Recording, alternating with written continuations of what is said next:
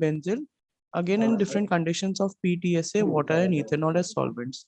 And in the third scheme, we synthesize the tetrahydropyrimidine ethyl ester using 4-hydroxybenzaldehyde, ethyl acetoacetate, urea in the presence of various solvents of like PTSA, water and ethanol. Next slide, ma'am, please. So these are the schemes that were followed, and we opted 3 different methods for the synthesis. In the first method, we used solventless techniques, which is the mechanochemistry grindstone. In the second method, we used water as a solvent, and in the third method, we used ethanol as a solvent for synthesis of 1,4-dihydro-2,3-quinoxylene dione. These are the graphs of infrared spectroscopy, nuclear magnetic resonance spectroscopy in the center, and at the right side, this is the mass spectra of the synthesized compound. Again, we selected 3 different methods for the synthesis of 2,3-diphenyl quinoxylene. In the first method, we opted ethanol as a solvent and we used sonicator. In the second method, we used PTSA as a solvent with ethanol. And we simply shake the compounds and then poured it on the ice. And in the third method, we dissolved it in water as the solvent. The left side graph is of infrared spectroscopy. The central is of NMR spectroscopy, and the right one is the mass spectra. And similarly, for tetrahydropyrimidine ethyl ester, we synthesized it with 3 different methods. In the first method, we used microwave as the suitable technique. In the second, we simply added water as the solvent. And in the third, we used the mechanochemistry grindstone technique. And these are the graphs. The left picture is for infrared spectroscopy graph, and then center is for NMR spectra. The right one is for mass spectra. Now we are talking about the results. These are the table which shows the percentage yield, reaction time, and melting point of the synthesized as a heterocycles. Now this table shows the energy and RMSD values obtained during docking analysis of 1,4-dihydroxyquinoxylene 2,3-dione, 2,3-diphenyl quinoxylene, and 4,4-hydroxyphenyl 6-methyl-2-oxo 1,2,3,4-tetrahydropyridine 5-carboxylic acid ethyl ester as a ligand molecule respectively. These are the RMSD value shows in the table. Now we are on the conclusion. Our study concluded that the best method for efficient synthesis of 1,4-dihydro-2,3-quinoxylene was by mechanochemistry under solvent-free condition by employing simple motor pestle. While that for the synthesis of 4,4-hydroxyphenyl 6-methyl-2-oxo 1,2,3,4-tetrahydropyridine 5-carboxylic acid ethyl ester was under the presence of microwave irradiation. Whereas in case of the 2,3-diphenyl quinoxylene, all the 3 methods, that is the application of sonicator and solvent like ethanol, water gave almost comparable yields. The reaction time. Yes, sir. Ji? Dr. Sharma, kindly wind up. Yes, sir. Just complete it. The docking analysis demonstrated that 1,4-dihydroxyquinoxylene 2,3-dione exhibit anti-inflammatory activity, whereas 2,3-diphenyl quinoxylene was found to exhibit antimicrobial activity with the help of molecular docking process on selected proteins. The minimum binding energy indicates that the target protein was successfully docked with 1,4-dihydroxyquinoxylene 2,3-dione structure. Thank you, sir. My special thanks to SMIT and National Convention of Chemistry Teachers, an international conference on recent trends in chemistry and chemical education. My special thanks to Professor Nayan Kamal Bhattacharya and Basu sir and Prabhu sir. Thank you very much, sir. Thank you to the organizers and chairpersons, Dr. Prabhu and Dr. Rajesh Chakrabarti, along with Joydeep Biswas sir. Thank you so much. And Dr. Pare sir. Thank you, sir. Okay, Dr. Rajesh Chakrabarti sir. Yeah. So in docking, yes, when you did the docking, you did not present any of your docking diagrams where you are bounded. You just showed the energies you got. So the software you used is, what is the software you used? MVD, sir, MVD. MVD. And Morego Docker. okay, and what is the functional you used actually in that? Sir, 2013 6.0 version. Okay, so these you say that these quinoline dions, Ji. these have antimicrobial activity. So you did not perform any of those biological activities, right? You just did this in silico studies. Yes, sir. We study only in silico study. Devansh ma'am? Yes, sir. We perform the in silico studies. We are in future going to work upon the this microbiological activity studies. Okay. Thank you. Thank you, sir. Thank you so much, sir. Thank you, sir. Ma'am, there is one question from my side. Yes, sir. Have you tried Autodoc Vina for your studies? Sir, at that time, I have the free version of this MVD software. That's why I don't go for the Autodoc Vina.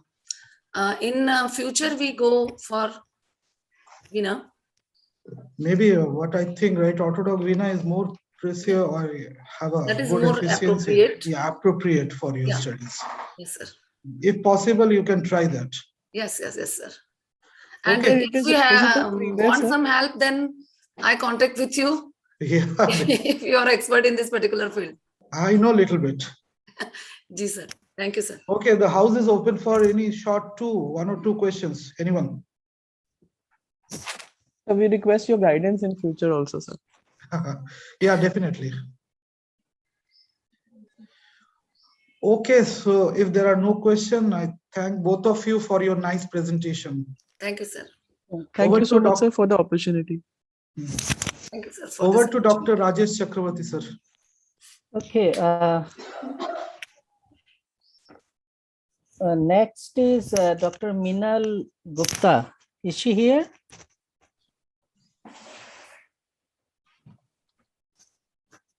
No, sir. Absent. Okay.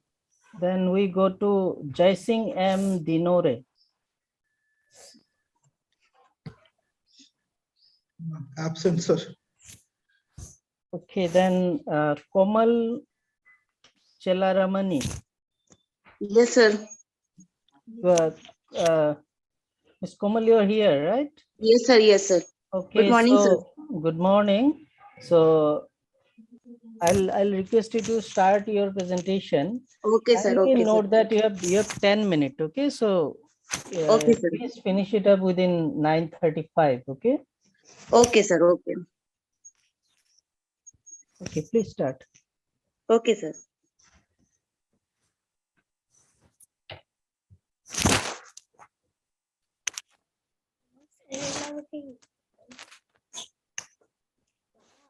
Mm. Sir, may I audible? Yeah, you are audible. Sir, the screen is present. Yeah, it is visible, ma'am. You continue. Okay, sir. Yeah, Good morning, yeah. everyone. Myself is Komal Chelaramani. I am a PhD scholar under the guidance of Dr. Arpan Bhardwaj from Vikram University. My presentation topic is Advanced Synthetic Protocol, Characterization, Photocatalytic and Antibacterial Activities of Pure Doped and Co-Doped CDS Nanoparticles.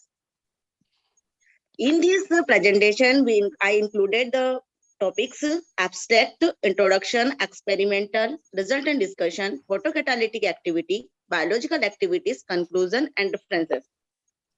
Abstract CDS nanoparticle doped with Ag, co-doped with nickel have been synthesized by simple novel sol gel method and also precipitation method in which cadmium chloride and nickel chloride were taken as precaution. Study on effect of different weight percent of dopant and co-dopant in CDS was investigated on photodegradation of toluidine blue and xylenol orange. The investigation confirms that photocatalytic degradation increased with dopant and co-dopant concentration is increased with increased time duration. The synthesized compound were characterized by different techniques such as IR, SAM, XRD studies. The biological screening was done with Staphylococcus aureus. This is the gram-positive bacteria. The keywords is CDS nanoparticle, doping, co-doping, sol-gel, and antibacterial and photocatalytic activity.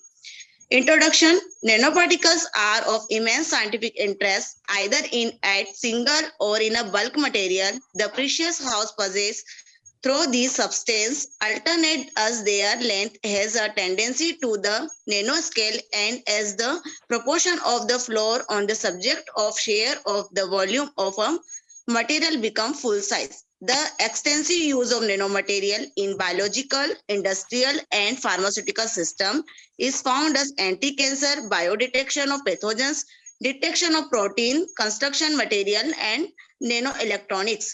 Keeping in consideration all novel properties of these compounds, we have synthesized CDS nanoparticles doped with silver, co-doped with nickel, simple novel co-precipitation, and sol-gel method. The materials required for this synthesis, the list of material chemical used during research work were nickel nitrate, cadmium nitrate, silver nitrate, and sodium sulfide monohydrate, ethanol, polyvinyl pyrrolidine. All chemical were 99% pure as well AR grade and were directly used without special treatment. Characterization of the nanoparticles was done by using instrument techniques such as UV visible spectrophotometer, XRD, SAM, and FTIR, UV visible spectroscopy used for determine the catalytic activity. The procedure is the precipitation method, preparation of pure CDS nanoparticle, a typical precipitation method using all freshly prepared aqueous solution of chemicals of preparation of CDS nanoparticles was performed by addition of 50 ml of 0.5 molar cadmium nitrate and 50 ml of 2% PVP solution with continuous stirring for 30 minutes, resulting in a clear and colorless solution. Then add 50 ml of 0.5 molar sodium sulfide dropwise under vigorously stirring for 15 minutes until yellow color precipitation is formed. Final solution is kept overnight until complete precipitate is formed. Then precipitate is washed many times with distilled water and dried for 4 hours at 80 degrees Celsius until fine powder of CDS was formed. The preparation of AG-doped CDS nanoparticle, the procedure is similar to the pure preparation of pure CDS nanoparticle, but here the AG compound silver nitrate is used as a dopant. The AG-doped CDS quantum nanoparticle have been synthesized through co-precipitation protocol of cadmium nitrate with metal with silver nitrate loading amount of 0.1, 0.5, 1, 1.5, 2, and 2.5 mole percent concentration of PVP is kept constant at 2% mole percent as discussed as follows. Take 50 ml of cadmium nitrate solution and add different amount of silver nitrate. Both were stirred for 30 minutes at room temperature. Then 10 ml 2% weight by volume PVP was added under a constant stirring for 30 minutes, resulting in a clear and colorless solution. After then, add drop by drop 0.1 molar solution of sodium sulfide to cadmium nitrate and silver nitrate solution and stir for 20 minutes until precipitate starts formation. Final solution is kept overnight until complete precipitate is formed. The precipitate is washed many times with distilled water and dried for 4 hours at 80 degrees Celsius until fine powder of AG-doped CDS was formed.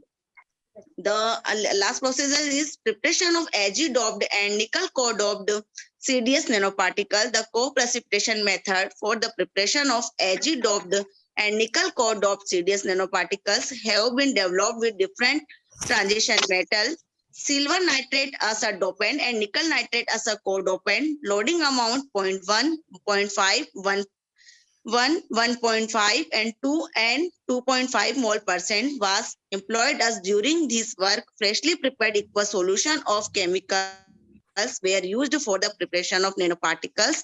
After preparation of solution, take 50 ml of cadmium nitrate solution, add different amount of silver nitrate as a dopant and nickel nitrate as a co-dopant, and then add 10 ml 2% of PVP solution.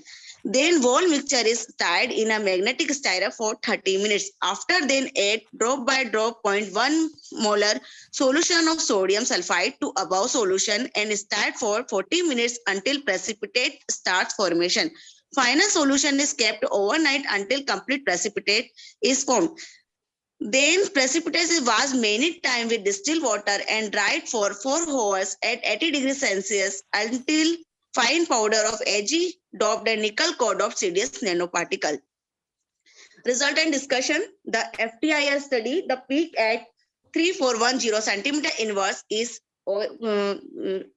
shows the OH stretching and bend 1421 centimeter. Meeting is being live streamed. Got it? Yes, sir.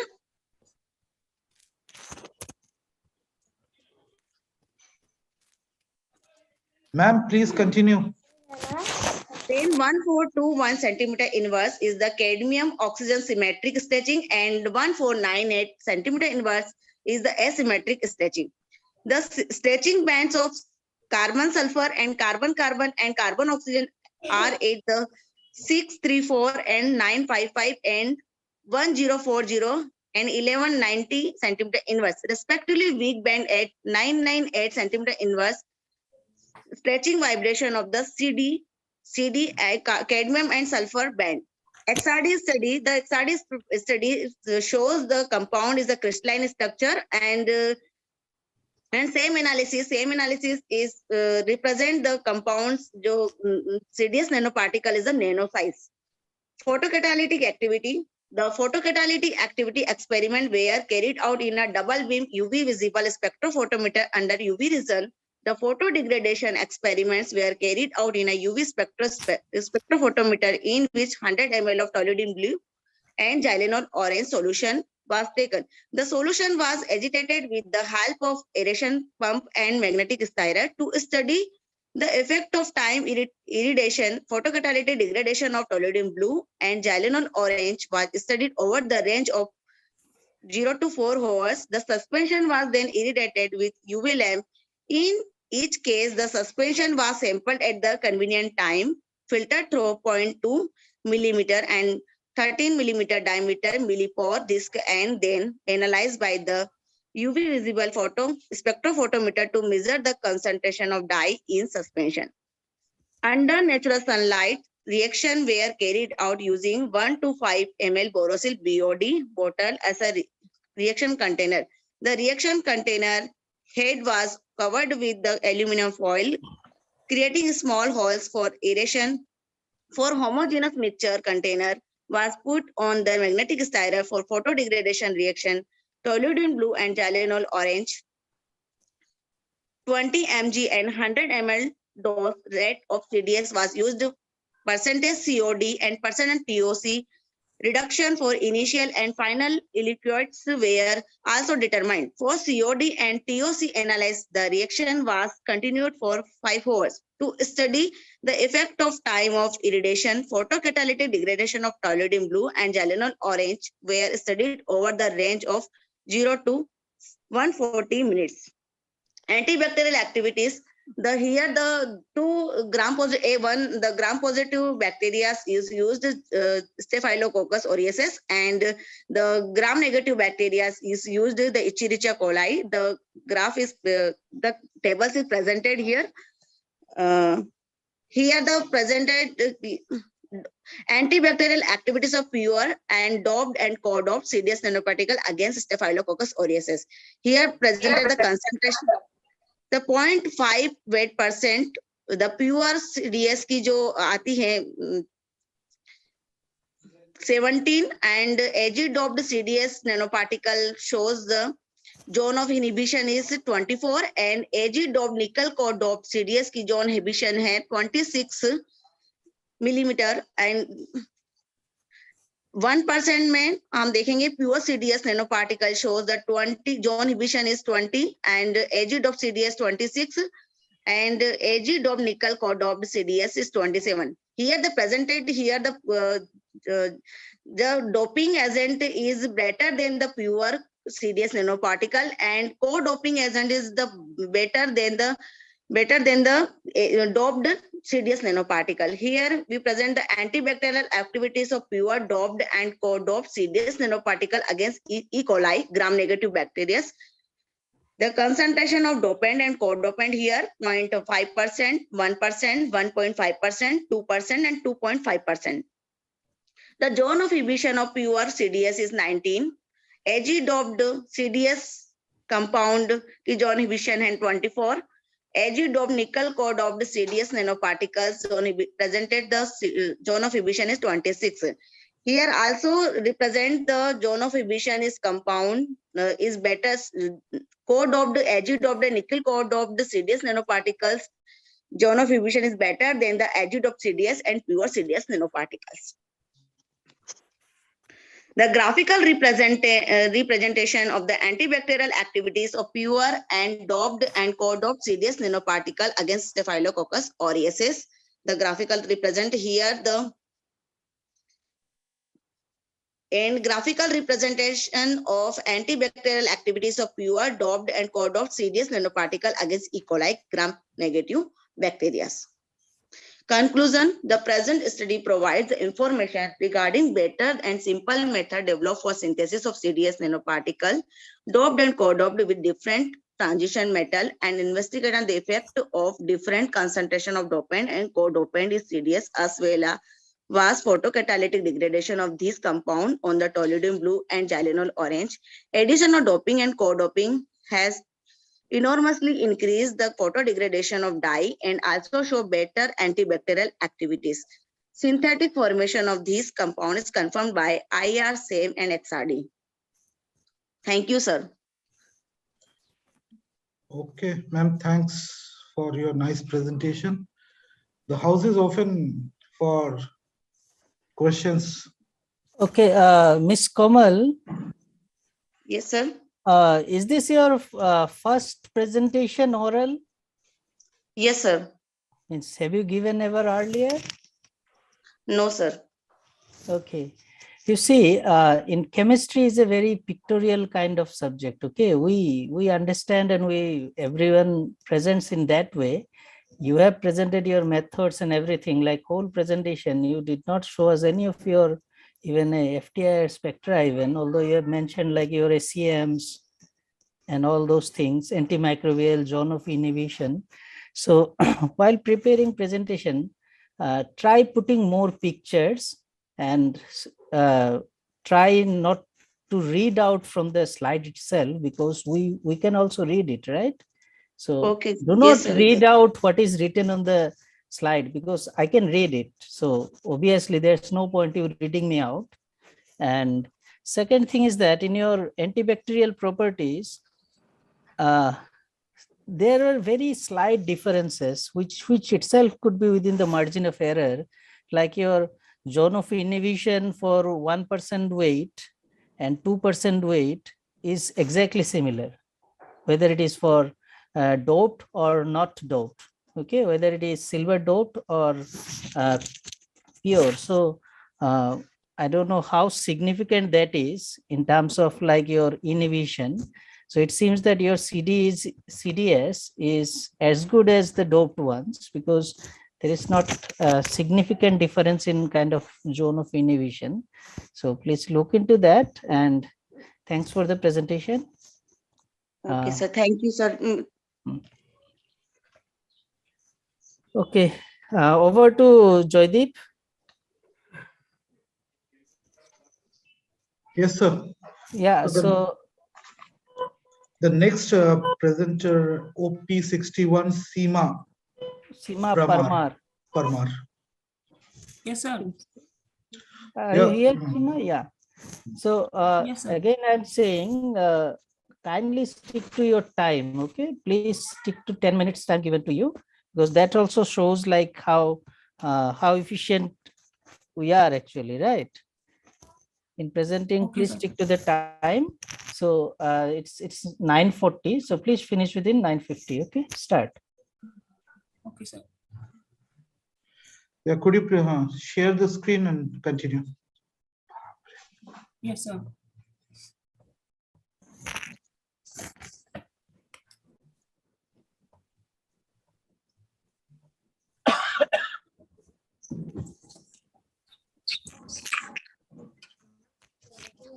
Good morning, all of you. My name is Seema Parmar.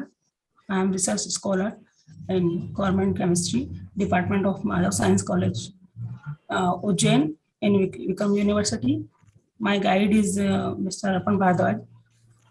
My topic is eco-friendly synthetic protocol characterization and biological screening of novel mixed ligand complexes using green and efficiency diethyl ammonium hydrogen sulfate catalyst. The next abstract introduction, material and methods, result and discussion, biological activities, conclusion and reference.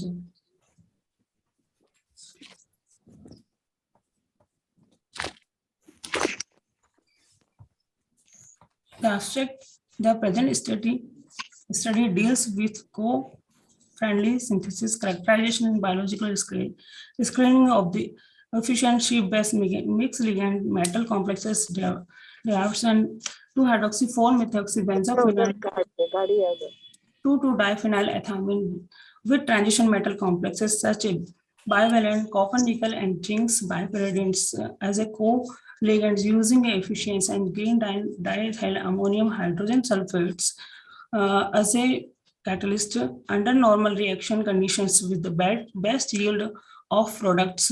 In the addition, the newly synthesized mixed ligand metal complexes showed their efficient antimicrobial activities against bacteria. Further, the mixed ligand complexes were the characterization, separation by IR, NMR, UV visible, cyclic voltammetry, and EPR spectroscopy techniques.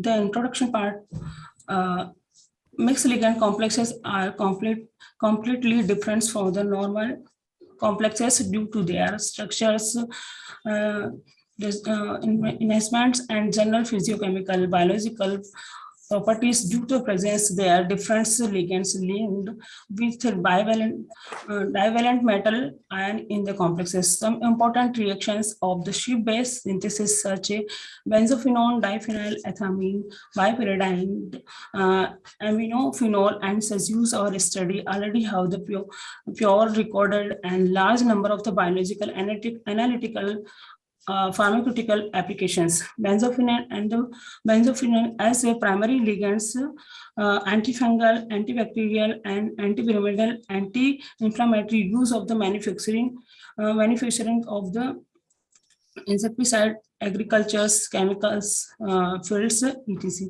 Diphenylethamine molecule used the sheaf-base in our work process various biological activities due to their neuromorphological and neurochemical properties, including anti-inflammatory and anti-cancer activities. The next one is bipyridine is the heterocyclic compound used the secondary ligands to coordinate with the metal and pyridine derivatives plays significant role many biological systems on the compound, several vitamins, nucleic acid and enzyme or proteins. Sheaf-based with the transition metal from the large number of the metal complex, very important catalyst in various biological systems, polymers, dyes, medicines, and the pharmaceuticals field. Then experimental methods, materials, all organic chemicals, reagent 2,2-diphenylethamine, 2-hydroxy-4-methoxybenzophenone, 2-bipyridine, calcium chloride, transition metals, bivalent ions such as copper, nickel, and zinc were purchased as commercial from the mark sigma, which are the analytical grades 99.9 pure and used as the received solvent. Used ethanol, dichloromethane are used during the experimental where the analytical grade diethyl ammonium hydrogen sulfates as the catalyst was the freshly prepared. The characterization was performed by FTIR, HNMR, and spectrum photometry, also the solubility and the thermal stability from the synthesized complex is to be experimented. Experimental part the typical procedure from the synthesis of ship base catalyzed by the diethyl ammonium hydrogen sulfate.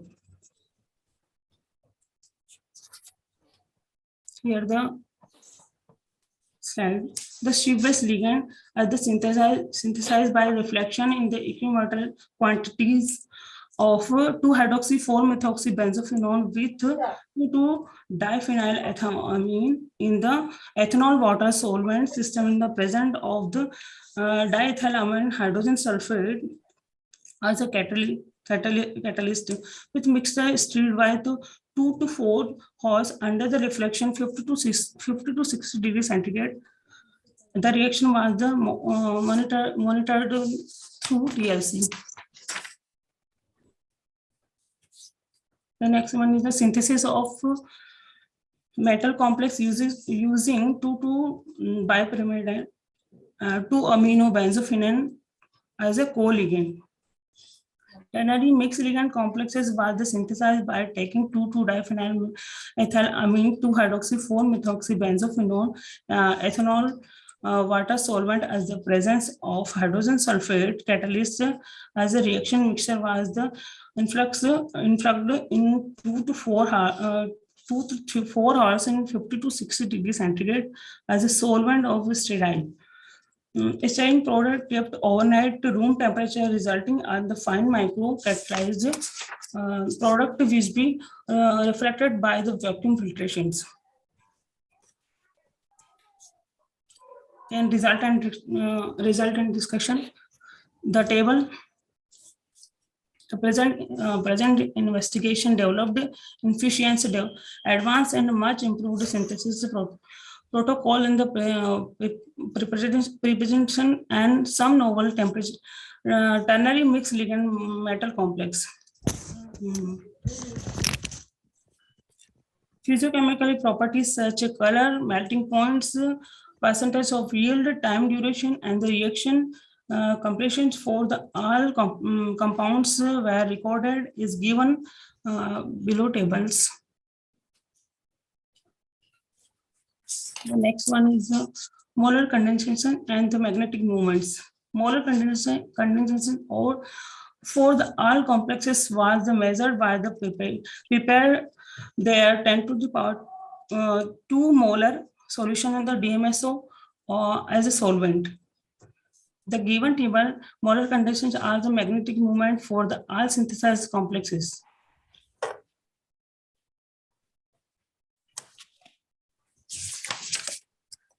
Then biological screening.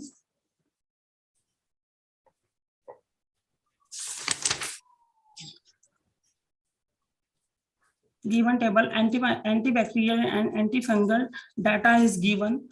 The table.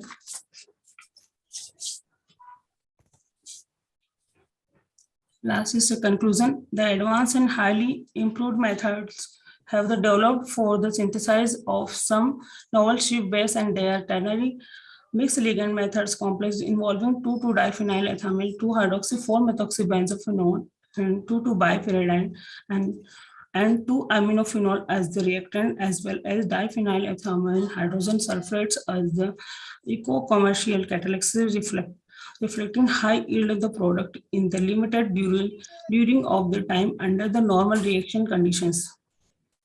Confirmation of the compound has been done by using various spectral and analytical techniques such as molar conductance, magnetic measurement, and the spectral techniques such as IR, HNMR, and electronic spectra. Biological activities, all compound are also has been examined. References.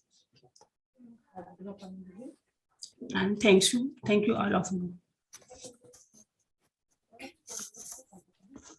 Okay, thanks for your presentation. So over to Dr.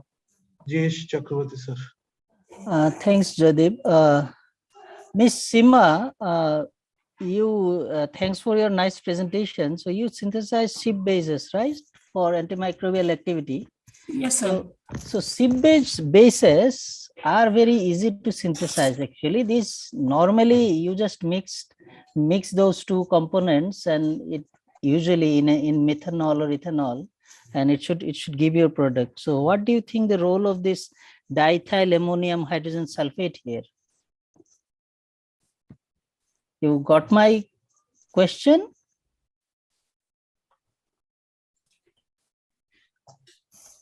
Hello. As a reactant, sir. Why do you need it as a co-catalyst? What is the role of that diethyl ammonium hydrogen sulfate?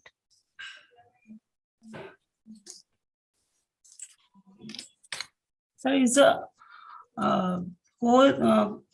coefficients technology. No, why do you need it actually?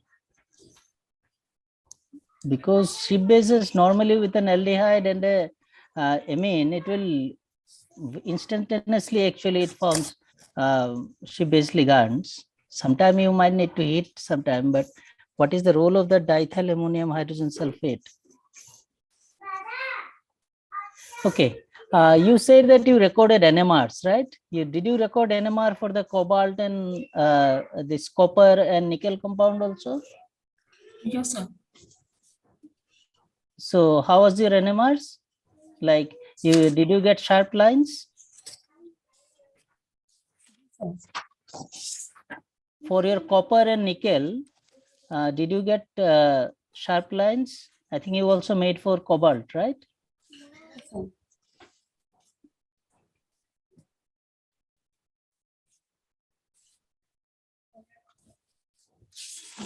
Sorry, sir. Please repeat the question. You said that you identified the compound with NMR, right? Yes, sir. So NMR, did you record NMR for the copper complexes too? Yes, sir. The peak is NMR is 6.7 to 6.5 ppm. What is वो किसका NMR था? वो आपका ship base ligand का या complex का? Complex. Copper complex में I'm asking about the shape of your NMR lines. Copper is a paramagnetic system, right? So how Yes, did sir. you record the NMR there? Means, was it broad?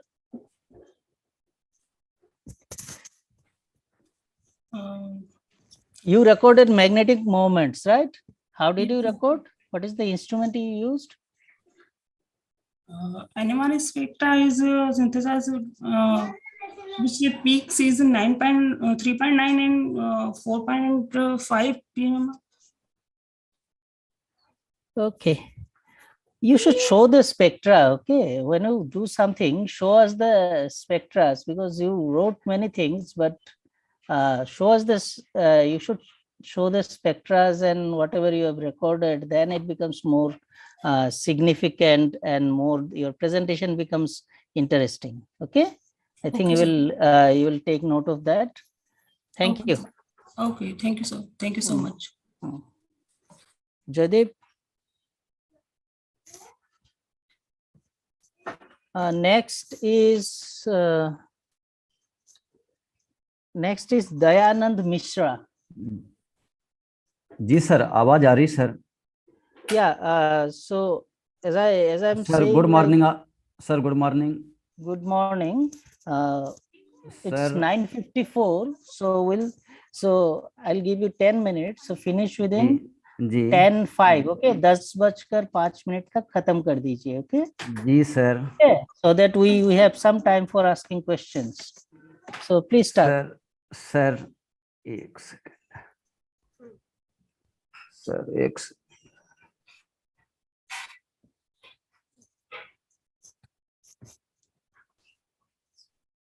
Sir, respected chairpersons, myself, Jan Mishra, research scholar, and my research supervisor, respected Ma'am Dr. Meet Kamal, Christchurch College. My topic: X-ray diffraction and morphological study of novel semi-IPN of poly-N-vinyl carbazole and poly-4-vinyl pyridine. Abstract: semi-IPN synthesized from poly-N-vinyl carbazole and poly-4-vinyl pyridine using benzoyl peroxide as initiator and divinyl benzene as class-linking agent. The polymer network characterized using FTR, X-ray diffraction, and SEM. Shifting in the FTR values such as the 1600 and 1580 centimeter inverse indicate formation of semi-IPN. XRD indicates semi-crystalline nature of IPN. SEM indicate dual phase of morphology. Percentage swelling of IPN carried in various solvent, benzene, toluene, dimethyl formamide, dimethyl sulfoxide, and cross-link density also determined. The properties such as average molecular weight between cross-link and percentage swelling is to be found direct function of initiator and inverse function of concentration of 4-vinylpyridine and cross-linker. Next.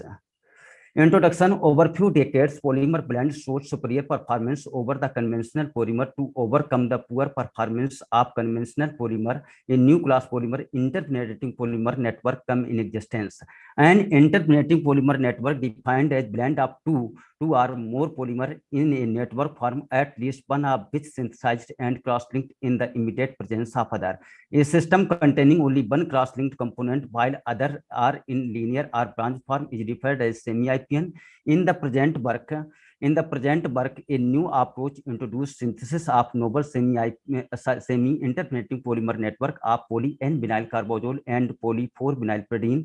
The research is aimed to develop a novel vinyl monomer explaining various physiological and morphological study.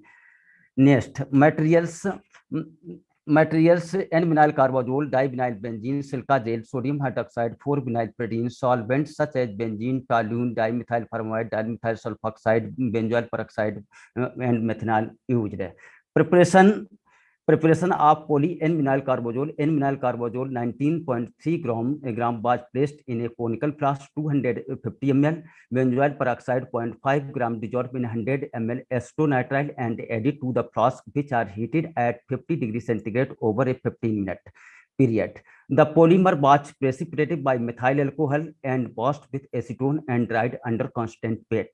Synthesis of IPN, interpenetrating polymer network of poly-N-vinyl carbazole and poly-4-vinylpyridine were synthesized by systematic variation of concentration of poly-N-vinyl carbazole and 4-vinylpyridine using benzoyl peroxide as initiator and divinyl benzene as cross-linking agent in toluene as a solvent. The system is kept on the water bath for 20 minutes at 60 degrees centigrade under an inert atmosphere.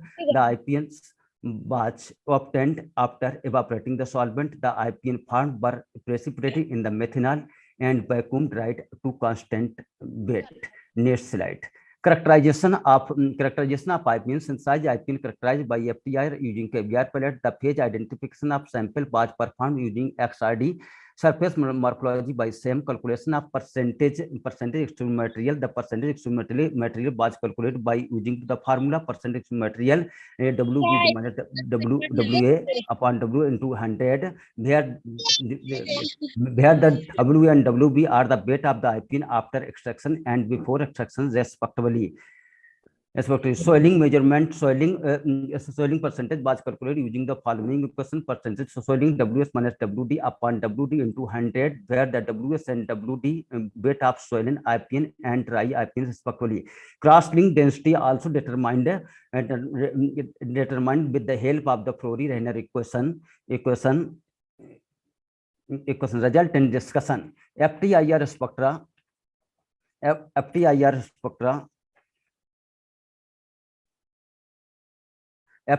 spectra for pure poly N-vinyl carbazole to 2964 centimeter inverse inverse carbon hydrogen asymmetric stretching, or 2927 carbon hydrogen symmetric 1623 centimeter inverse carbon double bond carbon stretching in vinylidene group.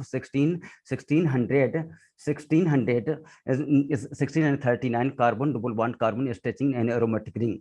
For pure 4 poly 4 vinylpridine, 1600 carbon double bond carbon in aromatic ring, 1650 carbon double bond nitrogen stretching frequency, 1418 carbon single bond carbon stretching. But in IPN form, IPN synthesized IPN frequency found 2923 3 carbon hydrogen asymmetric stretching, or 1600 carbon double bond carbon stretching vinylidene group, 1629 carbon double bond carbon stretching aromatic ring. For poly 4 vinylpridine, 1580 carbon single bond carbon stretching, 1700 carbon double bond nitrogen stretching. Shifting in the band position reveals a better interpenetration and formation of semi IPN. XRD synthesized polymer network of poly N-vinyl carbazole and poly 4 vinylpridine indicate broader peak, which suggests for a relatively small size crystal of the IPN system. It reveals XRD pattern of IPN is in between the corresponding monomeric unit, which an indication of semi-crystalline nature that is polymer is cross-linked. Same morphology, same image indicate that dual phase morphology of synthesized IPN. The network structure diversified, which indicates simple heterogeneity of solution used for film preparation. It means phase separation has occurred just after solvent evaporation, which is clearly distinguished. Effect of composition. Effect of component soiling behavior could be envisaged from the table, which represent percentage soiling of IPN in different solvent like benzene, toluene, dimethyl formamide, and dimethyl sulfoxide. A study of effect of variation of poly and vinyl carbazole indicate increased percentage soiling and cross-link density with increased concentration of poly and vinyl carbazole. This indicates that the presence of poly 4 vinylpridine restrict cross-linking of poly and vinyl carbazole due to decreased concentration of 4 vinylpridine. A similar explanation is given for the percentage soiling and cross-link density, which is inverse function of 4 vinylpridine. Effect of initiator. It is clear from the data both soiling and molecular weight increase with increased molar concentration of benzoyl peroxide. Effect of crosslinker. Data indicate that the concentration of crosslinker divinyl benzene increases, the value of crosslink density and percentage soiling decreases. The reason is that increase of concentration of divinyl benzene increase the cross-linking between the two polymeric network, which result decreased soiling and molecular weight. It is interesting to note that concentration increase in DVB enhance the cross-linking in the polymeric network and hence depress the chain mobility. The IPN does not dissolve but soil in DMF. It is an evidence for cross-linking between two components. Conclusion: the present work have given rise to formation of flexible and crystalline interpenetrating polymer network of poly and vinyl carbazole and poly 4 vinylpridine, which reveals a proper packing and interpenetration with the monomeric species. Same photograph depicts a clear, transparent, and dual phase morphology indicating cross-linking between the two components. IR spectra depicted remarkable band shift of the characteristic functional group, which clearly indicates the IPN formation. This appearance of peak at 1600 centimeter correspond carbon double bond carbon one of vinylidene group. Infrared that interpenetration must have been in the region for this change. XRD patterns inside the polymer network, which is an indication of semi-crystalline nature. Molecular weight is direct function of initiator, whereas inverse function of cross-linking and 4 vinylpridine. Direction for future application: the overall observable property of such IPN system may have a deciding and strong effect on the application of such polymeric networks. So there is still to be explored in such molecular forms of their far and wide applications into various scientific domains. Thank you, sir. Okay, Sir. Dayanand. Yes, sir. Again, right, there is a suggestion. Don't read whatever there in the slide, right? Try to analyze and then tell your comments. Okay, it's a suggestion for you. Okay, sir, over to Dr. Rajesh Chakravarti, sir.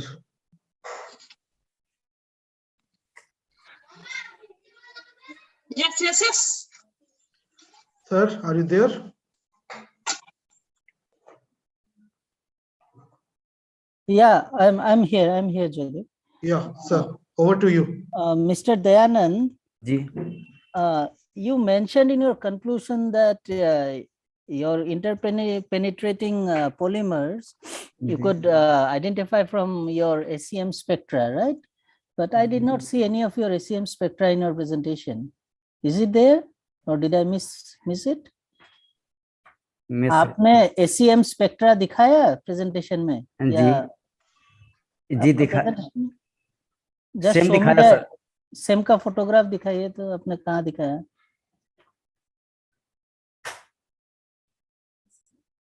Ji. Okay, so yeah, from there, how do you know that it is interpenetrating? आपको कैसे पता लगा कि ये interpenetrating है? Sir मेरे both component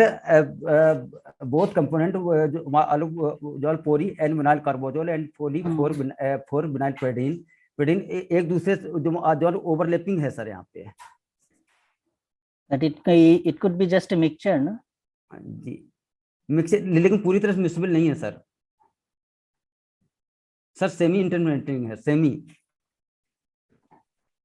And what are the uses of these semi-interpenetrating polymers in terms of their tensile strength and others?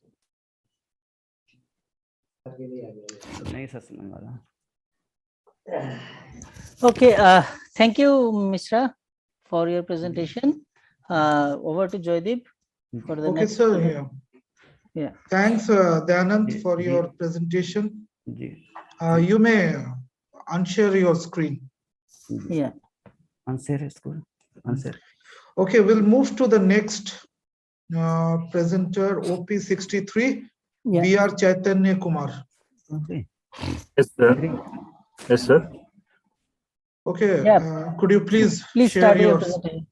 Okay, okay, sir.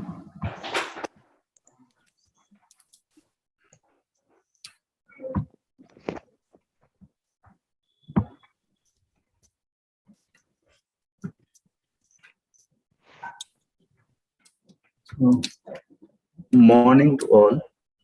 Okay, myself, BR Chaitanya Kumar. I'm from the Department of Chemistry, Sri Vishnadeva Raya University, Anantapur. Okay, so, sir, am I audible, sir? Yeah. Oh, okay. So my research supervisor is Sudhakar Babu, sir, professor. Okay. So today I want to share some of the part of my research work, novel heterocyclic pyridine paraffin derivatives of transition metal complexes synthesis and their characterization and their biological evaluations. Okay. So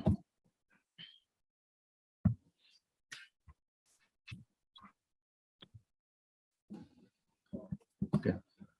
So there was two parts. So in general, the heterocyclic compounds are very important. So in terms of their biological activities, like nothing but the pharmacological actions, which includes the anti-convulsant and antimicrobial, antiviral, anti-cancer, anti-HIV, and antifungal, and some others. Okay. So I here plan to synthesize the script bases for remaining complexes by using pyridine-based heterocyclic compounds. Okay, these script bases are very important. One, azomethamine group which contains the azomethionine group. Okay, so which in turn may forms metal complexes, which in turn having the greater biological activities. Okay, so here my work design. So pyridine-based amines, and the skip base is the one, so which may form by the condensation of amines and aldehydes. So here I take pyridine-based amine, and so I will take the aldehyde, different kinds of aldehydes, like electron withdrawing group containing heterocyclics and electron donating group heterocyclics.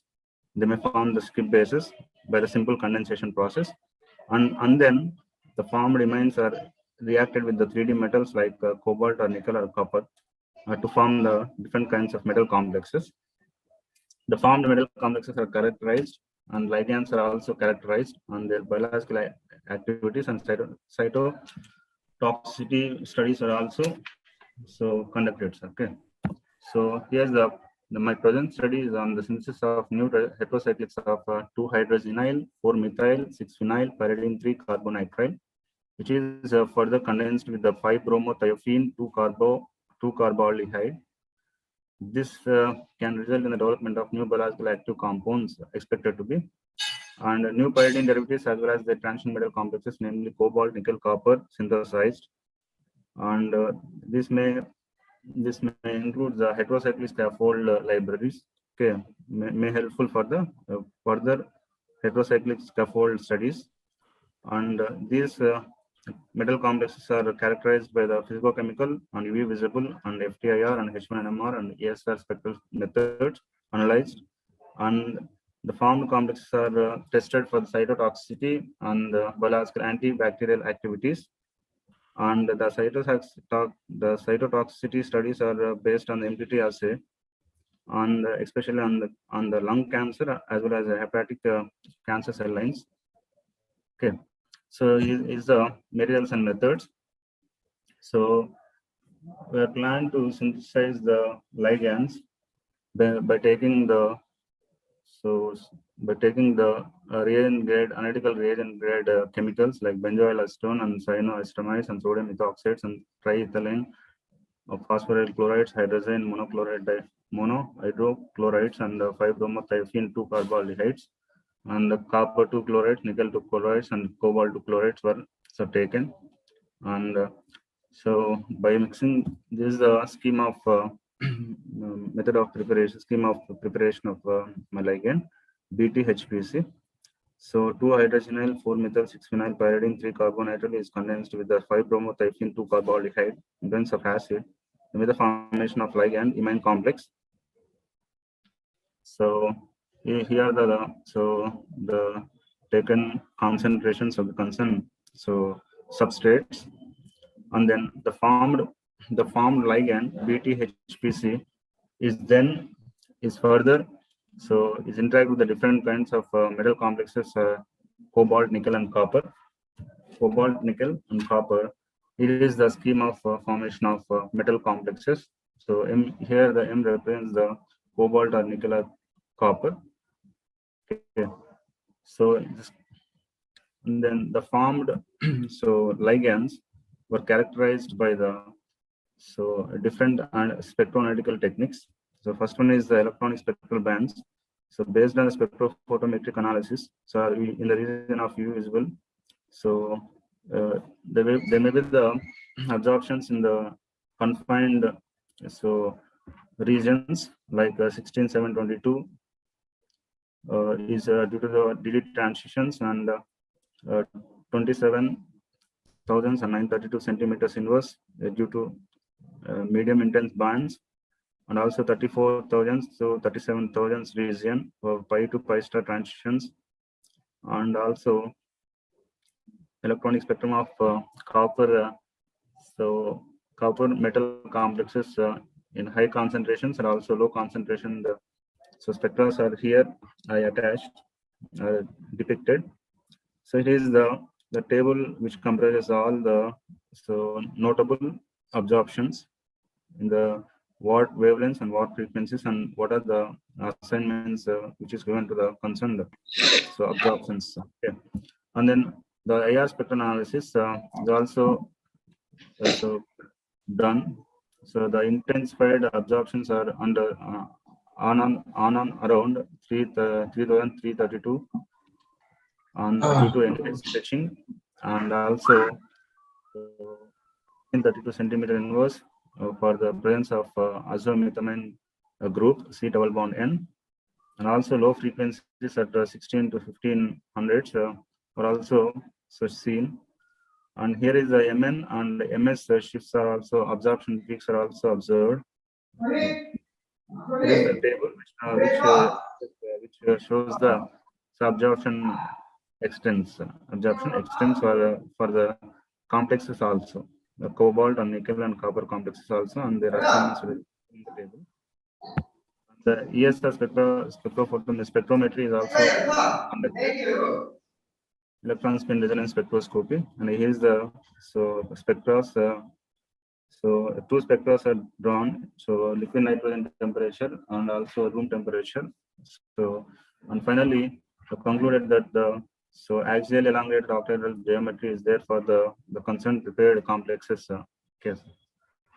And then determination of cytotoxicity. Here is the MTT assay method is used, and here the human lung cancer cell lines F549 and also human hepatocarcinoma cell lines HEPG2 liver cell lines were used or examined for the MTT assay. So, and then these are the values in the table, and then so the drug different drug concentrations are maintained, and the cytotoxicity activities were evaluated. Okay, this is for the AF549 cells, and these are the HEPG2 cell lines. Okay, and then the antibacterial activity also conducted on different strains of the bacteria, gram negative and also gram positive. So gram negative comprises the Pseudomonas desmyleticum and Escherichia coli and Klebsiella aerogens, and gram positive includes the Staphylococcus aureus. So these strains were by using these strains, so antibacterial activity will conducted, and by using by well diffusion method, and here is the results are tabulated and graphically represented. Okay, so is the ciprofloxacin is a positive control which is maintained for the referral purposes. And finding and conclusions. So the pyridine derivatives of ligand, the BT, HPC, as well as their transition metal complexes, where M is a cobalt or nickel or copper, have been synthesized and characterized.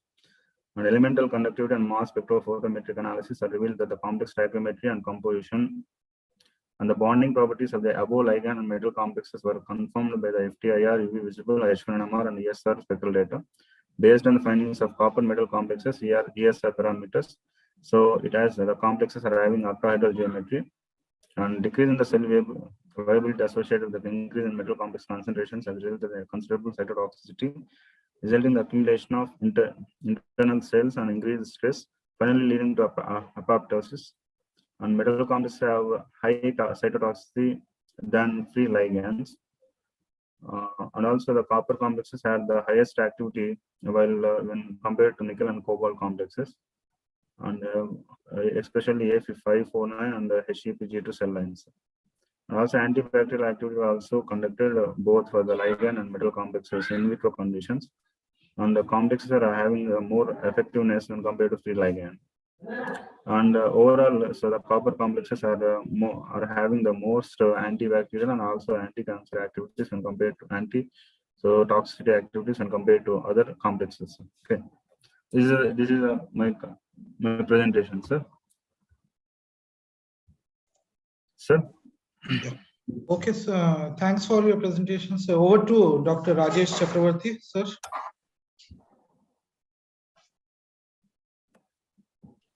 Sir, are you there? Yeah. Mr. Chaitanya Kumar, thanks for your nice presentation and nice work. So what was the IC50 value for your ligand BTHPC? Value IC50 BTHP Didn't include it, sir. You did not record? Conducted, sir. Free ligand didn't make it for the IC50, sir. Just only for the metal complexes I did, sir. But then how do you you always need a control, right? How do you quantify it? Like your ligand itself might be antibacterial, antifungal, or whatever you were trying to study. The cytotoxicity of ligand you did not study? I didn't study, sir. I understand that with metals, as you say that in your conclusion, you say that your cytotoxicity is better with metal free complex. ligand, Yeah, but I concluded that how can you say that if you have not recorded the IC50 value for your ligand itself? Because your ligand is a heterocycle, right? And such heterocycle itself are known to have cytotoxicity. Oh, Right. yes, sir. So you should record IC50 value for, because otherwise how do you quantify actually? You got my point? Yes, sir. IC50 is must for the ligand. Is also, Yeah, yes, you sir. do that part. You test all whatever you do. You with the ligand also you have to do, so that you can see how effective your metal complexes are, right?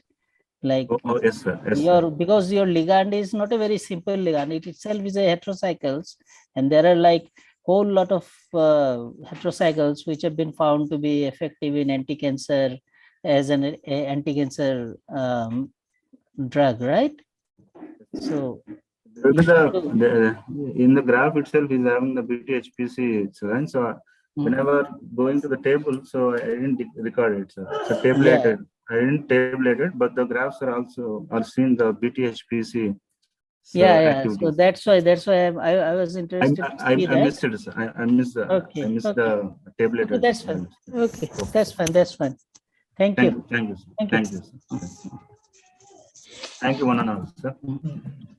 Thank you, one and all, sir. Okay. Very thankful to the opportunity to deliver my report of research work, sir. Thank you, sir. Okay, the house is open for questions. One or two short questions. Anyone?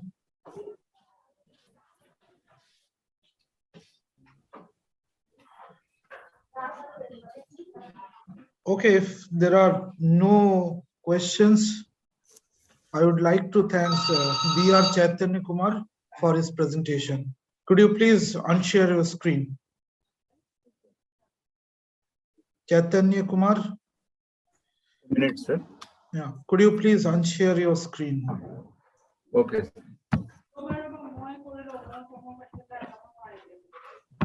Thank you, sir. Okay, sir. Dr. Rajesh Chakraborty, sir. Yeah, so there are few participants who were absent. I may call them once again. Yeah. We can call them once again. And if they're here, then can give them a chance. So I think Garima Nagraj is here. No, she is not going to present, sir. Okay, then Minal Gupta. Jai Singh M. Dinore. Okay, so I think we have 3 absent out of 8 and 5 presented, right? Yes, sir. Okay. So just as from the chair's concluding remarks, we had 5 presentations in this session. First one by Dr. Asmita Sharma and her colleague on quinoxaline dione and its molecular docking. They presented their work. It was followed by a presentation by Ms. Komal Chellaramani, where she discussed doped CDS with silver nanoparticles and their antifungal activities, antimicrobial activities. And the third presentation was from Ms. Seema Parmar. She discussed ship-based compounds, again for antimicrobial activity. followed by Mr. Dayanand Mishra. He talked about semi-interpenetrating polymers based on poly-N-vinyl carbazole. And the concluding presentation, that is OP63, was from B.R. Chaitanya Kumar. He presented his work on heterocyclic pyridine and thiophene-based ligands and their metal complexes that were applied on human cell lines to study the anti-cancer activities.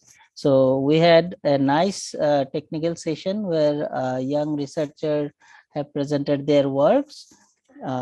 What I could say is that many of the presenters might be that it is their first time, and I think Joydeep and Mr. Bhattacharya, Dr. Bhattacharya would also kind of agree with is that presenting scientific finding is also an art.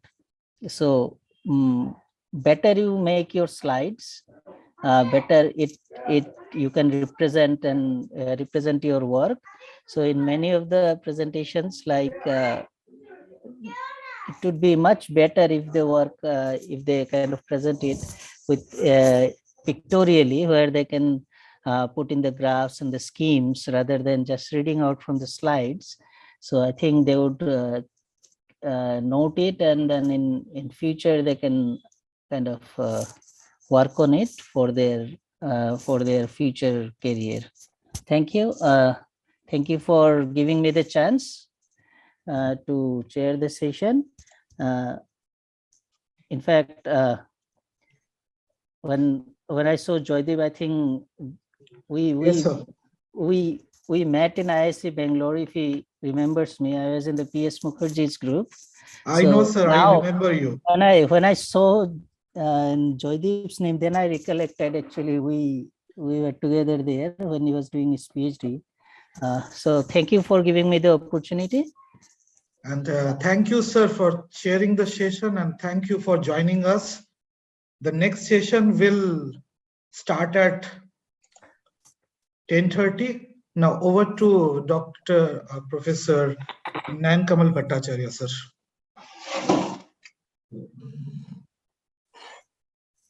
Thank you, Rajesh sir, for joining with us.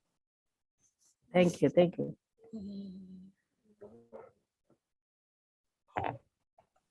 Okay, then we will wait another 3 minutes. Our next session, that is invited talk session 6. I request Professor Sangeeta Jha ma'am, Associate Director Academics, Sikkim Manipal Institute of Technology, also the General Chair of this conference, to take this session. Thank you, Dr. Bhattacharya. It's my pleasure. So we'll wait for 2 minutes, then we'll start. Yes, ma'am. Yes, ma'am. Yes, Dr. Ilyas. Dr. Ilyas has joined, huh? Good morning, ma'am. How are you? It's very nice to see you after a long time, Dr. Ilyas. Yes, ma'am. I think yes, you left 2006 or 2005 and 2006 October, ma'am. How is the family? How is everyone? They're doing pretty well. They're doing pretty well. And you are in which place? You are in which place in USA? I'm in it's called Virginia. It's just 2 hours from Washington, DC, ma'am. Okay, so, great. So you are enjoying your work, huh? There. Yes, ma'am. Yes. I enjoyed working with you as well 16 years back, and that's what I started. Yes. It's a great pleasure to have a talk with you. Absolutely. Same as here. Likewise. Yeah. So we'll begin. 2 minutes we'll wait. Yeah. Sure. Old faculties, Dr. Bhattacharya is there, you know, and Dr. Pandey. I know. You guys are doing excellent, and I really appreciate. Yeah. Dr. Pandey, Dr. Bhattacharya, myself, Dr. Gupta, you must be knowing. Yep. Shantanu Gupta, yeah. And ma'am, now It is midnight in Dr. Elias' place. Yeah, Now yeah. we should thank him that he has We should thank accepted our him. invitation. No, I'm not doing anything. Trust me, guys. You have given me an opportunity, and I can't say no. I'm waiting for it. Thank you so much. Appreciate it. So, again, I'm a bit. I'm very excited. When Nayan Kamal, I had talked to him, he said, "Hey, this is there. Are you interested?" I said, "Don't ask me. Give me some slot. I'll do it." Yeah, great. It's a great pleasure for all of us. Absolutely, ma'am. So, Same here. So shall we start, Dr. Bhattacharya? Yes, ma'am. Please go ahead. Okay. So, good morning to all of you. This is an invited talk, session 6, and we have 3 resource persons. First one is Dr. Ilyas Ali, and he is an innovation research manager, Print Pack in USA. He worked in this organization for past 10 years. Before that, he was in GE Global for 6 years, and also he was in SMIT for 1 year, more than 1 year rather, 2005 to 2006. Dr. Ilyas Ali has completed his PhD doctoral from Tezpur Central University, Assam in 2005.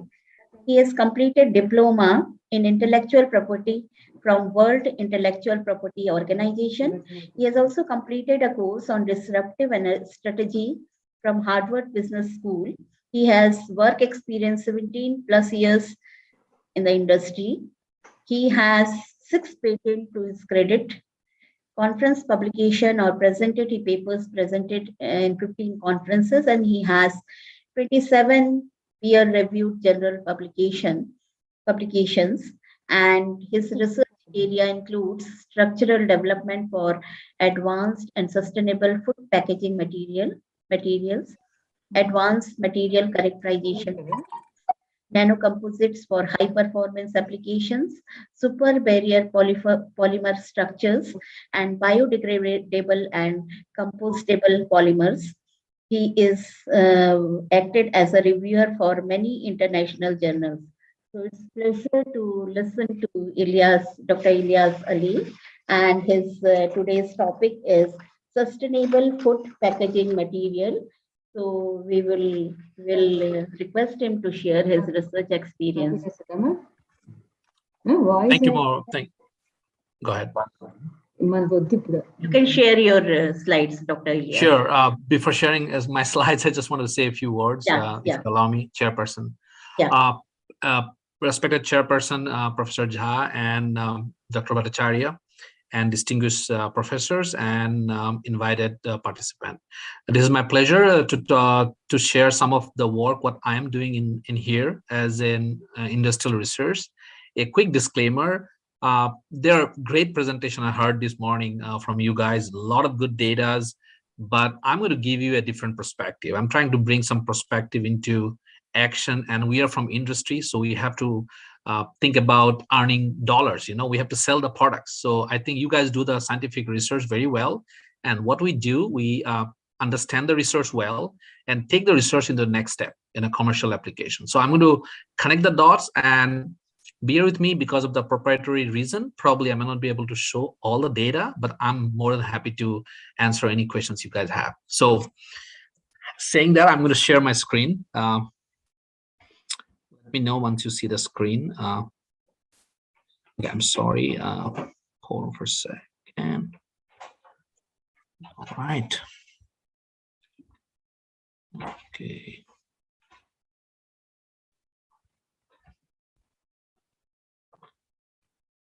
You guys see my screen? Yes. Okay, hold on.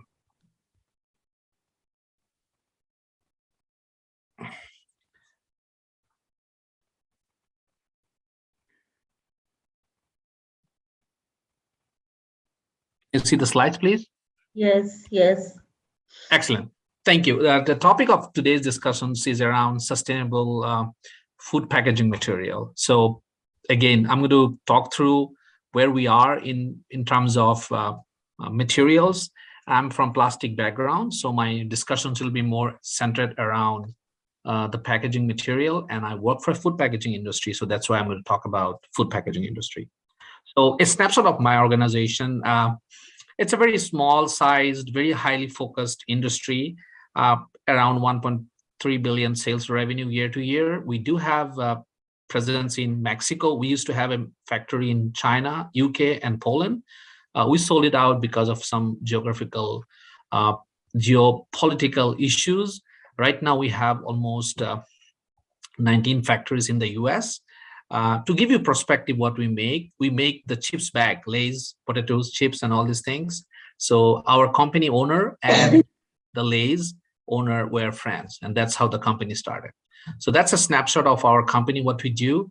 And of late, Printpack has invested a lot of money on doing a better packaging development for the future so that we care about the environment. So that's why my group, where I work here, I do have a couple of people in my group. We are highly focused on bringing new materials and trying to solve the issue of plastics. So everybody is very sustainable. We are talking about it, sustainability. Look at these two pictures. You know, if you look at the left picture, a train, it's a real picture out of Pakistan. You know, think about it's really sustainable. You are using a less amount of energy to transport millions of people from one place to one place. But is it safe? That's a question, right? And if you look at the right-hand side, that's a Europe or USA. Every one of the family members drives a car. Even it's still not sustainable, but that's the safest way of travel. So when sustainability comes to in your mind, that means sustaining something over a longer period of time. If you remember, guys, 2000, where nanotechnology was a buzzword, and in this era, sustainability is a buzzword. So we have to be sustainable, but with a safer way. So I always try to start with these pictures, and this is one of my pictures which I always like it, you know. So moving to the next slide. These are some of the products I try to get from India. The most sustainable product in my mind, and this is a statistical driven data, is the LED bulbs. It gave tons of savings in terms of money, in terms of energy. That was one of the sustainable product in the world. Secondarily, you can see a car. That's a car in Bangalore. It's called Mahindra bought the company called Reva. It's a battery-driven car. Similar cars are there in the US called Tesla, you know. So these are sustainable products which are in the market, and then there are solar panels in everywhere, right? So, but that's still sustainable, but it's still not economically, or it is not viable everywhere. So I just want to try why I'm showing these examples to you, just to give you the context, what is called sustainability, not only in the plastics world, but also in general world. Sustainability is a very important aspects. So think about how we save energy, think about how we save our planet, you know, so that our children's, our grandchildren's can stay in this planet pretty well without any issues. So since I work in the packaging industry, I'm going to start with packaging. So think a day without plastics. Can you imagine a day that you will not be using the plastics? I know there are a lot of bans on plastics. People are talking about plastic is bad. Yes. I'll tell you one thing. This is the statistics. I can show you the reference. If you look at the overall productions of petroleum-based products in the world, less than 10% is being used to make plastics. And the remaining 90%, where it goes? Aviation industry, construction industry, they are making more pollution than your plastics, you know, poor plastics. But the problem with plastics is the end of life. We throw the plastics in the landfill. It is a visual pollution to our eyes. You are generating a lot of carbon dioxide. That's a greenhouse gas, but nobody sees it, right? Because of the car is driving, you don't see that. That's why it doesn't feel the pollution. But for plastics, you see that because it is hanging around there. It is not degradable because nature of the plastics. That's why we think that plastic is making more pollution to or impacting the world, planet, than anything else. But if you look at really the data-driven approach, if you go to the EPA website or anywhere in the world, you'll find very less amount of fossil fuel is being used to convert to plastic. So that's kind of a genesis of it. If you look at the reversely, coming down to food packaging material, due to food packaging innovations, or we have a plastics material being used in food packaging, we can increase the shelf life, we can increase the supply chain, we can protect the product, it will become more hygiene. And especially in the era of COVID, packaging is very important because we would like to be the food to be safe. We should not be contaminated. So therefore, packaging plays a big role in our day-to-day life and also in our safety. Just a snapshot of India, because I'm trying to get a lot of information on India. I'm not able to get a few, but if you look at total consumptions of plastics, it's 1/10 of the US.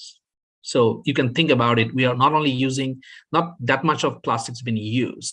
The right side, the pie, it talks about how the plastics in the packaging world being used, where it goes mostly. It's the bags or chips bags. Those are the pie, and this data is produced by CPET. I can share this reference if you want. So still we are doing good, but that doesn't mean that we do not have pollution in India. We do have a lot of pollution in India. And on the contrary, people sitting in India might be thinking US is ahead of the curve. I'm sorry to say that we are very behind than Europe.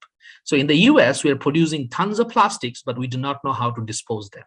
Because in the past, China used to take all our plastics and they convert them to different things, but nowadays they stopped taking the plastic from US because of the geopolitical scenario. So that's why there's a hue and cry in the US to mitigate the challenges of the plastics waste. I think similar situation is happening in India as well, but however, the Indian scenario is quite good. I do have the statistics which states is most polluted, like Maharashtra or the Karnataka may be the list, but for the sake of time, I did not use those slides here. So keep it in mind, still we are not top user of the plastics, but still we are not far behind, okay? You know this scenario. Everywhere you go, you see plastics, landfill. You go to Rangpur area, you go to anywhere, you see it. You don't need to go anywhere. When you are traveling in a train, just take your head out and see both of the track. You can see all the plastic bottles everywhere. Why? Because of the infrastructure. Because we do not have a right end-of-life solutions or setup or infrastructure to handle this plastics waste. And partly we are also responsible. A person, we throw the plastics out of our door or our train window. We don't think about the future, what's going to be happening. So we should be also educated ourselves to behave more properly while we are using this plastics material, okay? So going to a scenario, do not feel good when you are using a paper, okay? So if you look at the milk industry, in the US, we use always jars, and those jars are HDPE, and those are pretty good and monomaterial. It can be recycled pretty easily. But if you look at the Amul Tetra Pak, don't think it is a paper. It looks like paper, right? But not. It has many, many layers, and in all these layers, it has different materials, and those makes this material non-recyclable and bad for the environment. So remember, when you use a glass, if it is made out of paper, that paper has a polyethylene inner surface, and that makes it non-recyclable, and that makes it bad for the environment. So do not think when you use a paper, don't feel good about it. That's, hey, I use a paper, that means I'm good. I'm using a renewable resource material, but however, because you put a lot of other material on top of it, it makes non-recyclable. So just thought to share this context with you. In the US, what we do, there are two different school of thoughts we call sustainable material management, and then that's governed by EPA, and then we have circular economy. So circular economy is taking a lot of impetus on the global platform. People would like to use materials over and over so that they can get the economy out of it, and the material need to move in a circular fashion. I'll show you a quick what I mean to say circular economy means once you start producing the material from the day one, it took the birth or it took the shape of a cup, how it goes through the process in each step, everybody would like to use the best out of it. Like, can I recycle it? Can I reuse it? Can I take energy out of it? So whatever way you can do or economic benefit out of that used plastics, that's what called circular economy. I'm trying to explain it in a very, very simple stick fashion, but circular economy is the important part. If we understand what's the circular economy, what is the tenets of a circular economy, we will be much, much better scenario in coming months and years. So what I'll do, I'm going to give you a snapshot of consumer end of life. What do you mean by end of life? Say once you use your cup for drinking, or you took your cup of a coffee or tea, you throw the container to a bin, right? Or when you drink your Coke or you drink your juice, you throw the bottles to a dustbin.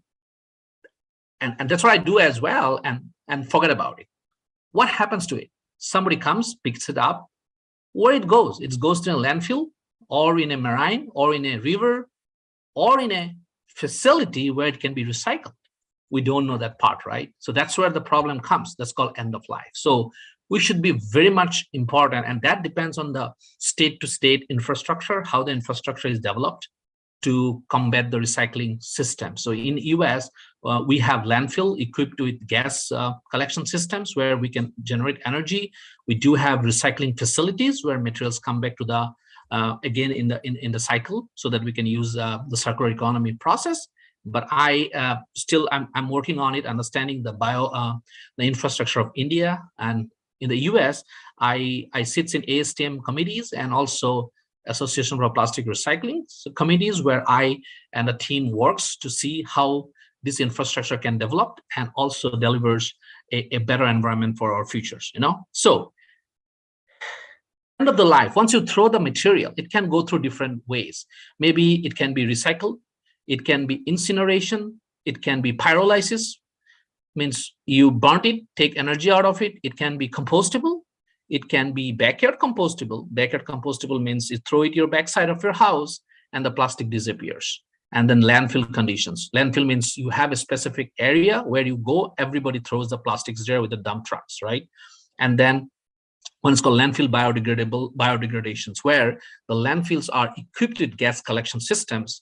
After degradation process, you collect the energy, which is called methane, and you use it for different purposes, like goober gas. You remember a very early stage, we used to use goober gas. Instead of goober, you put, or dunk, you put plastics and creates an energy out of it. So this is a general overall overview of what are the tenants can be. So I'm going to explain a very high overview one by one. So first of all, recycle or recyclable. So you always see in a containers different types of recycle numbers. Please do not take it granted. If you see like this number and you do not feel that this is recyclable, this is nothing but called resin identification code. This is nothing to do with your recycling infrastructure or recyclable. It is a number given to a plastics just to segregate when it goes through a recycling process. That doesn't mean that it is recyclable. To be considered as recyclable, you have to go through some specific test. In the US, we call APR. In the Europe, we call EPBP. In the India, CPAT and other organization or pollution control boards taking some steps to define the criteria, how you can define a plastics to be recyclable. But when you see RIC code or this code, we generally tend to think, oh, it's recyclable. But my answer is, this is called resin identification code given by ASTM. So keep it in mind, okay? So yeah, so one most important thing in the US is happening called post-consumer recycled material. Basically, say once you eat your yogurt or your bottle, you throw it, can I use the same bottle back into our system to produce a new bottles?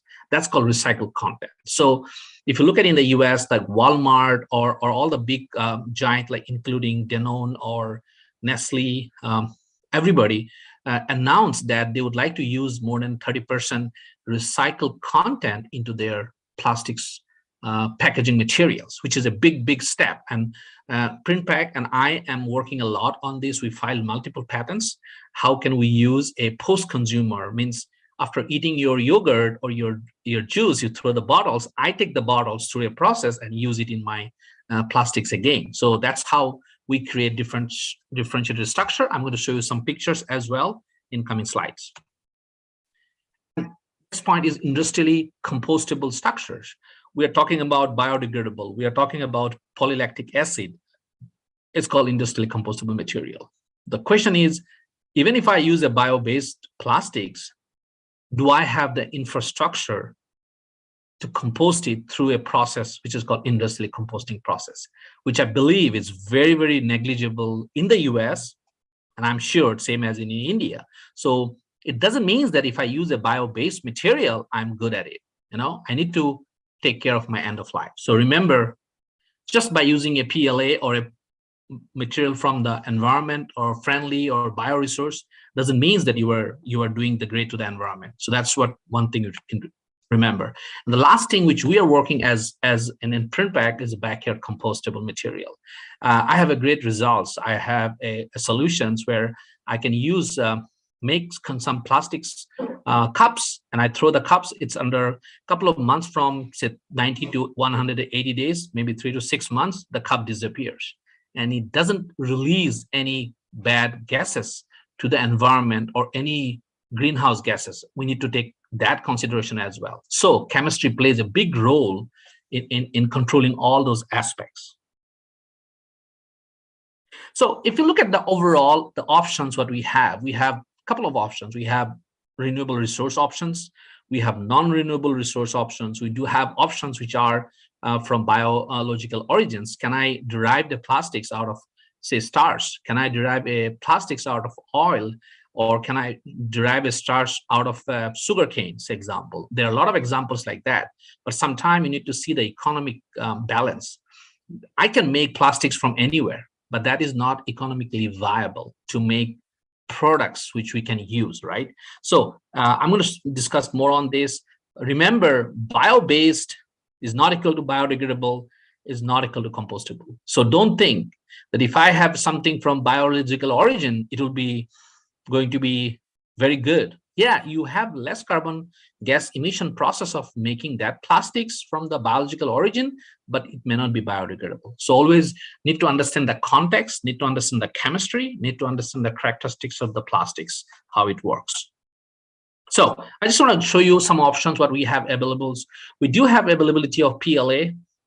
We have a PBAT, it's a polybutylene terephthalate adipic acid copolymers. And then we have polybutylene succinate. We do have polyhydroxyalkanoids. We have PEF, polyethylene furanate, and starch. What is starch?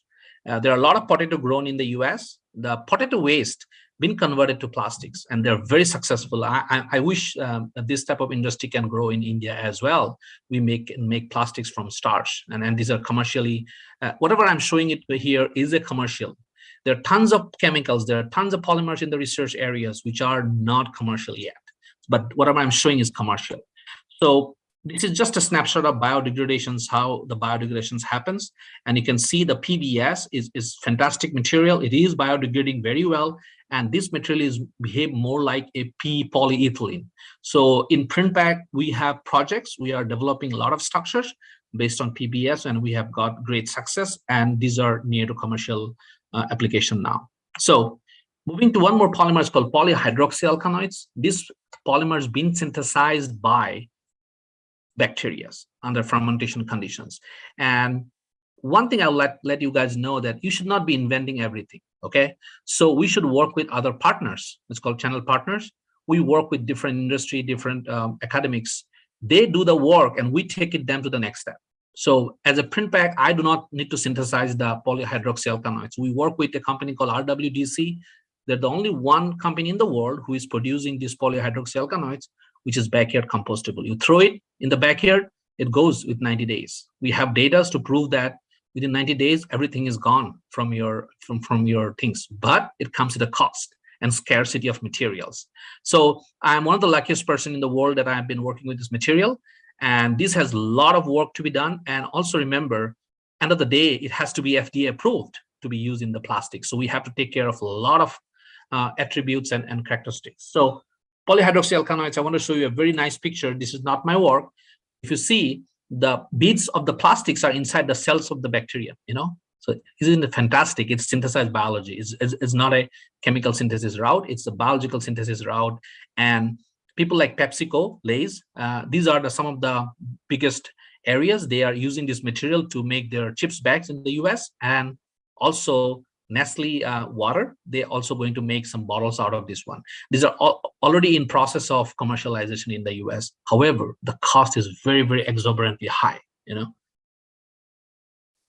Again, these are some of the snapshots of biodegradations. It can degrade in both anaerobic and aerobic conditions. And I would like to show you this one. PP means polypropylene. Polypropylene is a very, very material which doesn't degrade over 200, 300 years.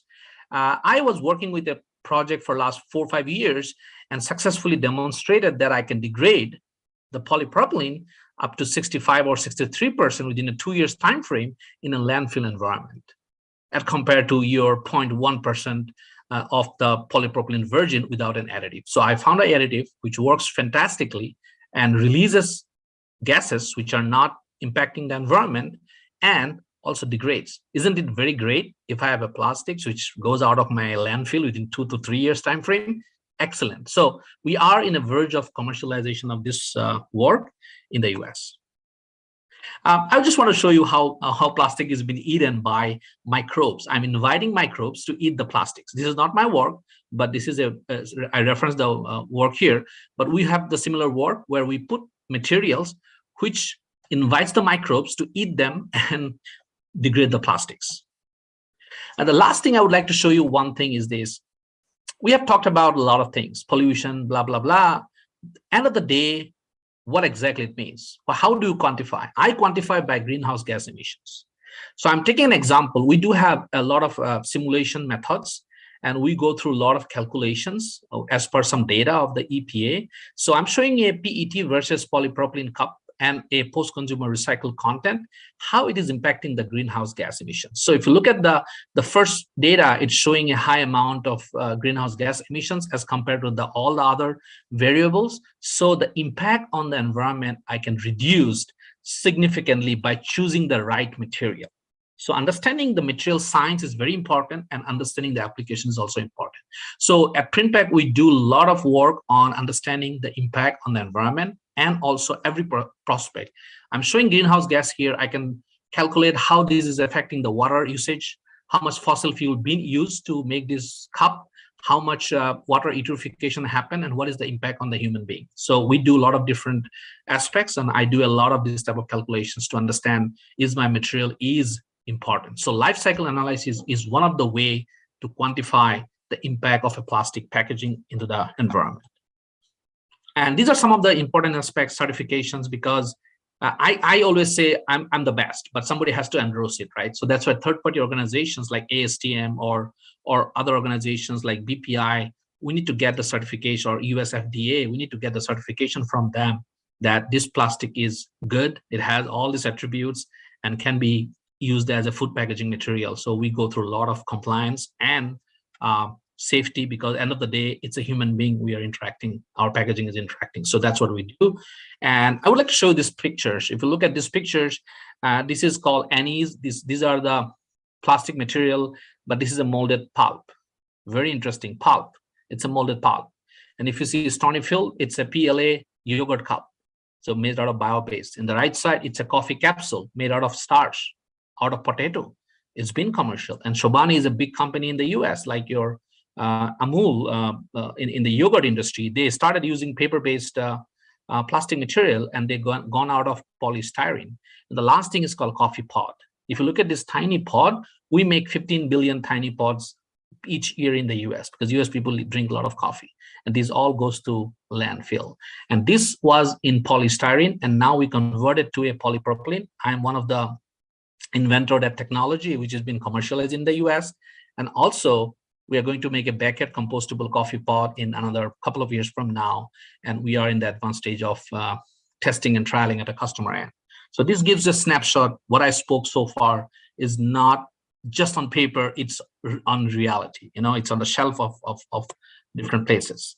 I know India has been doing a lot of things, but I just take a snapshot from Tamil Nadu government. If you go to this website, you can find a lot of tons of information. Very informative. I like it. We need a lot of help from government. Strategies, infrastructures need to be developed, and educations. Consumer educations is very important. How we are interacting with our packaging material and how we are throwing it. What is the end of life? Is each of us need to understand. So I would rather encourage you guys to go to this website and read some of their articles. It's excellent. And end of the day, I know what we are doing, I just explained with some example. In Printpack, we are highly focused on developing a lot of recyclable materials, recycled content, biodegradable, compostable, backyard compostable, and many more. I'm involving, we may have more than 10 projects right now in pipeline, and some of them are in advanced stage of commercialization. So I'm very encouraged and I'm very highly motivated to do more work in this field because I feel like I'm doing something good for the environment. So that's comes to an end of my quick talk on sustainability. The reason I would like chose this subject to provoke some of your young scientists to work on this field, and feel free if you want to interact with me through emails, and I'm more than happy to help. And I hope you guys get just a snapshot of what exactly happening in the Western countries. And I would thank to all of you for your patience hearing, and be safe and stay healthy. Thank you so much. Thank you, Dr. Ilyas Ali, for enlightening and very interesting talk on plastic waste and its impact on environment. You also discussed different strategies that are available to mitigate plastic pollution by food packaging materials, and also discussed the global scenario of disposal of plastic waste in India and abroad, and its recycling, landfill, and also you discussed about your research on biodegradable and compost food. Very interesting. You have discussed the starch, how starch can be used to make a plastic, and it's a recycle. And also very interestingly, I saw your presentation. PHA are polyester biosynthesized by the bacterium. That is also a very interesting. Right. And if we can use in India, it will be very good for we will be creating a good environment. So house is open for the question answer session. So anyone is having any questions, please ask. Dr. Ali is there to answer your questions.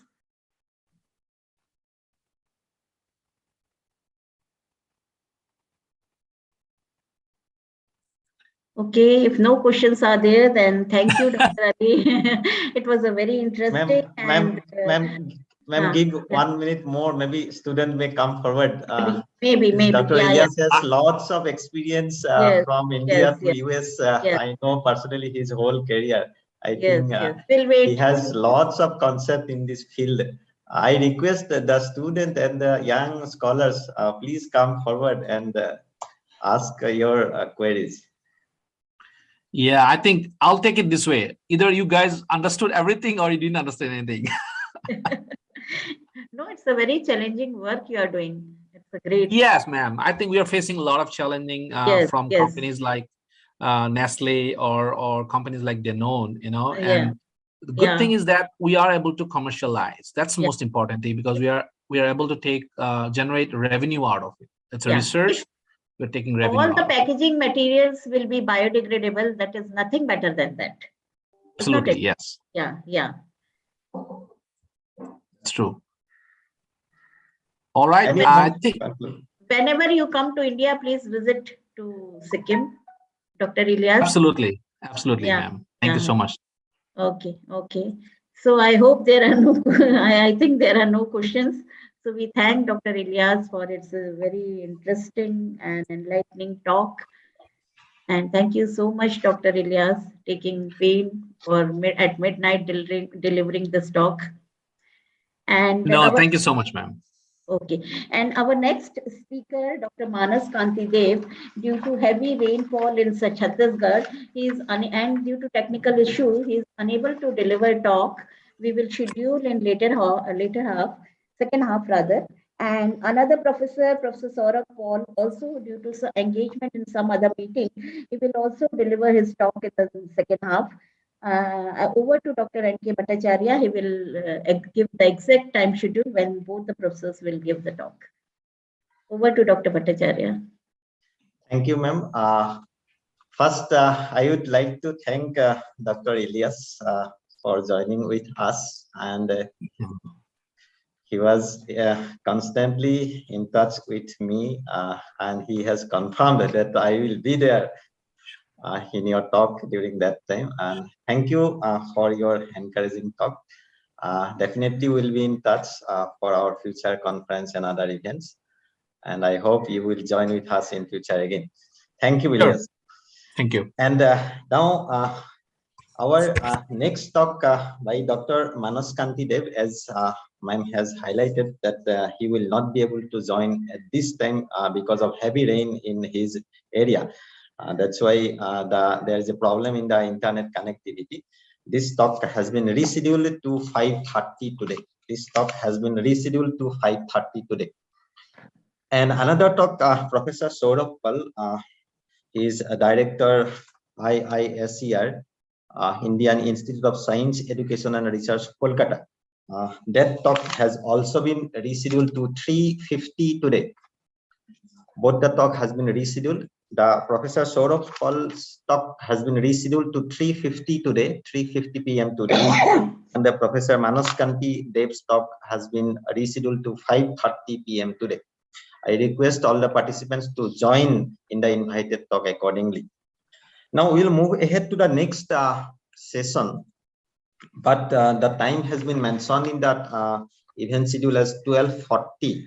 That is the technical session 9, where from paper number 64, from paper number 64 to 71 in the technical session 9, followed by the technical session 10, that is paper number 72 to 79. It will be in its own time as scheduled. That's why we will give a cap now, and we will meet at 12:40. All the participants and presenters are requested to join accordingly at 12:40 today. Thank you all. Thank you, sir.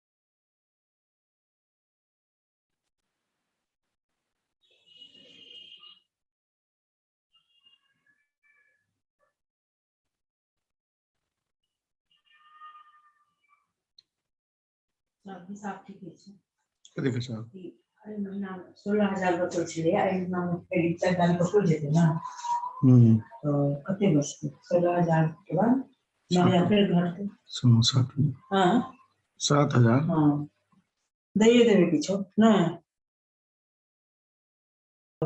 सारा पैसा cut लै छै तऽ कटबऽ लगै छै तब अपन दऽ देबै किछो नमाज कराबै छै हाँ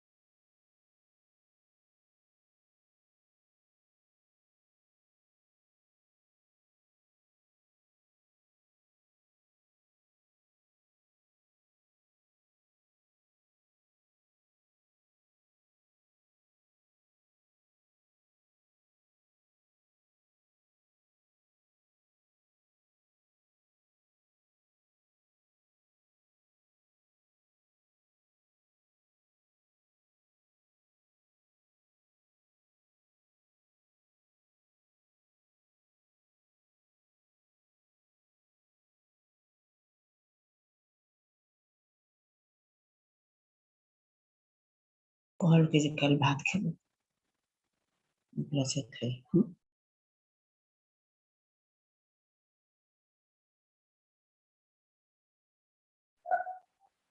कहाँ नहीं नेट नहीं काज करै छै देखै छी ने सब पैजामा पर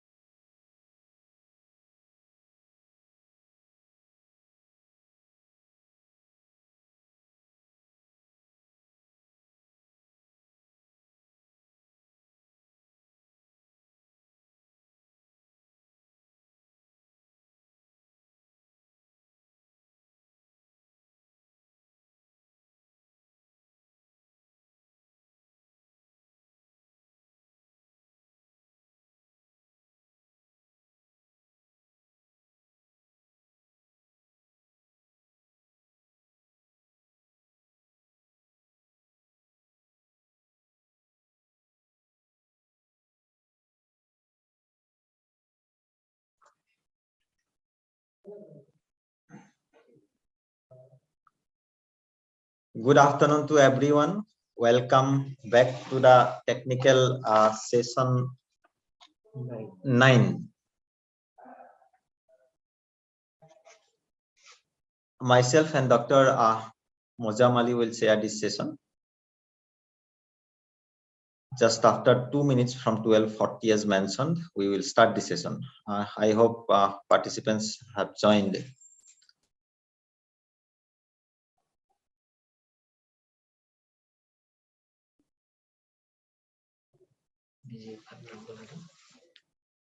Yeah, Dr. Ali, please. You can ask to be ready. Okay, thank you, sir. So the technical session 9 will start from 12:40, and there the oral presentation will be from oral presentation number 64 to OP 71. Okay, so we'll quickly scan how many of you are present from this group. Okay, so OP 64, are you present? F.A. Khan. I hope he is present. Firoz Khan, present? Yes. Okay, good. OP 65, Ganesh. Okay, maybe he'll join later. OP 66. Yes, sir, present, sir. Okay, OP 67. 66 also. 67. Okay, OP 68. Aruna Kumari. OP 69. Sabana. Yes, present. Yeah, present. Okay. But your network maybe, I think, some problem. You can Yes. restart your system and join once again. OP 70 and 71. Okay, sir. 70 and 71.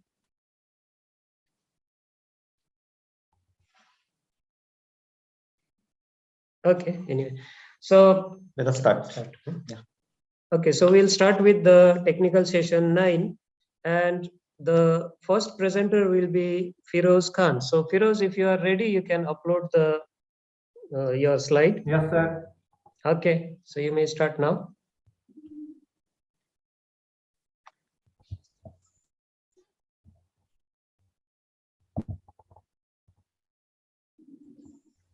Sir, is this visible? My slide? Yes, it's visible. You go to the full screen.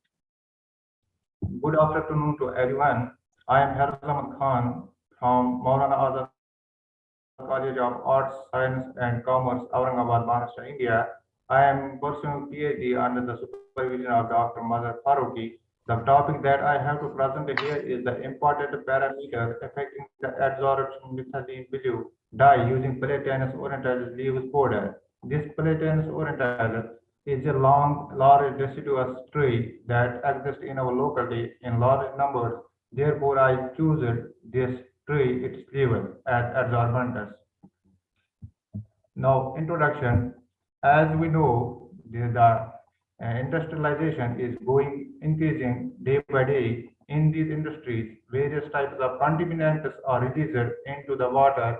Among them, dyes are also the contaminants that get released from these industries. Among various types of dyes, methylene blue is one of the dyes that imports blue color in aqueous solution. And all these contaminants have their own harmful effects for all the creatures, including flora and fauna. So this dye, methylene blue dye, causes dizziness, headache, vomiting, diarrhea, and so on. Therefore, I choose this dye. It should be removed before it is leaving into the freshwater bodies. So I took the Platanus orientalis leaves. This is why I took, because it contains lignocellulosic material, which in turn contains various functional groups, hydroxyl group, alcohol, phenol, etc. These functional groups plays an important role in the interaction of this methylene blue dye, or we can say the other ions, while it form the interaction. For this research work, the instrumentals that I used are like this water distillation plant, because we need distilled water for I used the aqua solution because industrial water was not available for me. Therefore, I prepare aqua solution of the same type.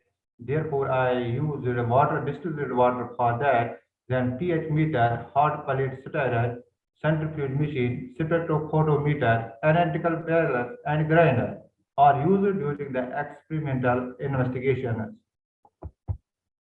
Preparation of leaf powder. How this leaf powder act as an adsorbent for my research purpose. So I use the levers. I collect these levers under these trays, and these levers are washed again and again to remove the dirt particles. And after that, I dry it under the sun for 5 days so that they become dry, and then convert it into powder. This powder, as we know, these levers contain their own dye or pigments in it. Therefore, it is necessary to remove those their pigments. Therefore, I took this their powder and washed it again and again in a hot water in order to remove all its own dyes, and then kept in an oven at 60 degrees to attain the constant weight. This adsorbent, after removing all the moisture, is stored in airtight vials for further use in the experimenters. The adsorbent used is taken also for the characterization. The main two characterizations that I performed are SEM, scanning electron microscope, and FTIR, Fourier transform for infrared spectroscopy. So this characterization is performed. One SEM is performed in SAFE, Karnataka University, Dharwad, India, while FTIR is performed in our own university, Marathwada University. SEM analysis. As SEM analysis, with the help of SEM analysis, we come to know about the morphology of the substances. So morphology here, SEM analysis indicates that it has rough surface, as we know that from the figure. This is the SEM image of the CLP. CLP means general leaf powder.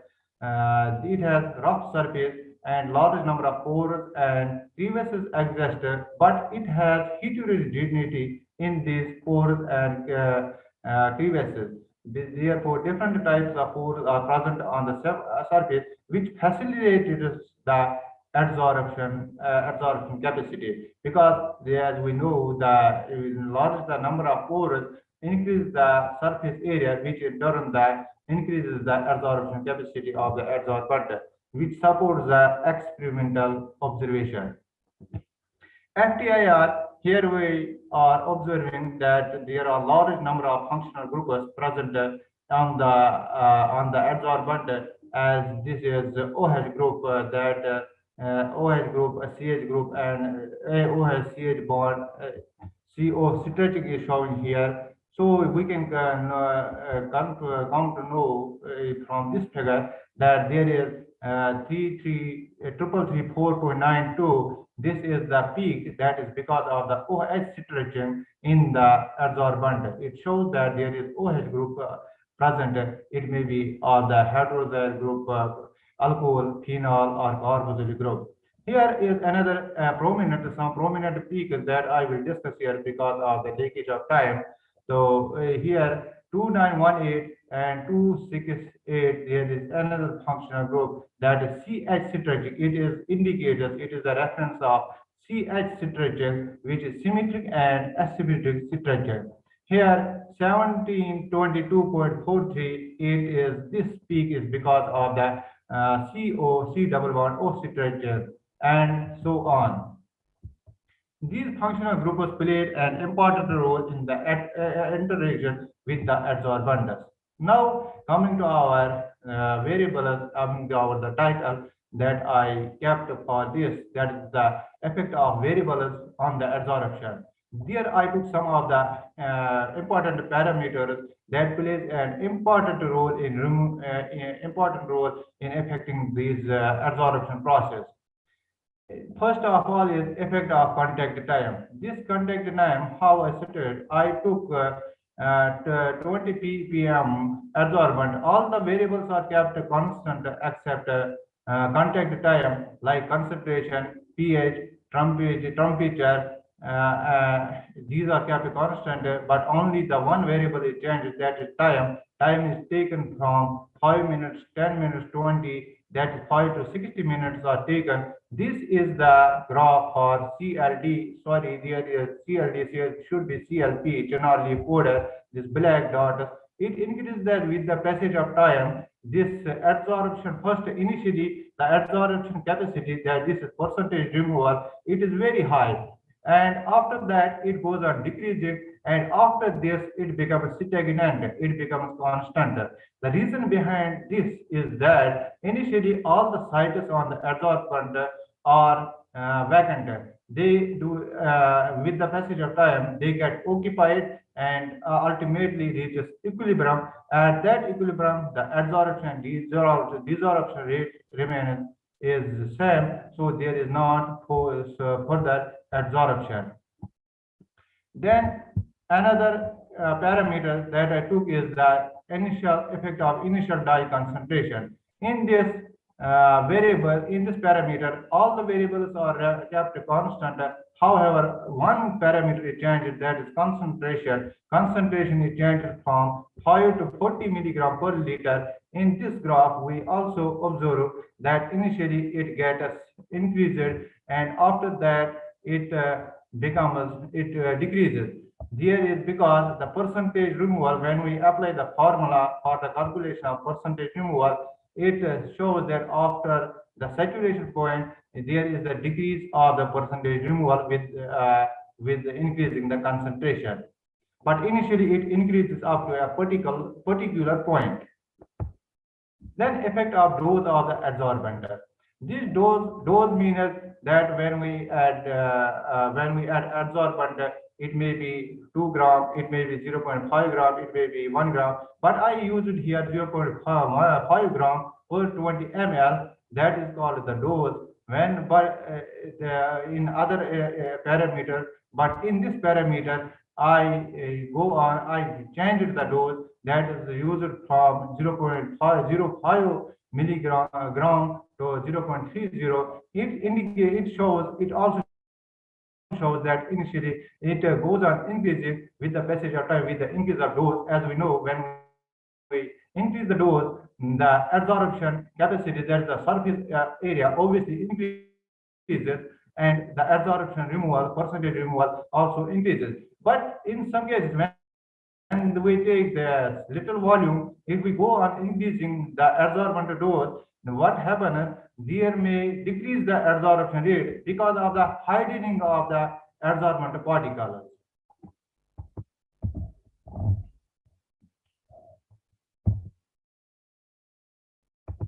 Then effect of temperature. As here temperature we indicate that this temperature I changed here the temperature from 25 degree to 65 degree. It shows that the temperature at low temperature, at room temperature, that is 25 degree, the adsorption percentage removal is very high, that is 92%, more than 92%. However, when we go on decreasing this increasing this temperature, the percentage removal goes on decreasing and reaches to less than 84%.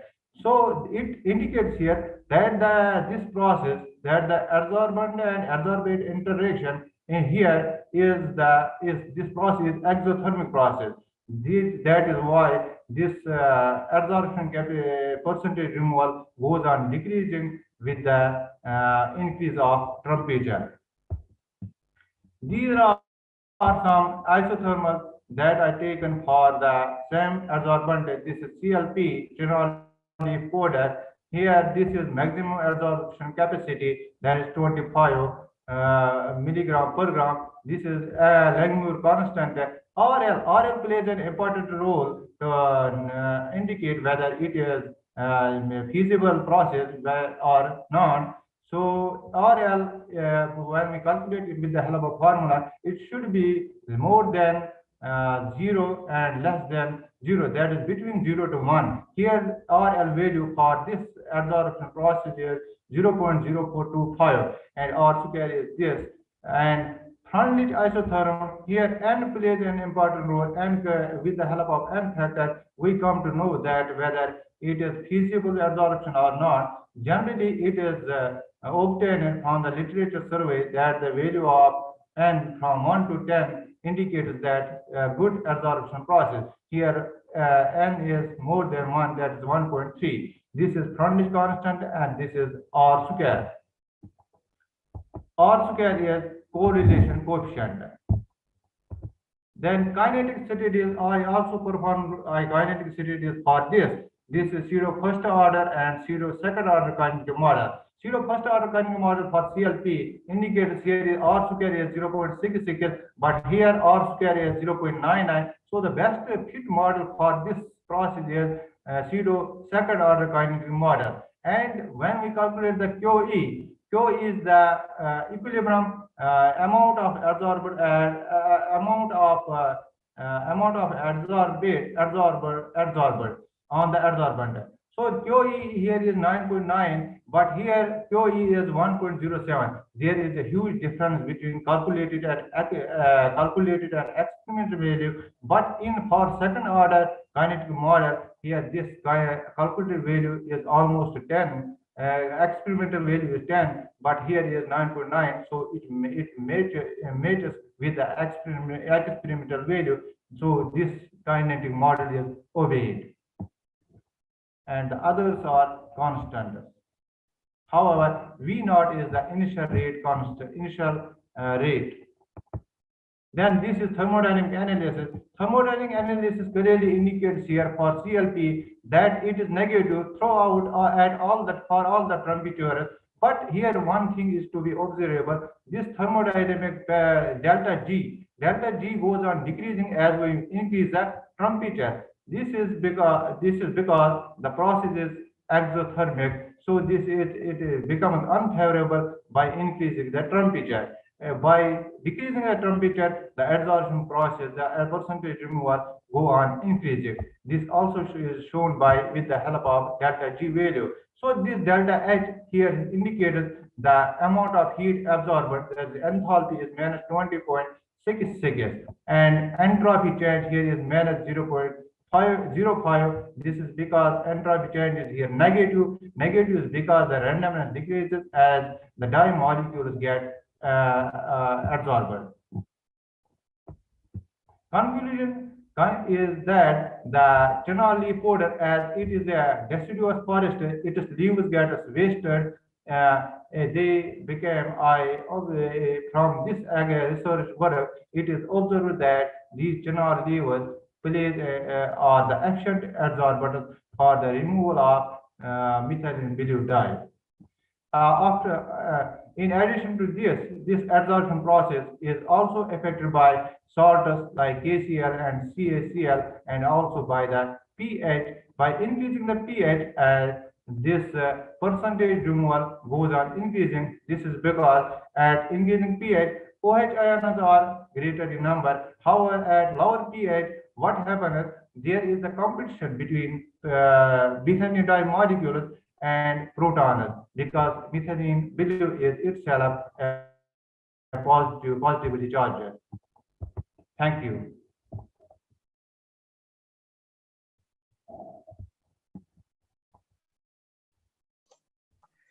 Okay, thank you, Firoz, for the presentation. Okay, now if any of you have any questions related with the presentation, you may ask.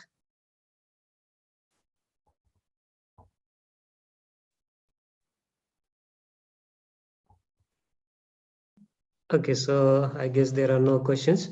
So we'll move to the next presenter, and the next presentation will be given by Dr. P. Shyamala. Dr. Shyamala, you can upload your slide. Yes, sir. Good morning, sir. Good morning.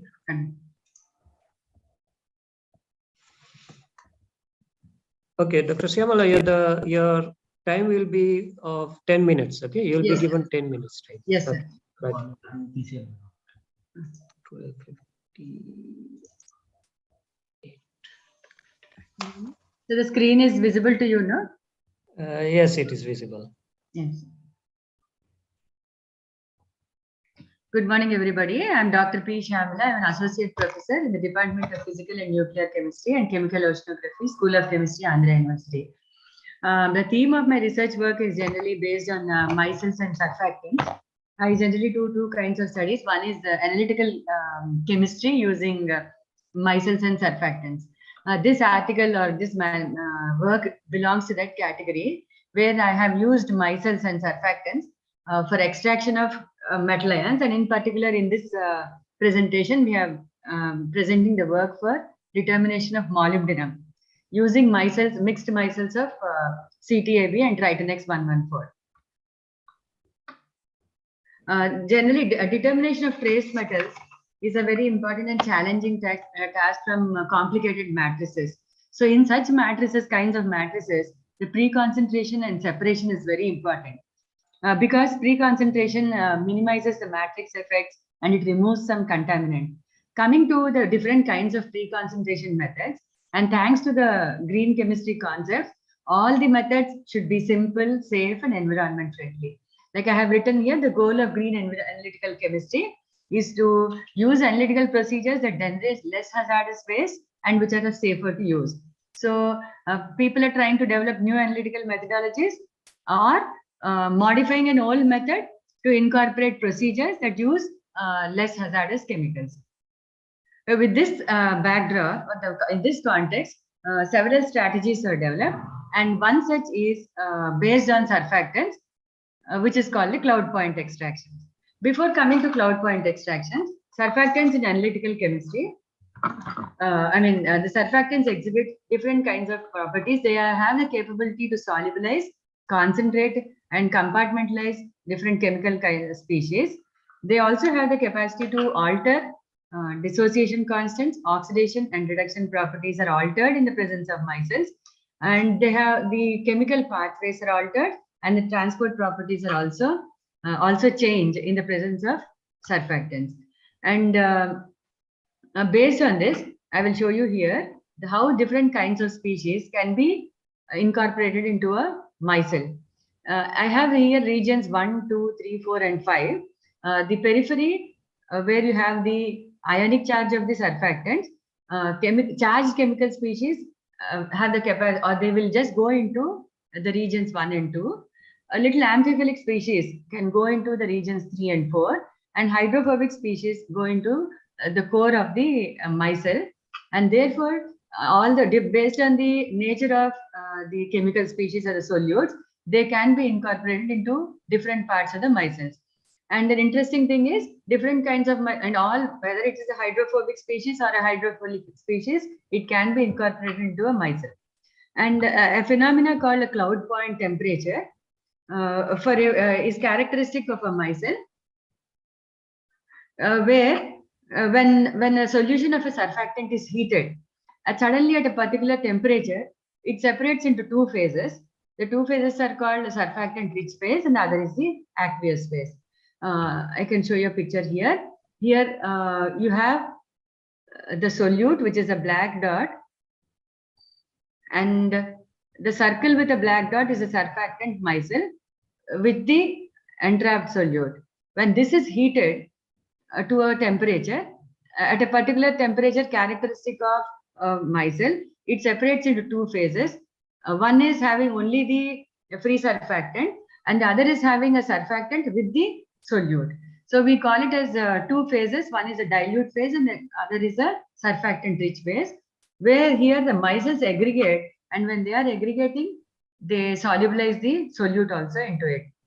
So by this way, this is one of the, an efficient method for pre-concentration when the volume of the matrix is too high, and the determination of the metal has to be done at the nanogram level.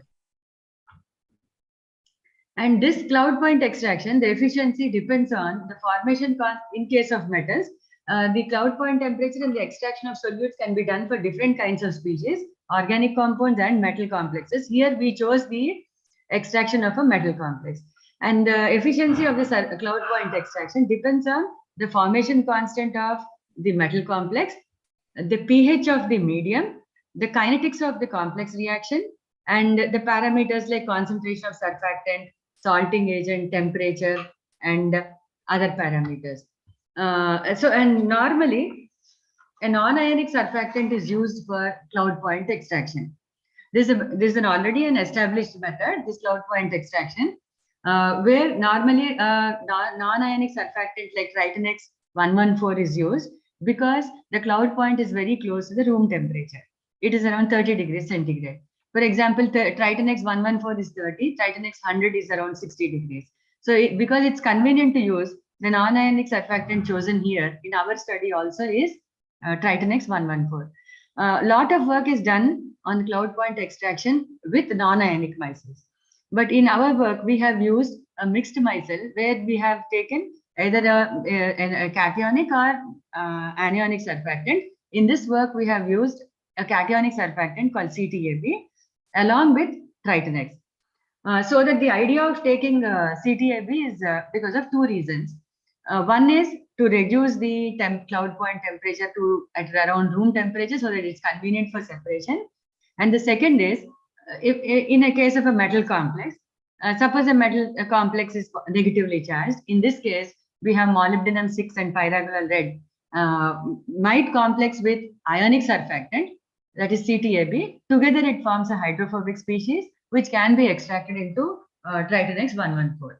With this idea, we have started off this work, and the typical experiment is as follows. In a 15 ml vial, we take a standard solution of molybdenum 6, and then we add the ligand, then both the surfactants, maintain a pH of 4.4, and then make it up to 10 ml water, 10 ml, and heat it to 60 degrees for 15 minutes. During this heating, around 60 degrees, two phases were observed, and then two phases were observed, and after the centrifugation and cooling the system for 5 minutes, we have separated the bulk aqueous phase. The surfactant rich phase now, which contains the surfactant along with our metal complex, that is molybdenum and pyragonal red, was dissolved in methanol. And to find out, now the first part is over, that is the pre-concentration is over now. Now the second is the determination of the metal ion. So here we have used spectrophotometry as a tool to determine the concentration of molybdenum present in the surfactant rich phase. So what we do to that, we add the surfactant rich phase, we add methanol, dissolve the surfactant rich phase in methanol, and then use the spectrophotometer to find out the concentration of molybdenum. Molybdenum has a lambda max of 600 nanometers, so we chose 600 nanometers to find out the concentration of molybdenum. And as I told you, there are different kinds of, all the parameters have to be optimized. One is, the first one is the pH, because the metal chelate, the metal formation, metal complex formation depends largely on the pH. Because pH determines whether the ligand is in the protonated form or the neutral form or the anionic form. And here we found out that in the range 3.6 to 5.2, we got maximum efficiency at a pH of 4.4. The next parameter that we optimized was pyragonal red, that is the chelating agent. And we varied the concentration from 0.4 to 10 into 4.8 to 10 to the power of -5 molar. And we saw that there is maximum efficiency at around 1.2 into 10 to the power of -5 molar. CTAB is another parameter that we had to optimize because we assume that CTAB also forms either an ion pair or a complex with the molybdenum and the chelating agent. So we assume here a molybdenum pyragonal red CTAB complex will be formed, and so we have done the effect of changing the concentration of CTAB. And we found the optimum concentration or the maximum efficiency of CTAB was 0.07% weight by volume of CTAB.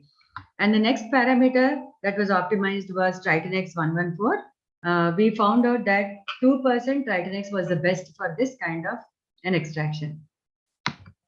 Coming to the salting agent. The salting agent also alters the cloud point extraction to make it convenient for us separate for the separation and for the temperature to be closer to the room temperature or convenient for us to separate.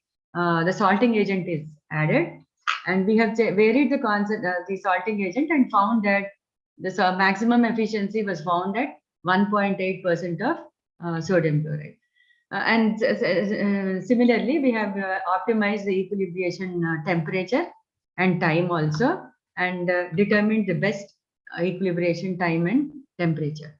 We found that the temperature was 60 degrees for the optimum, for the best extraction, and the time was 55 to 60 minutes range we have done, and the best time was around 50 to 60 minutes. So next we have determined the analytical, the routine analytical features that are done for any method development. We have found out the limits of detection and then applied the method to tap water and seawater.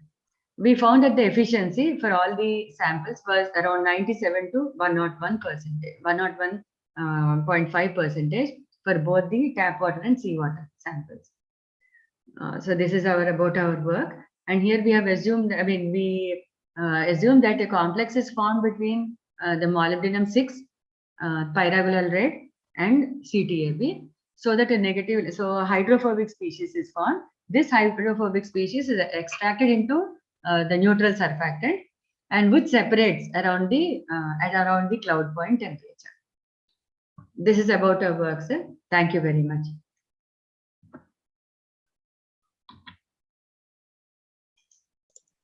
Okay, thank you, Dr. P. Shyamala. Yes, sir. Now the floor is open for audience. If anyone, any question, maybe one question can be asked.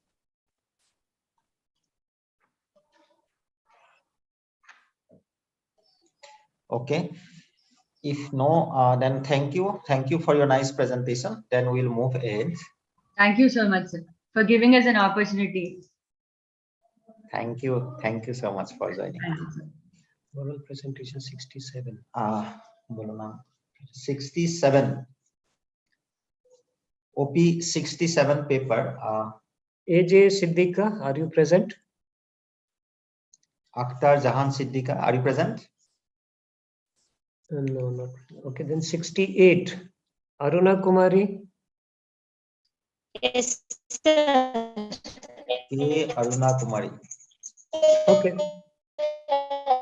There is some problem with the network, I guess. So, let her try.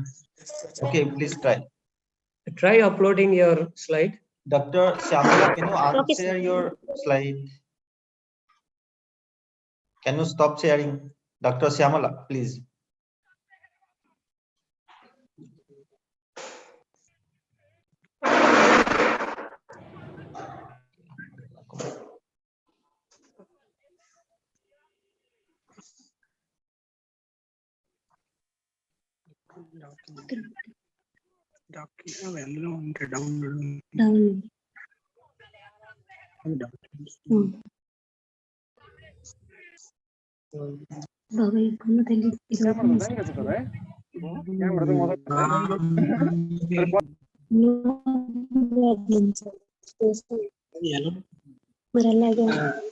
So that I can share my documents. It is unable to share my documents.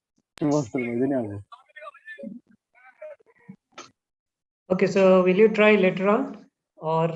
No, sir. Done? Wait, sir.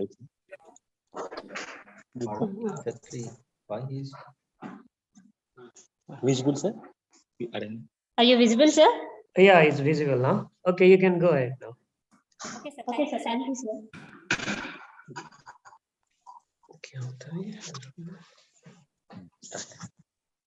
Okay, you have 10 minutes for the presentation, right?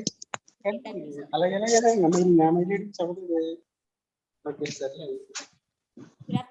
sir. I am K. Kumari, research scholar of the Andhra University Department of Physical and Nuclear Chemistry and Chemical Oceanography, Visakhapatnam, Andhra Pradesh. Today I am presenting my work, that is adsorptive micellar flocculation and spectrophotometric methylene green dye under the guidelines of Dr. P. Samla Madam, Head of the Department of PNCO, Andhra University, Visakhapatnam.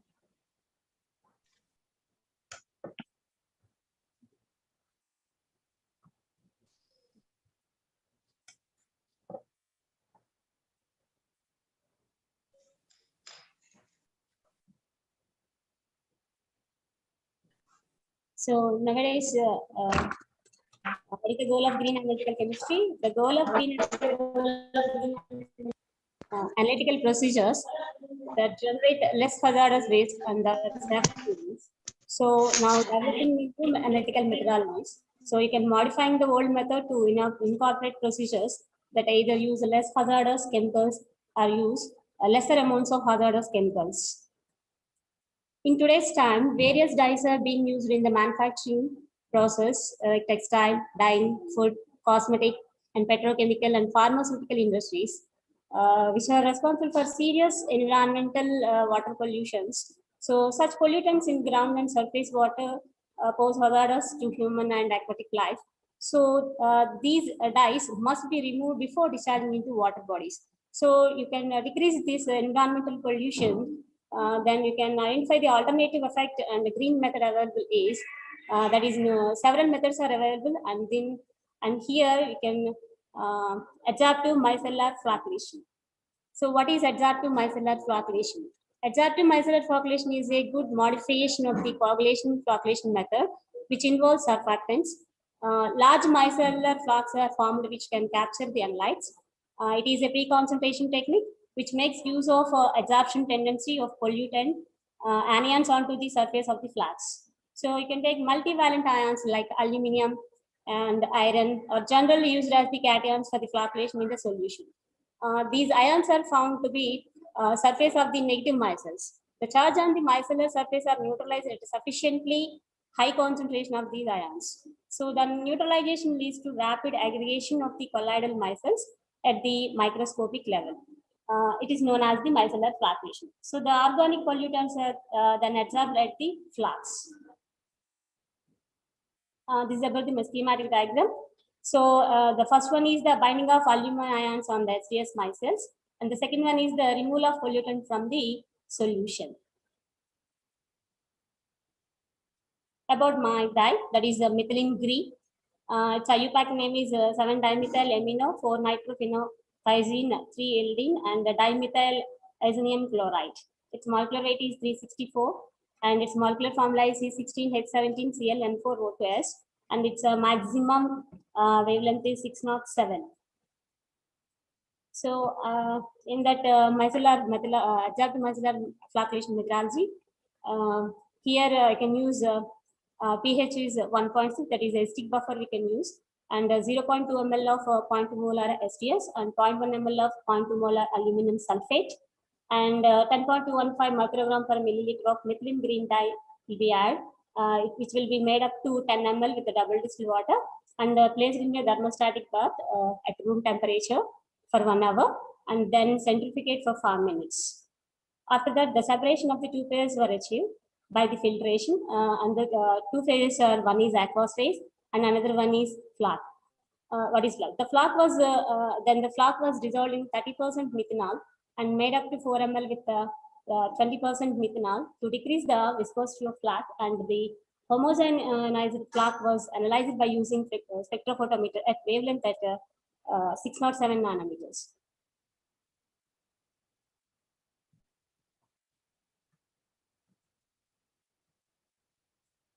And I can use some several optimization of that methylene green. The first one is the optimization of the concentration of pH. Here, in addition of pH, we can influence the metal salt cation hydrolysis as well, their interaction with the micellar surface, and non-available solutes. The range between the low acid and weak base pH has been found to be a more convenient condition for removing the ionizable solutes using aluminum salts as a flocculant. The maximum absorbance of methylene green has a strong dependency on pH. Hence, AMF, that means adsorptive micellar flocculation yield, depends on the pH at which the absorbance is maximum. Here, the effect of the pH on the pre-concentration of that methylene green dye was studied in the range of 1 to 2.4. The maximum absorbance will be observed at pH 1.6, and the absorbance will be decreases. And next one is optimization of concentration of the aluminum sulfate. The role of flocculant is reduced into the micellar repulsion by neutralizing charge and their aggregation into flux. So micelles contain charged regions called diffuse and strand layers. The strand layer has the majority of cations tightly bound with micelles. When the micelles, strand and diffuse layer surface bind with aluminum. Here, the effect of aluminum sulfate concentration and the pre-concentration of methylene green was studied in the range of 0.02 to 0.3 molar. The extraction of methylene green is increased up to 0.02 molar of aluminum sulfate, and then it will be decreases. So here the optimum concentration of aluminum sulfate for the extraction of methylene green dye was 0.02 molar. And next one is optimization of concentration of SDS. So in this study, SDS was the main role in the removal of methylene green through this adsorptive micellar flocculation technique because it has a high solubilization capacity for the solute, and it will be aggregation number and less expensive and readily biodegradable. So the effect of this SDS concentration on the peak concentration of methylene green was studied in the range of 0 to 6.0%. The extraction of analyte increase up to 4%. After that, it will be decreases. So that here the maximum absorbance will be observed at found at 4.0. And after that, we can take that optimization of temperature and time. Here the shortest incubation time and temperature close to room temperature along with the efficiency of that method. So temperature has a significant effect on the rate of absorption.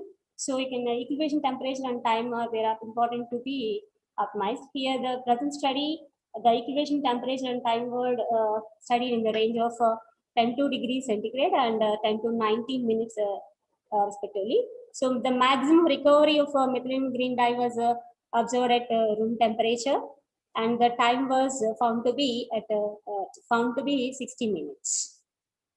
And I can analytical features. The analytical features of the proposed method were to evaluate the optimum optimizer conditions. Here the calibration graph for the dye was in the linear range 0 to 14.59 microgram per milliliter. So in that case, the absorbance is 0.012 concentration of methylene green dye, and here the correlation effect is 0.9973. So here the limits of detection is 7.54 nanogram per milliliter. I'm also applied for this method to in sea and tap water also. So the spike recoveries of this methylene green dye were in the range of 95.22 to 99.92%. So these are the spike recoveries of methylene green dye in the real samples present in that. Thank you so much.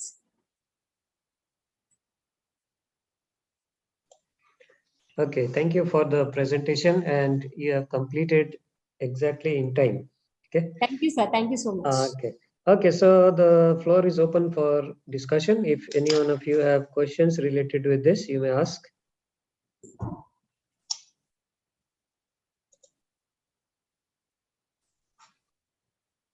Okay, so for now we don't have any questions, so we can move to the next speaker. And okay, so you may remove your slide. Okay, sir. Okay, so the next presentation will be OP69 by Shabana. Are you ready? Yes, sir. Okay, so you can upload. She's present.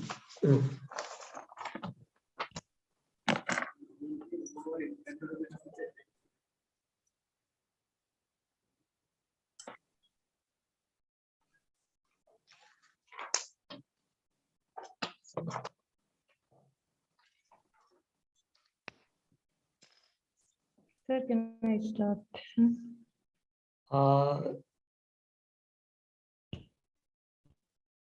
Yeah, it has been uploaded. Now you can start. Okay, sir, thank you. My name is Shabana and I am research scholar from Sri Krishna Deva University under guidance of Professor Sudhakar Babu. Today's my research paper on synthesis, biological evolution on new mixed ligand complexes.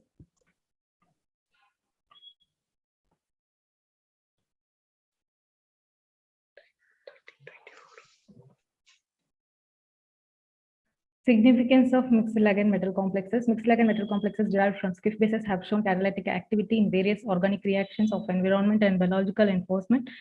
And these complexes containing amino acids as secondary ligand are versatile as they are potential models for enzyme, metal, and substrate complexes. This has been found active catalyst in reactions of industrial importance, hydrogenation, hydroformylation, and oxidative hydrolysis of olefins. The metal complexes and their applications in the different fields, such as industrial fields, dyes, and pharmaceuticals, and it has biological activity properties. And it is also used in nanotechnology and also in the optical devices. The selected aldehyde and amines for the study are 4-hydroxy-3-methoxybenzaldehyde, which is also known as the paravanillin, 4-amino-antipyrine, and L-tryptophan.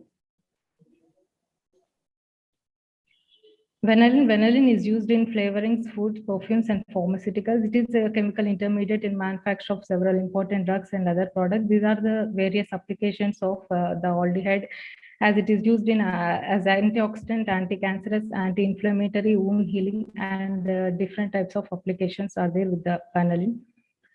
L-tryptophan. Tryptophan is an important amino acid. It is used as both for protein synthesis and as also a precursor of niacin, serotonin, and other metabolites. It helps in preventing depression, reduces anxieties. So the preparation of mixed ligand metal complexes involves two steps. The primary steps is experimental procedure for synthesis of primary ligand. Vanillin is dissolved in 50 ml of distilled water, and 4-amino-antipyrine is also dissolved in the 50 ml of distilled water. These two solutions were mixed in a clean conical flask, and it is reflexed for about 1 hour. On cooling and slow evaporation at room temperature, orange red color product was formed, and this solid outcome was constituted as a result of filtration, cleansed, and washed with several times. And this precipitate is the Schiff base. The aldehyde reacts with amine with elimination of a water molecule. The Schiff base is formed, resulting in the azomethane formation, group azomethane formation.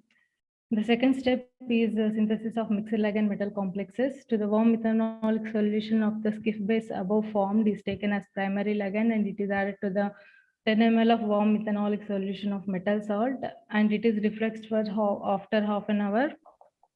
A solid precipitate is formed, and to this solid precipitate, and again the secondary ligand of L-tryptophan is added as secondary ligand and reflexed for 1 hour. And we get the final product of mixed ligand metal complexes, and this is the structure of mixed ligand metal complexes.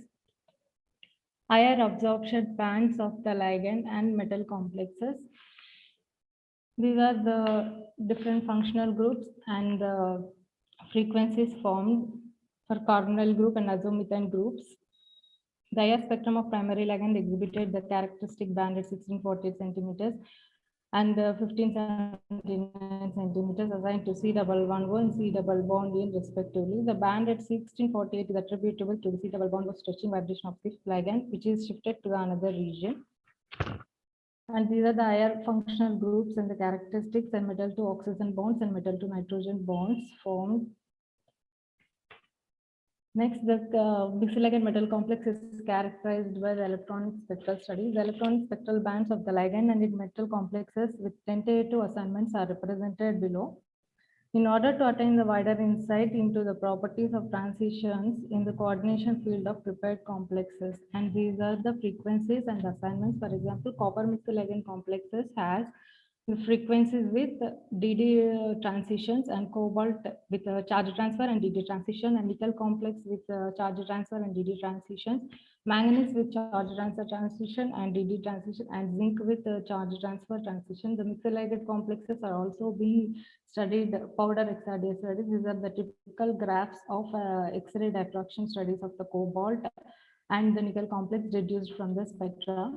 The unit cell parameters for the highest peaks and the values were deduced from these spectra. The values for copper complex as 1, 3, 5, 6, 9, 7. The presence of forbidden number 7 in these values indicated that the complex may be tetragonal or hexagonal systems, and similar calculations are also done for cobalt and nickel complexes.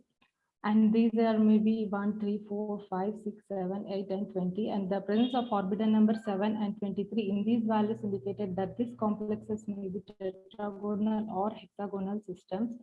The anti-cancer activity. The skiff-based and mixed ligand metal complexes were used to determine the cytotoxic effect against MCF7 lines by MTT assay method. The result of anti-cancer activity in the terms of half integral maximum concentration were recorded, and they are provided in the table below. From the results, it is observed that the copper complex exhibited the higher anti-cancer activity with the half minimal concentration value, and compared to the standard drug doxorubicin, the rest of the complexes are good to moderate activity. These are the values of anti-cancer activity of the mixed ligand complexes when compared to the standard drug doxorubicin.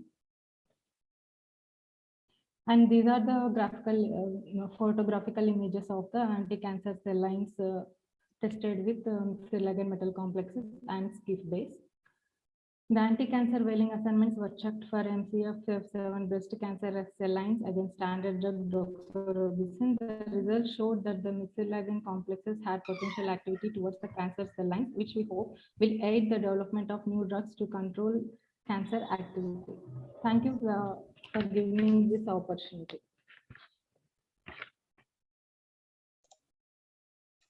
Okay, thank you for the presentation.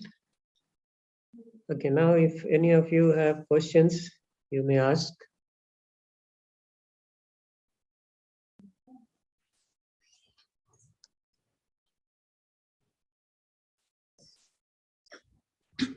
Anyone?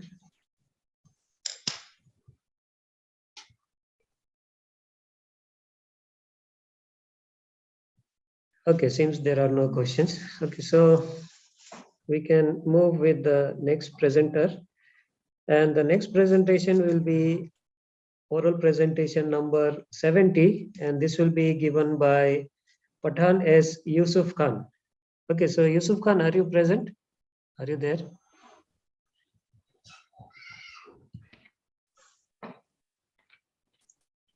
Yusuf, are you there?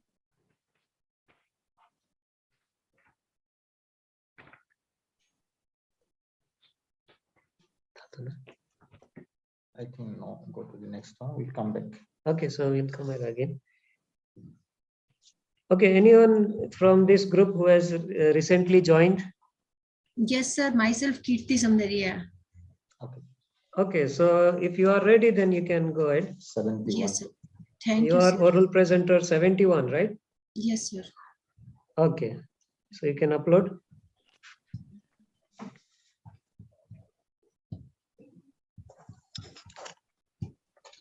Thank you, sir.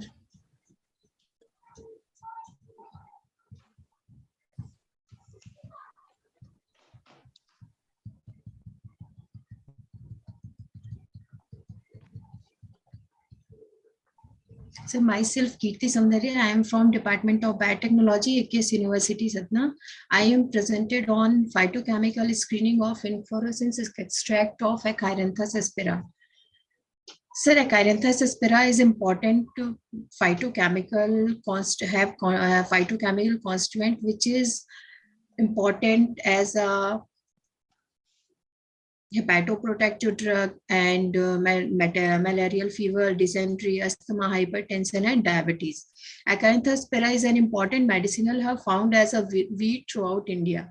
Acanthus spera is commonly known as Latigira in Hindi and roughly curved flower as a English.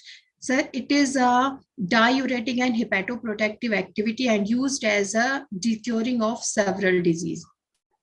Here is the taxonomic classification. So Acanthus spera is a taxonomic important botanical plant which belongs to the family Amaranthaceae and genus Acanthus, and it is a species of Aspera.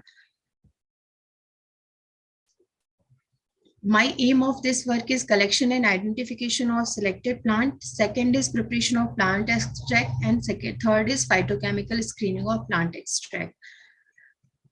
Firstly, we collect this plant, then collect plant air dry, preparation of plant sample, and we collect plant sample extraction by sock slit method. After sock slit extraction, it will used for phytochemical screening. Phytochemical screening, we completed our work by qualitative method of phytochemical screening. These are methods for phytochemical studies where we calculated for carbohydrate concentration, protein concentration by qualitative and quantitative method. Here is qualitative method for phytochemical investigation. There are many tests studied for the phytochemical investigation. First is test for carbohydrate. For carbohydrate estimated by Moles test, which is a basic test for the identification of carbohydrate molecule. In the Moles test, we take few drop of alpha-naphthol and extract of plant and add 2 drop of concentrated H2SO4. Then ring is present between the sample. It shows presence of carbohydrate. Same here, amino acid and protein estimation determination by Nenhydrin test. Nenhydrin test is specific for protein and amino acid. For alkaloid, we apply Wenger's test. Wenger's test is a specific test for alkaloids.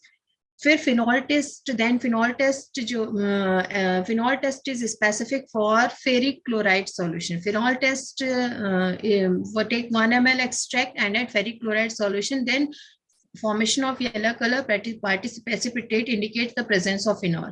Test for tannins, we include ferric chloride test. There are many tests included for the tannins, but ferric chloride test is a specific test. In the ferric chloride test, take 1 ml of extract and 1 ml of ferric chloride solution. Then the formation of blue-green or brownish-green color indicate the presence of tannins. Foam test, then foam test is specific for presence of saponins. It shows presence saponin. If foamed like structure present in the test tube, it shows presence of saponin. Ferric chloride test is specific for flavonoid. Flavonoid test is a specific test where bluish green color indicate the presence of flavonoids. Same test for sterol. Solkowski test is for sterol. Here we take 1 ml of extract and add concentrated H2SO4. Then formation of wine red color indicate the presence of sterol. Last test is glycoside test. Glycoside is same as carbohydrate Moles test. Moles test is specific for glycosides and carbohydrate molecule, same both. Here, concentrated H2SO4 indicate the presence of glycosides. Here is the result of my plant extraction. Here we take 2 extract of Acanthus aspera. First is aqueous extract and second is methanolic extract. Positive test shows the presence of carbohydrate, protein or other phytochemicals, and negative minus sign represent the negative test. Aqueous extract have only carbohydrate, lipids molecule in the extract, but methanolic extract have carbohydrate, phytochemical, protein biomolecule, amino acids, sterols, flavonoids, tannins, and other phenolic compounds in the extract. After this inflorescence extract of Acanthus aspera, we shows the presence of different secondary metabolite constituents such as alkaloid, steroid, proteins, amino acid, carbohydrates, phenol, tannins, etc. These phytochemical constituents are also secondary metabolites which have different medicinal property, and the present study evaluate the biochemical constituent of these plants have been used in Indian medicines to treat various diseases like cholera, diabetes, diarrhea, anti-asthmatic, hepatitis, etc. And this study may give to idea develop new drug and different type of isolation of secondary metabolites from Achiranthus aspera. Thank you, sir.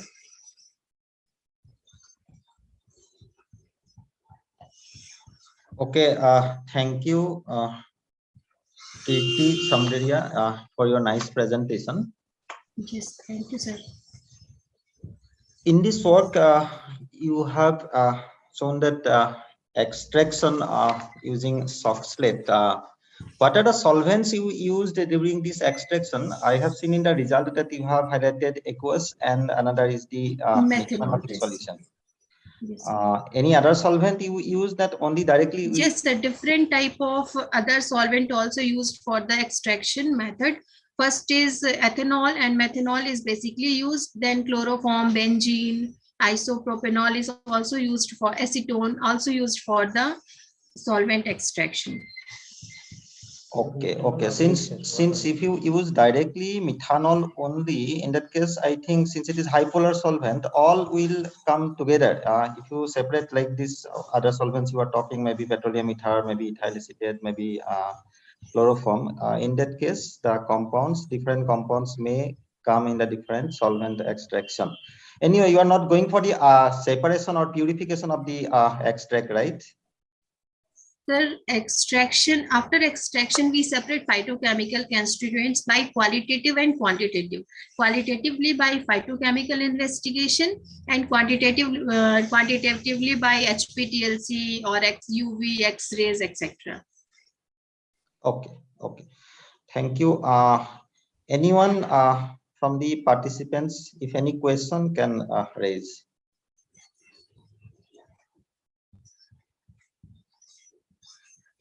Okay, thank you, Kirti Samdaria, for your nice presentation. Thank you. Thank you so much, sir.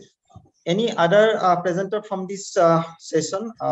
Maybe paper number 65 and paper number 70, also 67. Are you present? Otherwise, we will conclude the session. We'll meet at 2 o'clock. No, it is 2:30. Oh, 2:30. Okay. Just spell the name once again. Those who are absent. Absent, yeah. 65. Okay. Oral presentation 65. Ganesh, are you present? Just check, okay, whether they have joined again or not. Ganesh, not joined. Okay, then oral presentation number 67. Akhtar Jahan.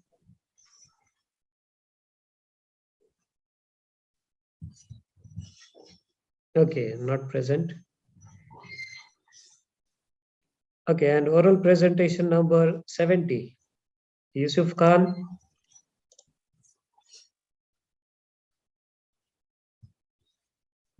Okay, so from this group, these three presenters are not there.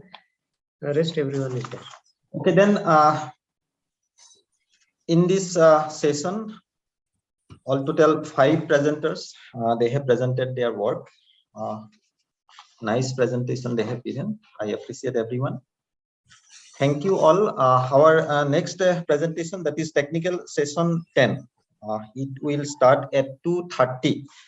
Professor Prem Mohan Mishra and Professor Suresh Kumar Arya will chair the session.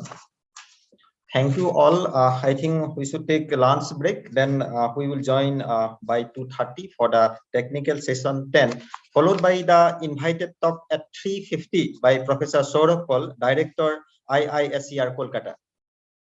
Thank you all.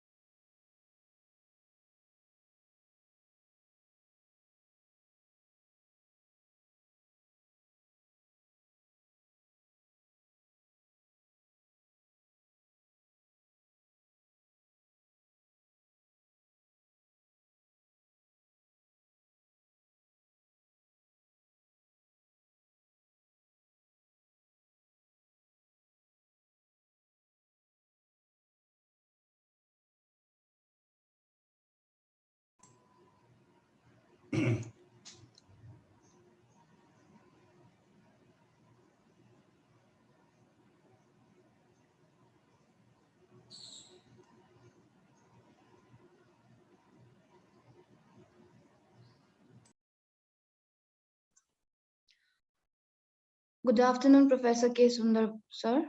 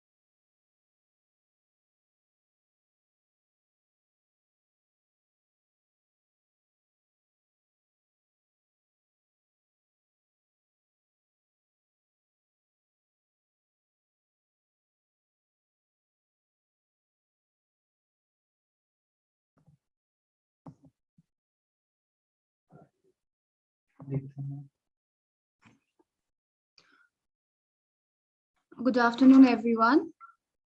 Now we shall start our technical session 10. The session will be chaired by Professor Prem Mohan Mishra, Vice President ACT East Zone, and Dr. Suresh Kumar Arya, Executive Member ACT. Sir, are you there?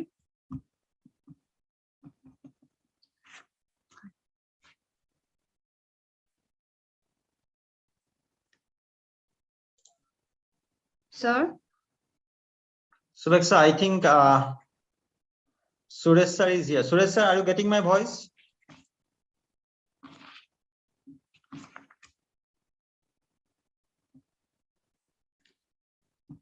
Suresh sir, are you getting my voice? Suresh sir is here.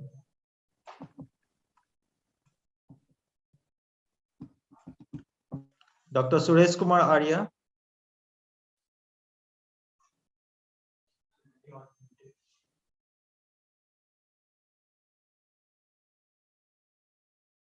Dr. Suresh Kumar Arya, sir, can you unmute?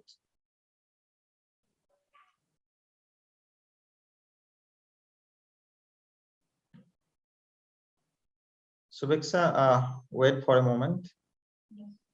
Hello, sir. Yes, I am here. Yes, sir. Good afternoon, sir. Good afternoon. Good afternoon, sir.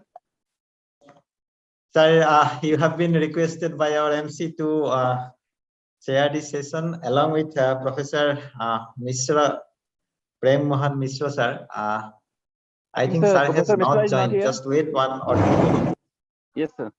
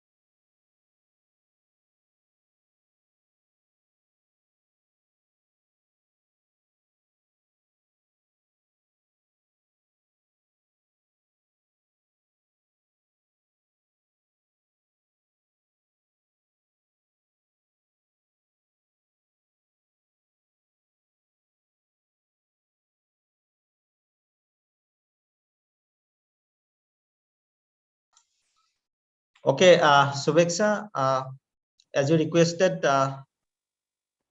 Suresh Arya sir will already sir joins. He will share the session.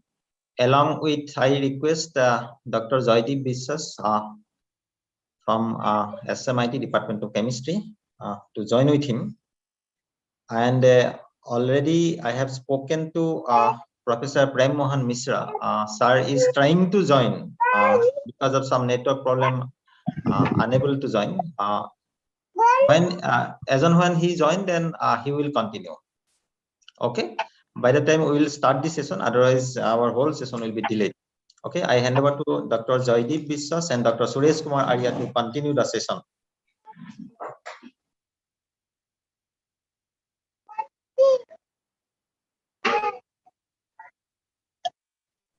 I request both the chairperson to call paper number 85 also in this session. OP 85. OP 85. Shirin Masroor. I request both the chairperson to call this paper also in this session. Okay, sir. Should we start? Yes, sir. This is Dr. Joydeep Biswas, sir. Namaskar, sir. Myself, Suresh Arya. Namaskar, sir. Yep. So you can call, sir. Okay, sir. So the first one is Robin Buzel. Are you present? Yes, sir. I am, sir. So please go ahead. Okay, sir. Thank you, sir. Ravina. Yes, sir. Share your screen. Yes, sir. So is it visible, sir? Not yet.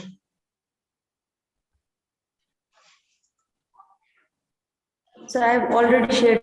Yeah. Not visible, sir. It is now. Yes, no, sir. It is now. Continue. Okay, sir. Okay, sir.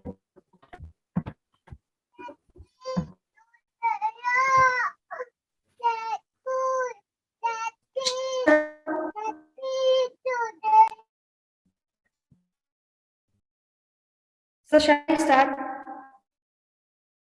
Please start. Yes, sir. Good afternoon to one and all present. Myself, Rabina Bujel, Assistant Professor from the Department of Chemistry, Sikkim Alpine University. Today, I am here to present research paper entitled Capacity. Yes, sir. Your first slide is not visible. Go to first slide. So this is the first slide I have already. Maybe, sir, the internet is slow, I guess, sir. And please show your slide in full screen. Yeah, now. Yeah, Ravina, continue. Okay, sir.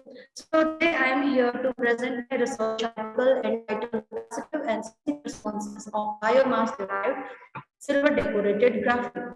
So this is the overview of today's presentation. As the topic itself says, we will be learning about the development of silver decorated graphene, and we will also study application in the chemical sensing of a toxic chemical, that is paranitrophenol, and study its application in the supercapacitors. Now going to the introduction. What is graphene? Graphene is nothing but a two-dimensional carbon atom arranged in a honeycomb fashion. The excellent properties of graphene makes it extremely important for its application in various fields like supercapacitors, sensors, solar cells, various electronic and photonic devices. Therefore, various techniques are employed by the researchers across the world in order to obtain better results, incorporating new features to this graphene sheet. One of the common methods is incorporation of metal nanoparticles in this graphene sheet. In our case, we are incorporating silver nanoparticles here, considering its very good electrical and electrochemical properties, which allow its extensive application for the capacitors as well as for the sensing of various toxic chemicals. Now going to the next slide, that is synthesis of silver decorated graphene sample. Ravina, are you changing your slide? Yes, sir. I already changed, sir. Maybe my network is slow, that is why we are having some issues here. Is it visible, sir? Only first slide, no movement. Sir, my network is slow, sir. Wait a second, sir. Stop sharing and restart. Oh, Mr. Sir has joined. Okay, you stop sharing. Let me speak to Mr. Sir. Okay, you try once again. Mr. Sir, please unmute. Am I audible, sir? Mr. Yes, Sir, sir, you am I are audible? Yeah. Okay. Sir, along with you, Suresh Aryasar is there. Yeah. I request to share the session, and here I think already you have the list from paper number 72 to paper number 79. It is here. Along with this, you have to call one additional paper, that is paper number 85. Okay. And this is the first participant, Robina. She will share her PPT now. I think, sir, you can take over. Yeah. Hello, Suresh ji. Sir नमस्कार. हाँ नमस्कार. कैसे हैं sir? हाँ ठीक हूँ. आप बताइए. ठीक हूँ सर. फाइन. चलिए. Going so smart sir. Yeah. Let us start.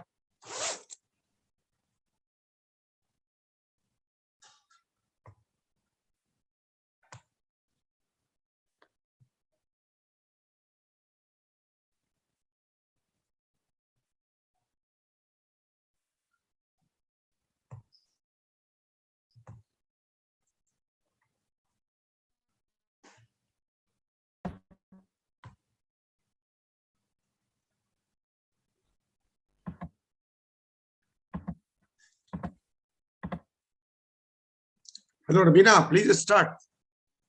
Yes, sir. Sir, is it visible now, sir? No. Yeah, now it is visible. So I'll start from here only, sir. Synthesis of the silver decorated graphene. Yes, good. So at first, the onion peels were extracted from fresh onion, and the scientific name is Allium cepa. The onion is cut into small pieces. It is cleaned and then dipped in silver nitrate solution for about 13 hours. After which, the onion pieces were taken out from the silver nitrate solution and then dried in an oven by maintaining a temperature of 180 degrees hours. Remove the moisture from the samples. After which, these onion pieces are then kept inside a furnace, silicon carbide resistance vacuum furnace for exfoliation under an anaerobic condition. To maintain an atmosphere inside the furnace, argon gas was burst during the heating process.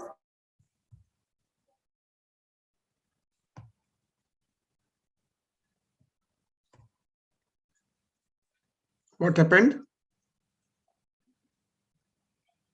Sound is not coming. I think, sir, connectivity problem. She's trying, sir, I guess. Yeah. I'm extremely sorry. No problem. Because of the connectivity problem, I'm having this issue, sir. No problem. Go on. Okay, sir. So after which the successive quality production of HGR sample was Madam, your screen is not visible. Madam, sorry, your screen not visible.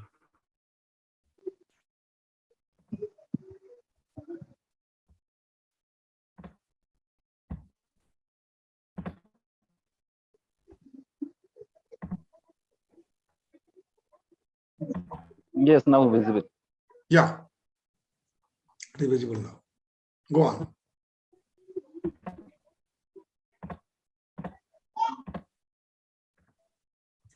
Is it visible now, sir?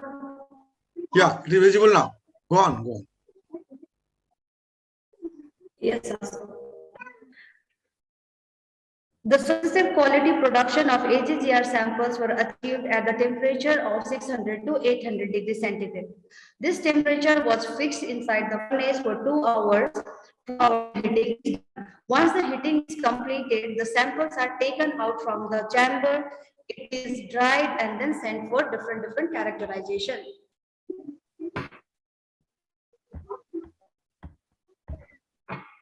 First characterization, characterization of the samples using SEM, that is scanning electron microscope. Now, this is the SEM index of silver decorated graphene samples at 600 and 800 degrees centigrade. It is also that for ACGR 800 samples, the silver nanoparticles resulted in the formation of the well-dispersed and homogeneous flower-like structure of properly arranged and loosely packed silver nanoparticles. For ACGR 600 sample, no flower-like structure is obtained, but a cluster of spherically shaped silver nanoparticles are well spread on the graphene sheet surface with every part of the side of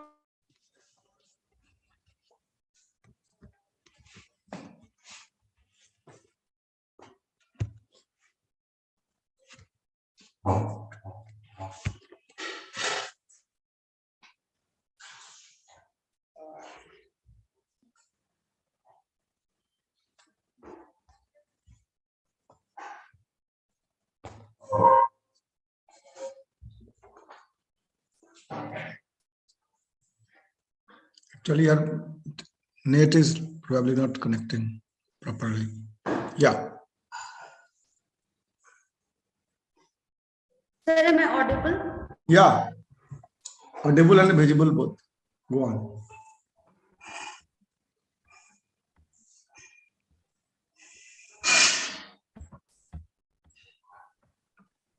Next is the structural characterization of the ACGR samples by XRD spectra. The figure shows the XRD spectra of ACGR samples with the process temperature varying from 600 to 800 degrees centigrade. The 2 theta diffraction pattern observed at 24.47 degree with the corresponding plane of 002 confirms the presence of graphene sheet. Moreover, the 2 theta diffraction patterns for silver nanoparticles were observed at 38.29, 44.43, 64.67, and 77.59 degree with the corresponding planes of 111, 200, 220, and 311 respectively as provided in the figure. The presence of a very sharp peak at about 38.29 degree confirmed the good crystallinity of silver nanoparticles. We also tried to calculate the interlayer spacing of the graphene sheet by the formula provided here. D is equal to n lambda by 2 sine theta. And we found that the interlayer spacing D increased from 3.6 to 3.7 angstrom as the process temperature was raised from 600 to 800 degrees centigrade. The opening of the interlayer spacing was caused due to the incorporation of more number of silver nanoparticles between the graphene sheets. We also calculated the crystallite size of the silver nanoparticles using the formula D is equal to 0.9 lambda divided by beta cos theta. So from here we found that the crystallite size of silver nanoparticle is 35.2 nanometer for all the graphene samples processed at different temperature. Next, we also did the structural characterization of the samples using Raman characterization.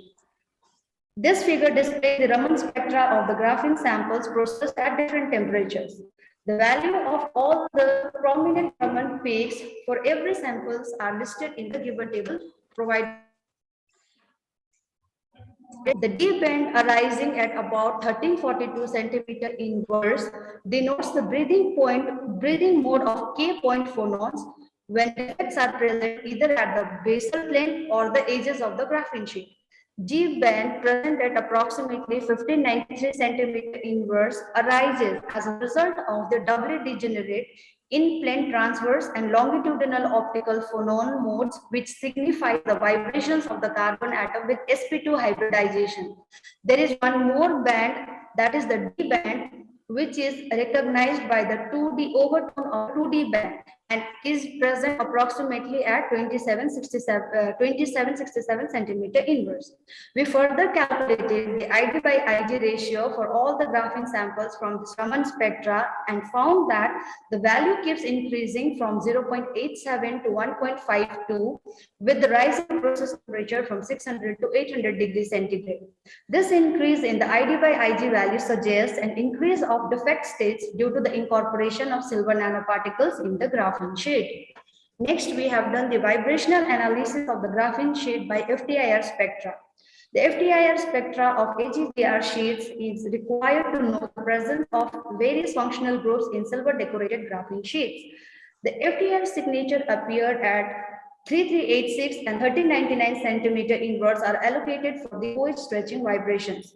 The presence of a very strong IR band at about 1598 centimeter inwards contributes for the stretching vibrations of the CC double bond. The presence of a FTIR signature at approximately 1224 centimeter inwards is a sign to the presence of COH bond. Moreover, a small peak originated at 1010 centimeter inwards, which is only present for AGGR samples, confirm the appearance of a COAG bond. Also, a small peak is obtained at approximately 771.37 centimeter inwards for the CH bending vibrations.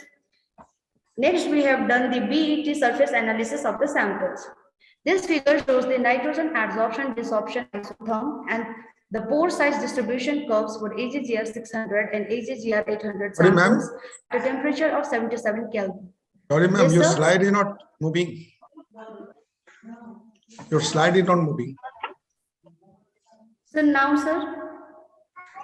Slide is not moving. Change the slide. Still, sir? Yeah, the same. Okay, sir, I'll share it again. Yeah.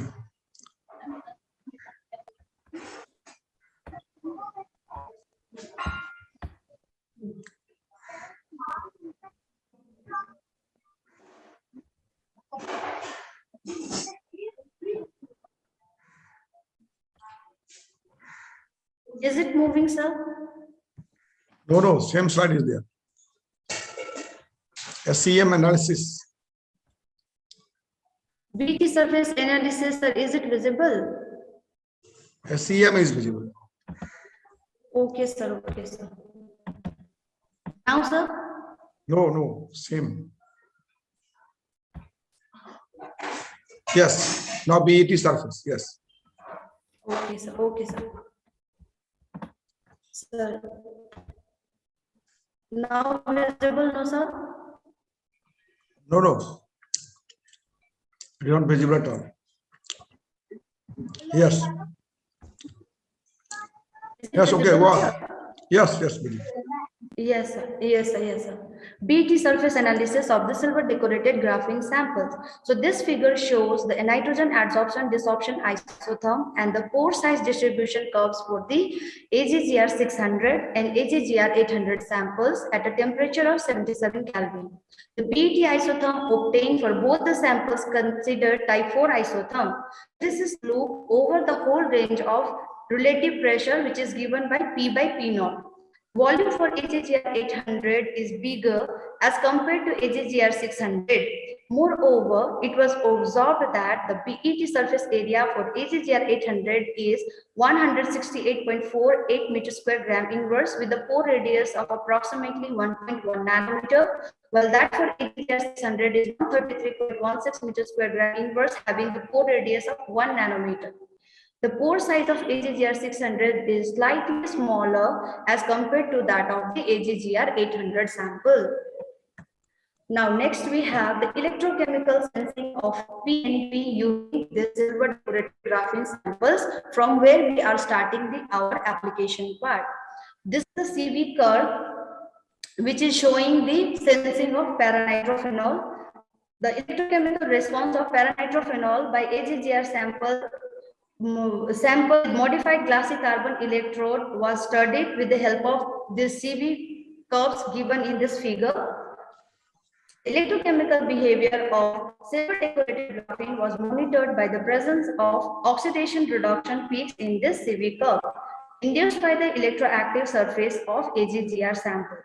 The CV analysis of acetic acid buffer, if we see the CV analysis of only acetic acid buffer, then we cannot see any peaks for the AGGCR electrodes. However, when we add a small amount of very low concentration, that is 1 micromolar of paranitrophenol, that induces the electrochemical responses of AGGR samples. The appearance of a pair of redox peak at 0.22 volt, which is a reduction peak, and 0.26 volt, that is oxidation peak, And also there is a presence of an irreversible oxidation at minus 0.6 volt. This indicates a three-stage electrochemical process undergoing on the surface of the AGGR GCE, that is glassy carbon electrode. The mechanism for the reaction is shown in this figure. So the appearance of a large redox peak at approximately 0.6 volt is due to the reduction of paranitrophenol to para-hydroxyaminophenol, whereas the presence of redox peak at the high potential is a result of the oxidation of para-hydroxyaminophenol to para-nitrosophenol and the successive reverse reaction to para-hydroxyaminophenol. We observed that the reduction peak current para-nitrophenol at minus 0.6 volt decreases as the process temperature was increased from 600 to 800 degrees centigrade. If we see this figure, so from here we can observe that with an increase in the paranitrophenol concentration from 1 to 10 micromolar, the area as well as the peak intensity of the CV curve increases. It is a very well-known fact that more the number of active particles present in the electrolyte, more will be the conductivity and hence more will be the current response. Sorry, sir. Now going to the next slide, that is electrochemical sensing of the paranitrophenol using linear sweep voltammetric analysis. So this LSV is highly sensitive towards the concentration of the electrolyte as well as the scan rate. The given figure shows the LSV curves for AGGR 600, 700 and 800 samples with varying the scan rates from 0.05 volt per second to 0.5 volt per second. Madam, your slide in the moving. reduction peak was. Excuse me, your slide is not moving. Yes. So time limit also going to complete. Yeah. Please conclude. Show all the So slides and complete. now? No, it will only BET surface analysis. Show all the slides and conclude, madam, please. Okay, sir.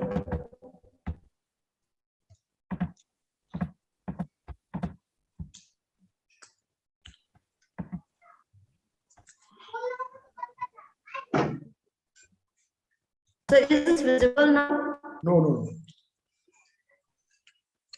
Sorry. Now, sir? Yeah.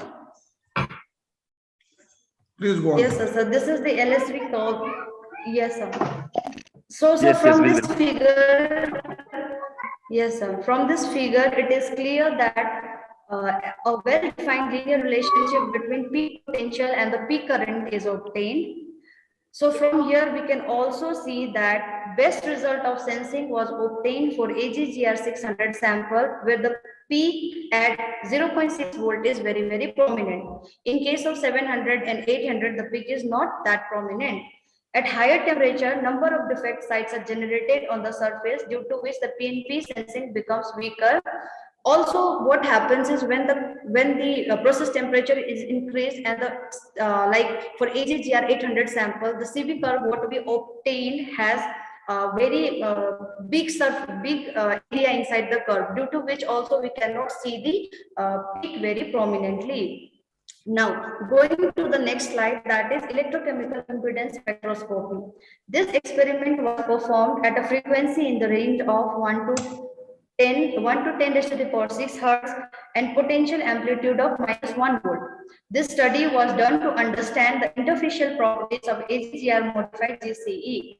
The semicircle denotes the charge transfer resistance of AGGR modified glassy carbon electrode, while the linear part of the Nyquist plot corresponds to Warburg impedance for the final diffusion of reactants.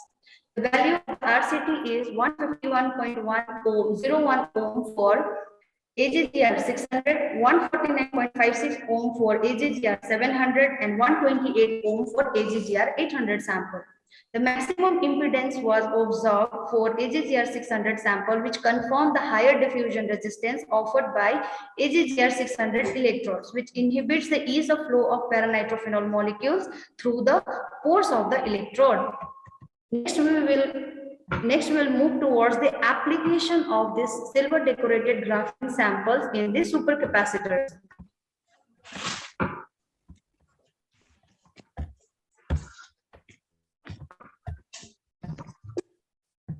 Sir, my screen visible, sir? Yeah, it is visible, but you should conclude. Time is going on. Okay, okay, sir. So Please show this all the figure shows slides the and CV conclude. curves of the. Okay, sir. This figure shows the supercapacitive properties of the AGGR sample in 1 molar H2SO4 solution. From the CV curve, we calculated the capacitance of all the samples by using this formula Cm is equal to 1 by mv Vb minus Va integration IdV. So after calculating the values, we found that the specific capacitance value was increased from 1.3 farad per gram to 88 farad per gram as the process temperature was increased from 600 to 800 degrees centigrade. So from this analysis, we found out that our sample is not only able to sense para-nitrophenol, but at the same time, it can also be used for the supercapacitive property, for the supercapacitors. So to confirm this result, we then moved towards finding out, to confirm this result, we further did another analysis, that is galvanostatic charge discharge analysis. So to confirm the supercapacitive properties, GCD measurements were done. The appearance of a triangular shaped GCD curve illustrated a very good capacitive property of AGGR sample. From this GCD curve as well, we also calculated this specific capacitance value, and we found out that the AGGR 800 sample is showing the best capacitance among all the AGGR samples. Now, last we also did the corrosion test of our samples. So please from this figure shows the table plot of the AGGR sample in 1 molar H2SO4 solution. It is very interesting to monitor that AGGR 600 has the most positive value of corrosion potential, that is of 0.11 volt, while that of AGGR 800, the value is most negative, and which is minus 0.12 volt.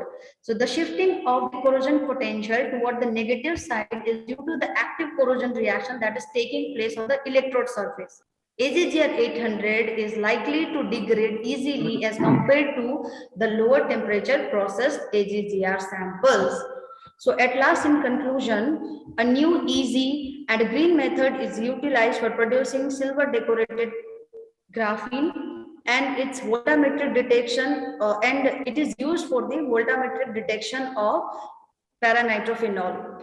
Second is the same image shows that the distribution of flower-like structure of AG flakes in the graphene sheet for AGGR 800 samples, while for AGGR 600 samples, the nanoparticles agglomerated to bigger size clusters of silver nanoparticles.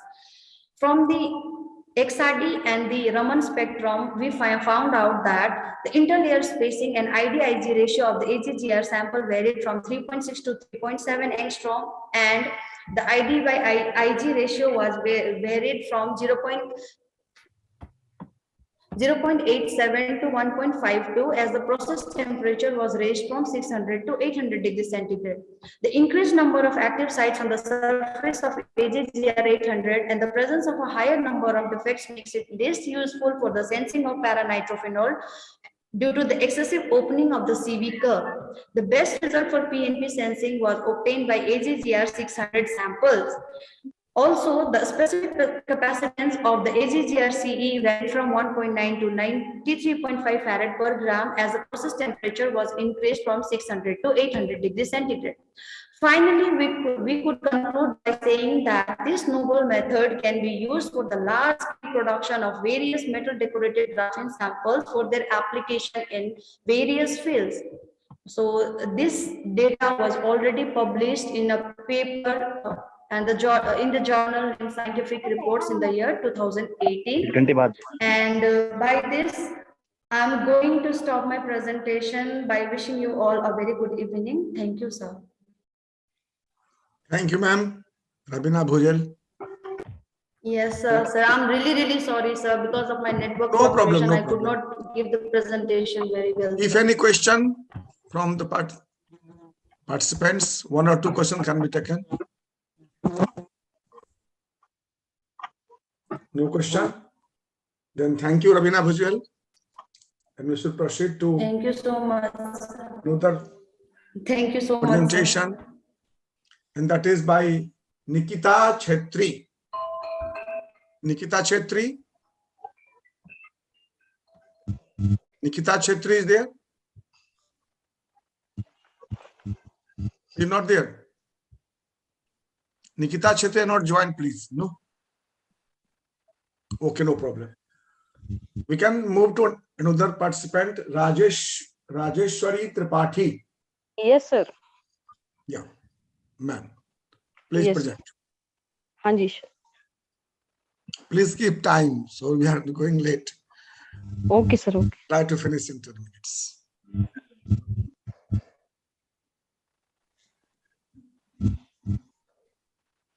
Sir, is it visible? Yeah, it's now visible. Good afternoon. I'm here to present. My topic is designing nano zinc oxide reinforced polyvinyl alcohol starch nano composite blend film antibacterial biodegradable packaging material. And I have done my work under the guidance of Dr. Jaya Bajpayee and co-guide Dr. A.K. Bajpayee.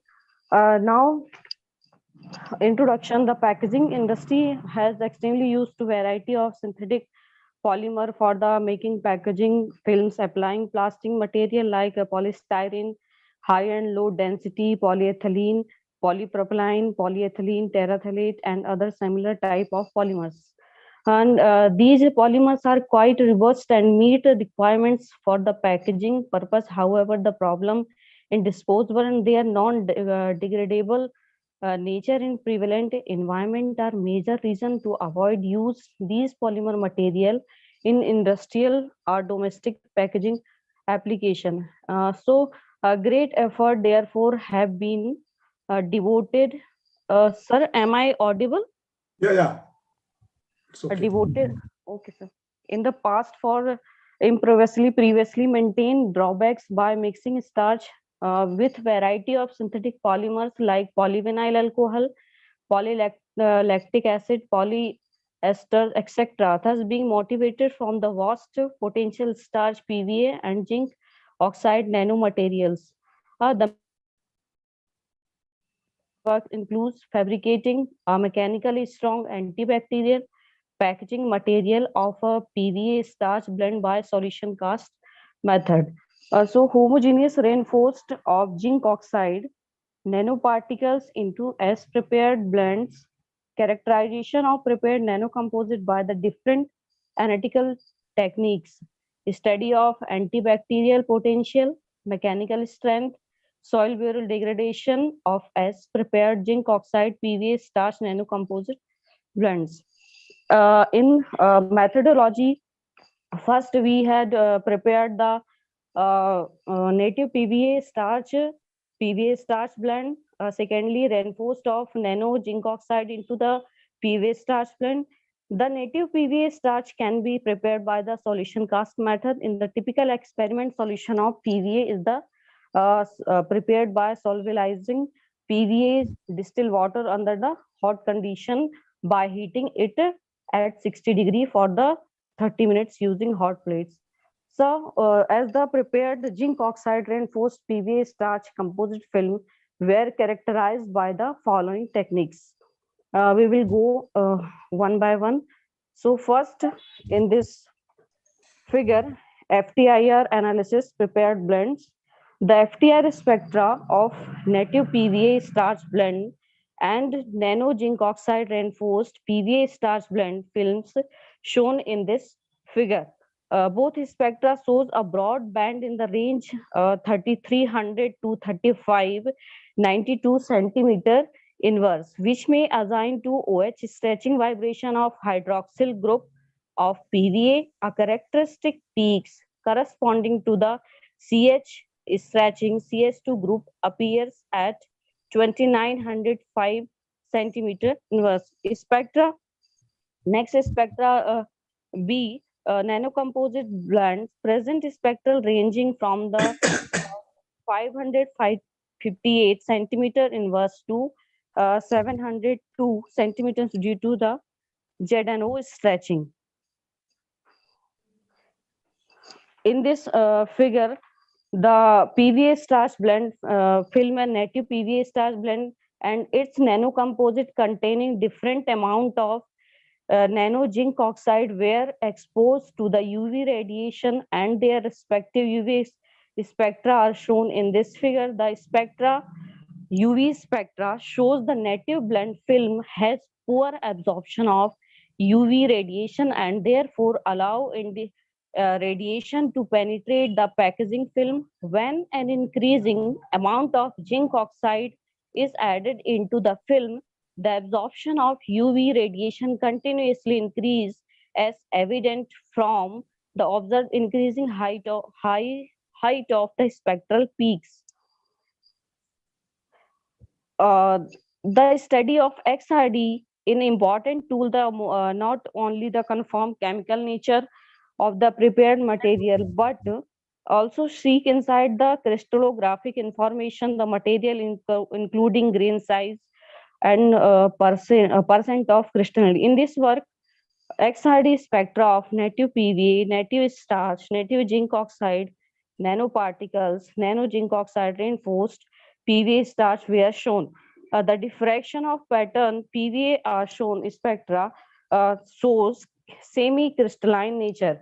The spectra shows at peaks 19.8 and 40.6, which are characteristic for PVA. The XRT spectra native starch is shown, which represent characteristic peak starch at 17.8, 21.8 and 24.1 degree. The XRT patterns nano zinc oxide are shown by spectra, which implies the defined line broadening observed spectral peaks confirming the nano size of zinc oxide nanoparticles.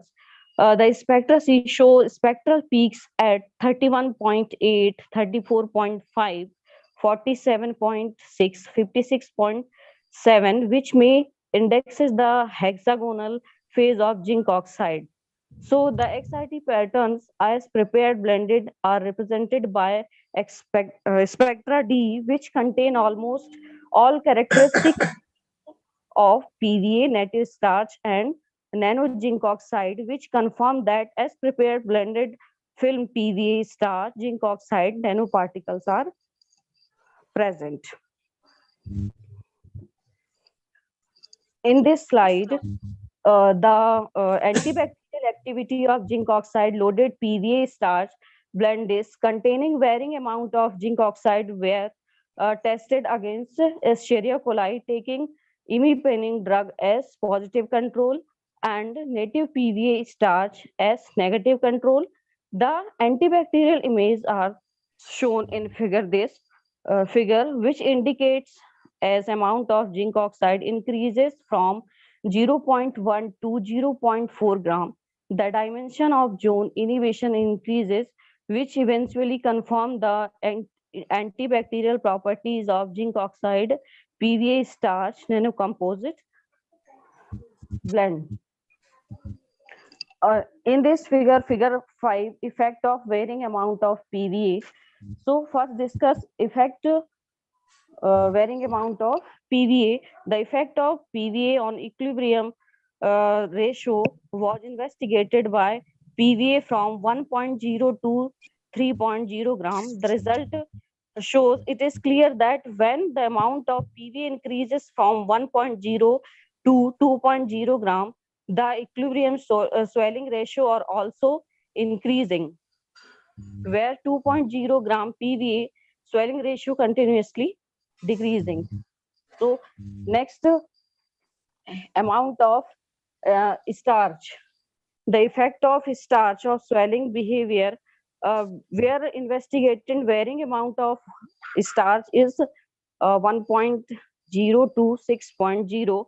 The result indicate that equilibrium swelling ratio increases with increases amount of starch for 4.0 gram, while beyond 4.0 gram equilibrium swelling ratio decreases. The observed result can be attributed to the reason that because of hydrophilic nature of starch, the water sorption capacity blend also increases.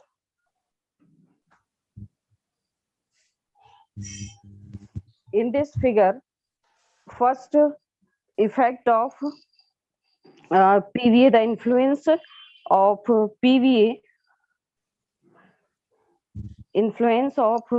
PVA, that PVA content nanocomposite film and mechanical strength varying amount of PVA is range 1.0 to 3.5 gram. Obtain finding as presented, which represent stress strain variation for the varying composition of nanocomposite blend containing different amount of PVA. The result shows the tensile strength increases with increasing content of PVA where percent elongation decreases studies range of PVA variation. The obtained result may be explained by fact that on increasing amount of PVA. In this figure 7, effect of PVA, which shown in the above, in case when amount of PVA starch increases, so blend range is 1.0 to 4.0, the percent of biodegradation steeply increases. The result reveals that percent of degradation greater than when amount of PVA was very nanocomposite blend. The result may be explained fact single starch in prone hydrolysis and biodegradation. And effect of amount of ZNO, amount of PVA. So biodegradation is not very large. The reason of marginal increase or decrease in biodegradation may be PVA is not completely biodegradable under existing condition. Therefore, extent biodegradation is not modified. So due to the decreasing percentage of starch in the blend, the degradation of decreases due to the biodegradation nature of starch as compared to PVA. Similar type of finding has been reported by the other also work. Next, the effect of zinc oxide nanoparticles. Please conclude, ma'am. Yes, sir. Yes, sir. Effect of the result shown zinc oxide in nanocomposite blend. The result may be attributed to the reason that interaction zinc oxide with PVA and starch chains restricted their mobility, that leads to lower water absorption, lower diffusion water molecule into the nanocomposite blend. At last conclusion, the zinc oxide nanoparticles reinforce PVA starch nanocomposite blend film as prepared by sequential dipping of PVA starch film in the sodium hydroxide zinc chloride solution, which enables two formation and reinforced of zinc oxide nanoparticles into PVA starch blend films. The FTIR spectral analysis presence of PVA starch zinc oxide in the nanocomposite blend. The UV spectroscopy reveals that absorb UV radiation in at 380 nanometer, which increases with increasing amount of zinc oxide in the nanocomposite. The XRD analysis indicate the grain size of zinc oxide. The nanocomposite film also displays biodegradation under soil and reveal that percent biodegradation varies chemical composition of the nanocomposite. Thank you. Thank you, ma'am. Any question? Any question from audience or participants? We can take one or two questions. Unless you can contact her personally by mail. Okay. So if you have no question, then I should proceed to next participant. Okay, sir. Thank you, sir. Thank you.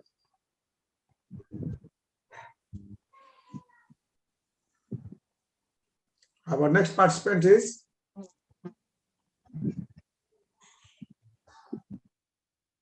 hello. So Poonam Geed. Poonam. Yeah. Yes, sir. OP75 Poonam Geed. Yes. Poonam madam, are you there? Probably she not joined. She has not joined. Sir. Next. We should call next one, sir. Yeah. Ananya Datta. Madam Ananya Datta, have you joined? She is not. She is also absent. Yeah. The next one is Deepti Jyoti Datta, OP77. Deepti Jyoti Datta, are you present? Sir, no response.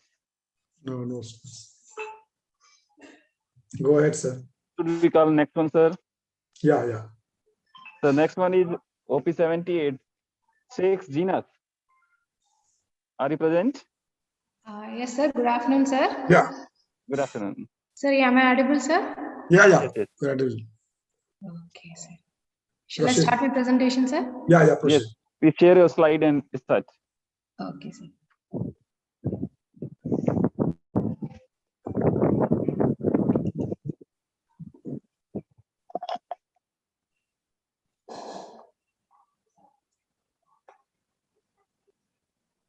Sir, is my screen is visible? No.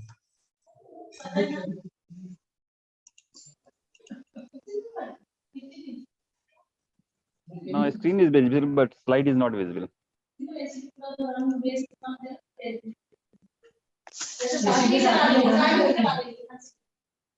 Yes. Now Okay now, sir?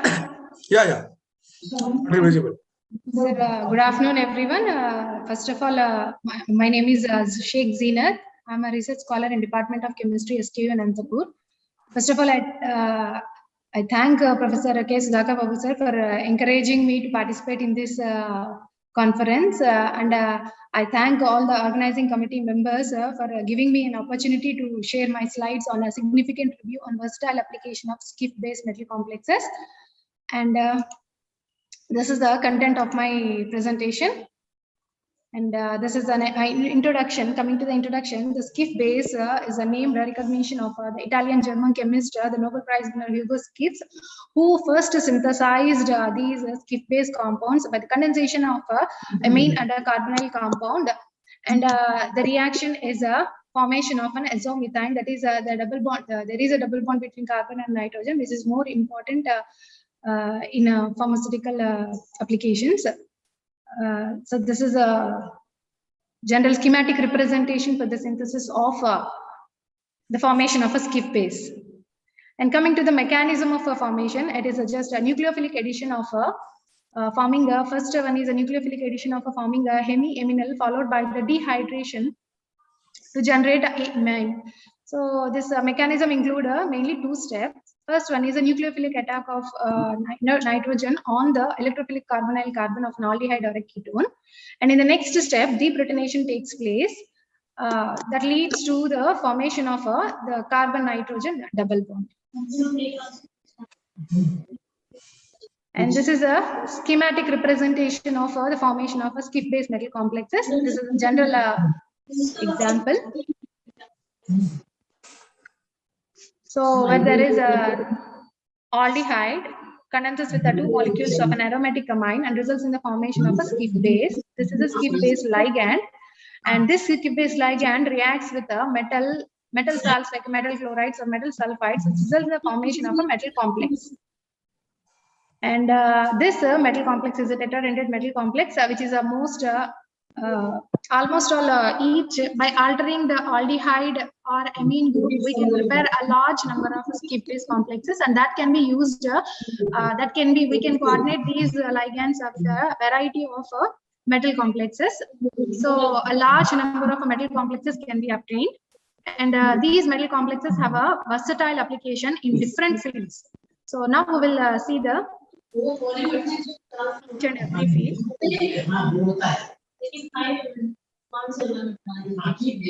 So first one is its antibacterial activity. First we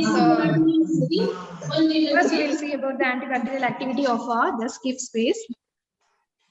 The skiff base derived from the furyl glyoxal and paratolidine shows antibacterial activity against Escherichia coli, Staphylococcus aureus, and Bacillus subtilis and Proteus vulgaris. N5 chlorosalzidine skip bases and its copper nickel complexes shows antibacterial activity towards the Coleobacillus and Pseudomonas aeruginosa.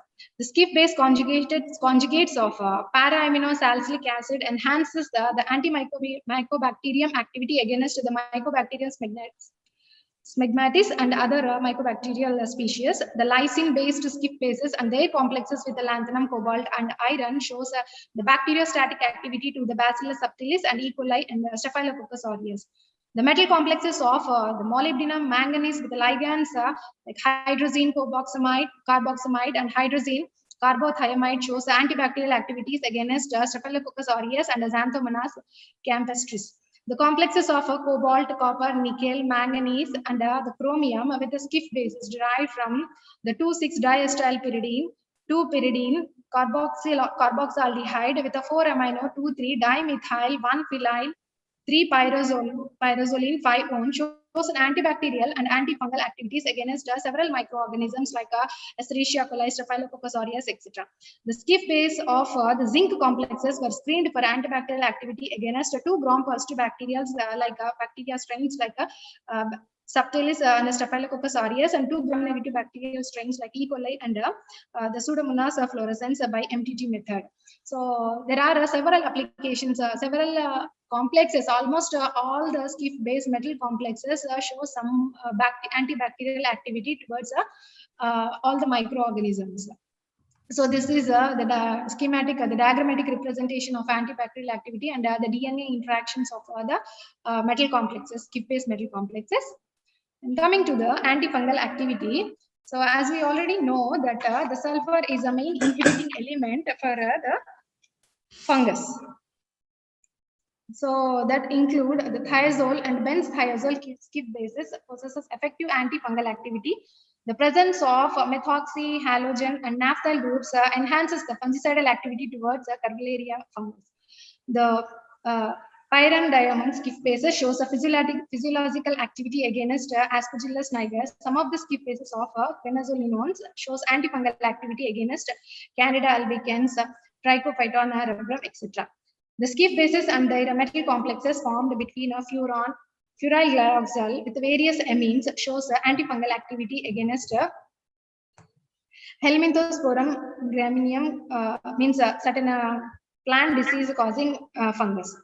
The benz-thiazole or phenyl-azothiazole derived skip bases and the metal complexes shows microbiological activity against Aspergillus niger and Aspergillus alternata. Antimony, tin, and bismuth complexes with the orthotoluene ammonium dithiocarbamide are antifungal agents, antifungal against they act against Aspergillus niger and Aspergillus alternata. The skip bases of salicylaldehyde and O-dimethyl thiophosphoramide and their complexes with the copper, nickel, zinc are effective chemicals to kill the Tetranicus bimaculators. The copper-2 complexes have shown better antifungal activity compared to the ligand and the corresponding metal salts.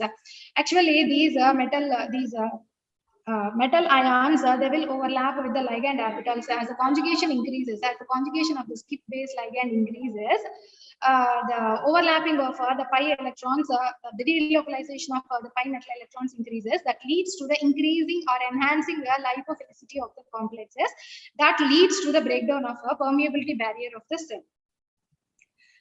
These are some of the applications as an antifungal activities of these skip bases and skip-based metal complexes. And coming to the antiviral activity, especially silver compounds, silver complexes will show inhibition against the cucumber mosaic virus.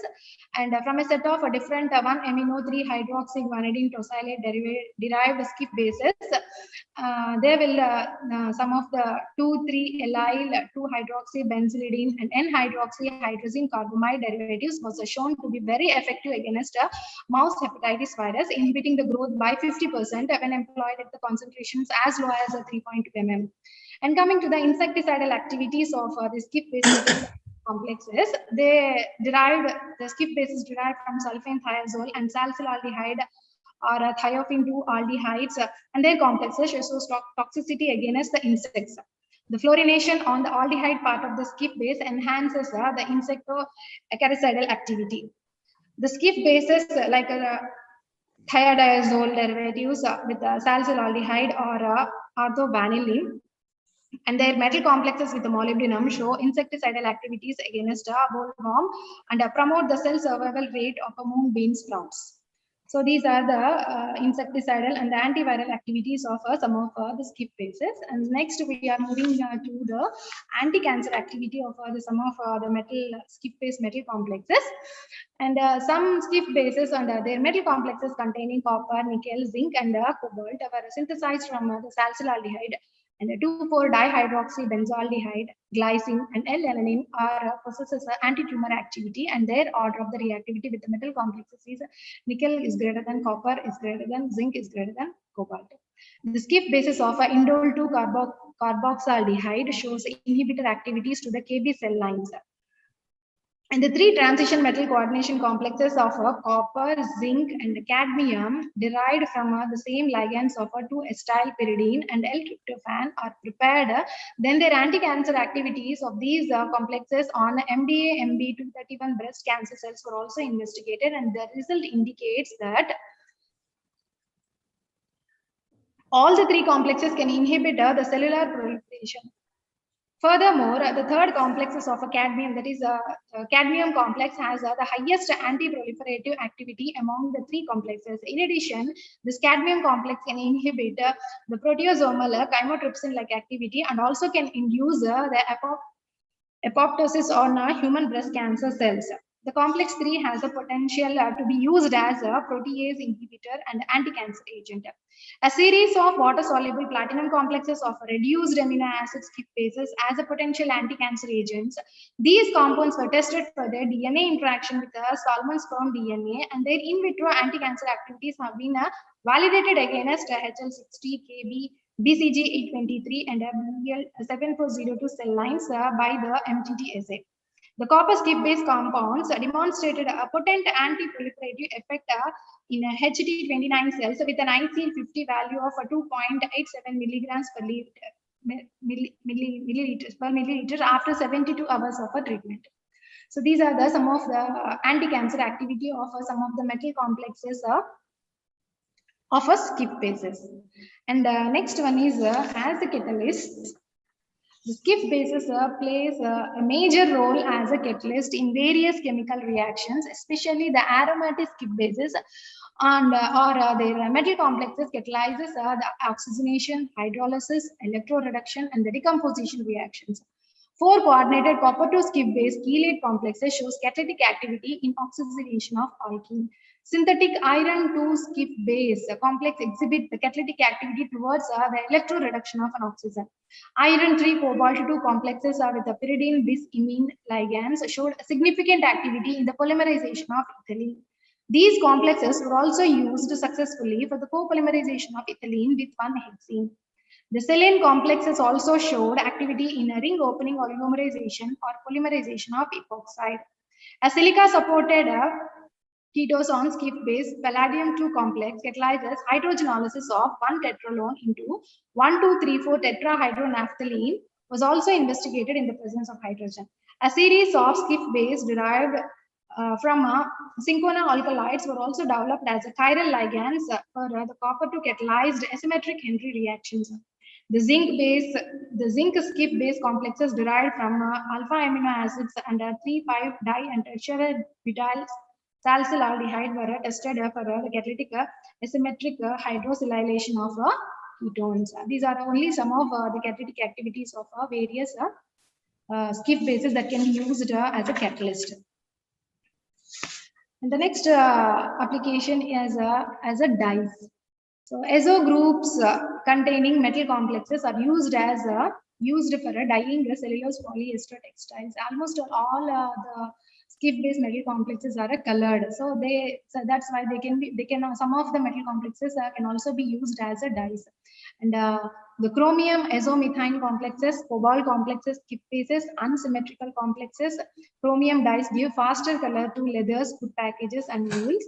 And these skip bases are also used as a reagent for the determination of nickel in some of the natural samples.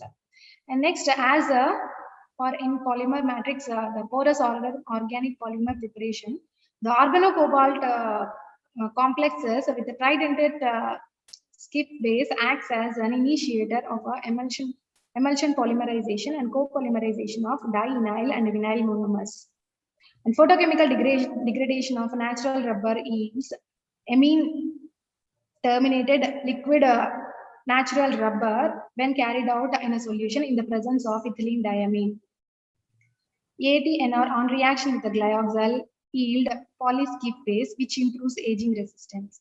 The skip base was synthesized by the condensation of a melamine and 3 molar equivalents of aromatic aldehydes like 4-nitrobenzaldehyde, 2-hydroxybenzaldehyde, 3-hydroxybenzaldehyde, and the 4-hydroxybenzaldehyde can be used as a porous organic matrix that can be used for the absorption of various gases like carbon dioxide, nitrogen, and some of these polymer complexes, organic means porous organic polymers, can also be used for the treatment or for the removal of some of the toxic metals like lead, mercury from the polluted water.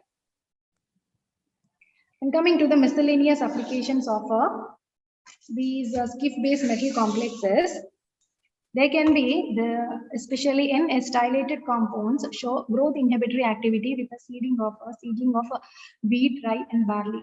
Skip bases shows remarkable activities on the plant hormones such as the auxins and on the root growth. And several skip bases also possess anti-inflammatory, analgesic, allergic inhibitor, and radical scavengers like antioxidant action also shown by some of the skip base metal complexes. And the skip bases of hydrazine carboxamide and hydrazine and metal complexes of dioxo, molybdenum 4 and manganese 2 might alter the reproductive psychology. And skip base linkage with the pyridoxal 5-phosphate from lysine to alanine or histidine abolishes the enzymatic activity in the proteins. The magnetic skip bases like ferroferric oxide skip bases, the composites are prepared and could be efficiently removed for uranium ions in the aqueous solutions.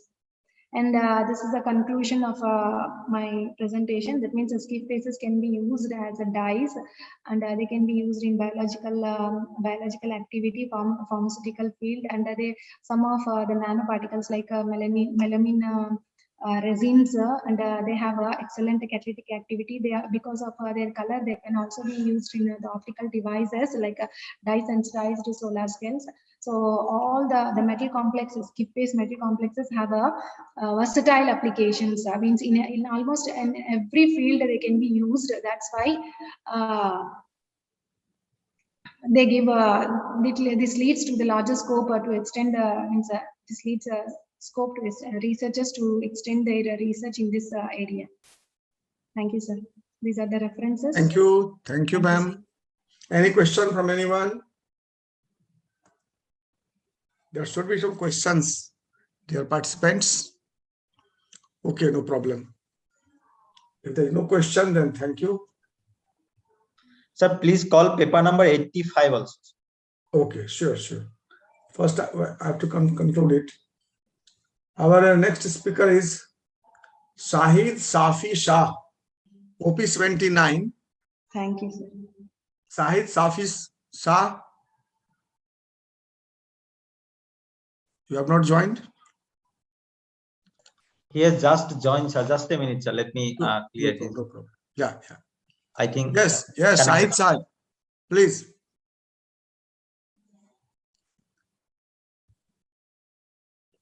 He has to unmute. Please unmute, Mr. Shahid. Please unmute. Yeah. Okay, sir. Very good afternoon, sir. Very good Yeah. afternoon, sir. Thank you. Go on. Please give me a few minutes. No problem. No problem. Because it has disturbed me a lot mentally. Okay, no problem.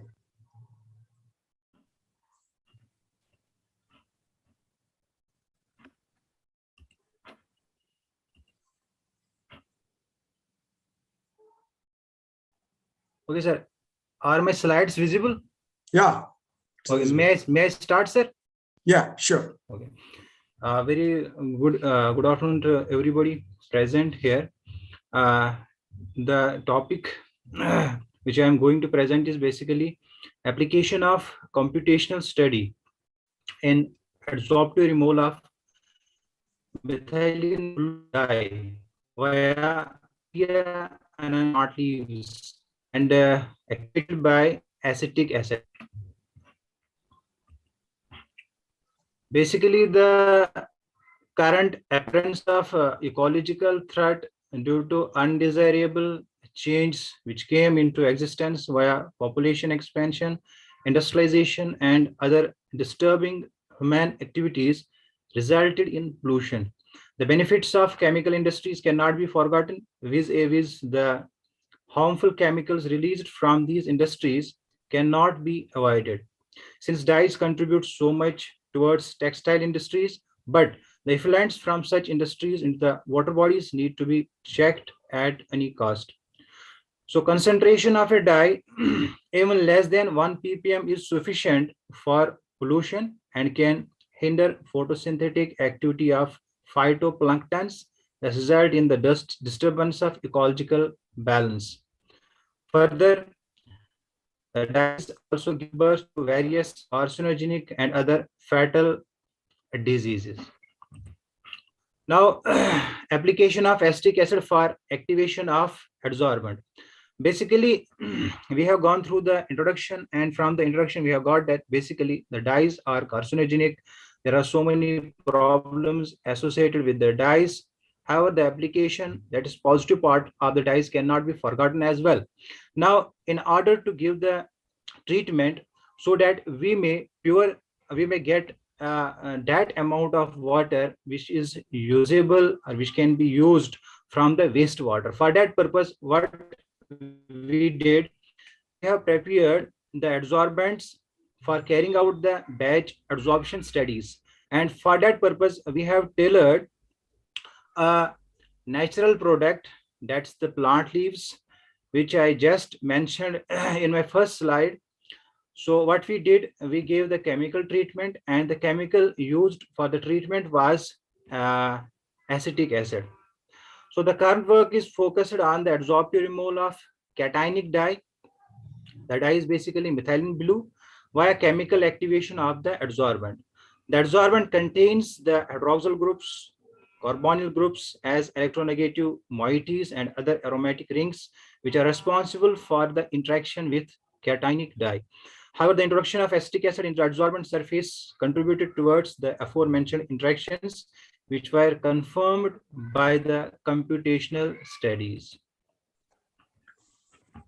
Now, application of computational studies. What we did, we calculated the Fichte functions.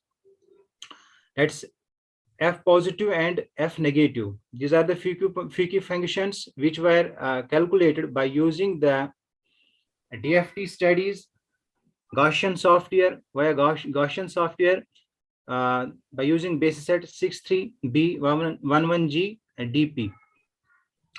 What we found basically electron deficient and electron rich sites in both chemically activated adsorbent, which we have tailored, and methylene blue dye, which we wanted to remove basically from the aqueous solution, which we had synthetically polluted. Now, from the figure, the figure is basically on the next page.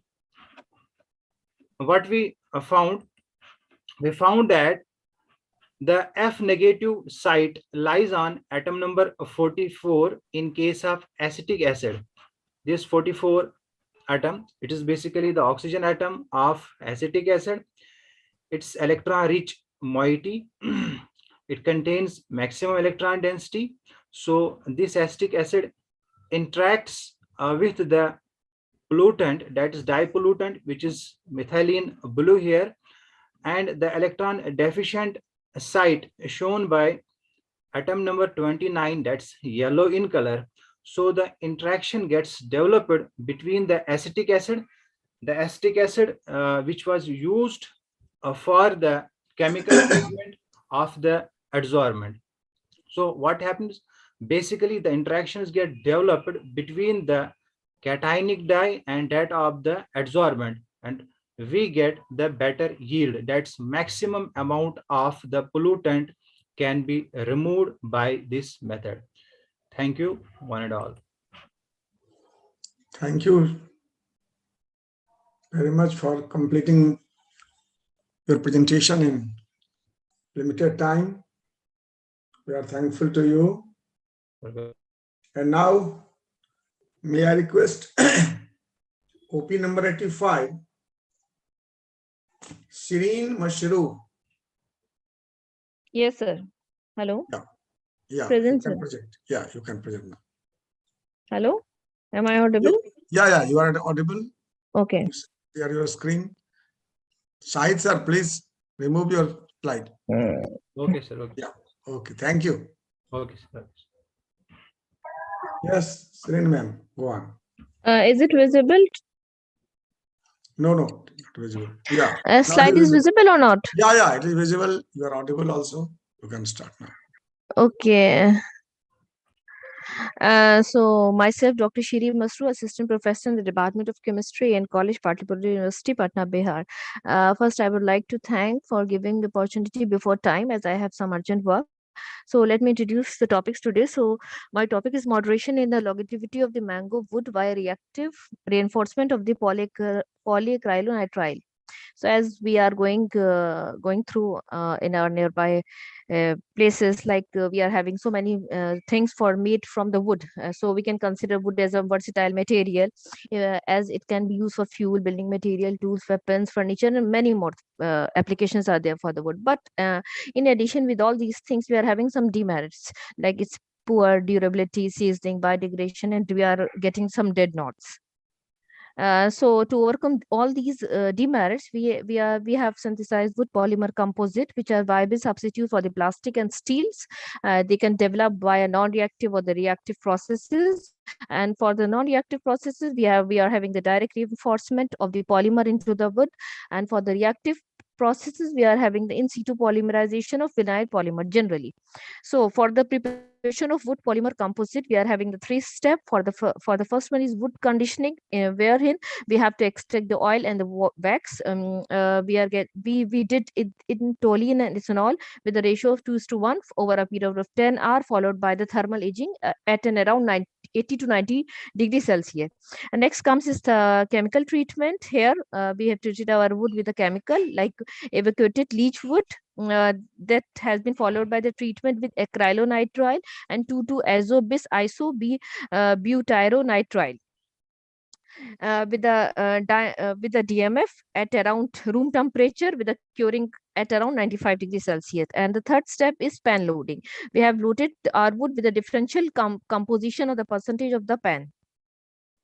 So we have demarcated and we have characterized our samples via SEM, scanning electron microscopy, like before wood which is unprocessed. We have seen the granular morphology with the knots and voids in the mango wood, and after the processing, those knots and voids were diminished up to a certain level, and they are associated with the pan, which have been clearly seen in a non-uniform manner.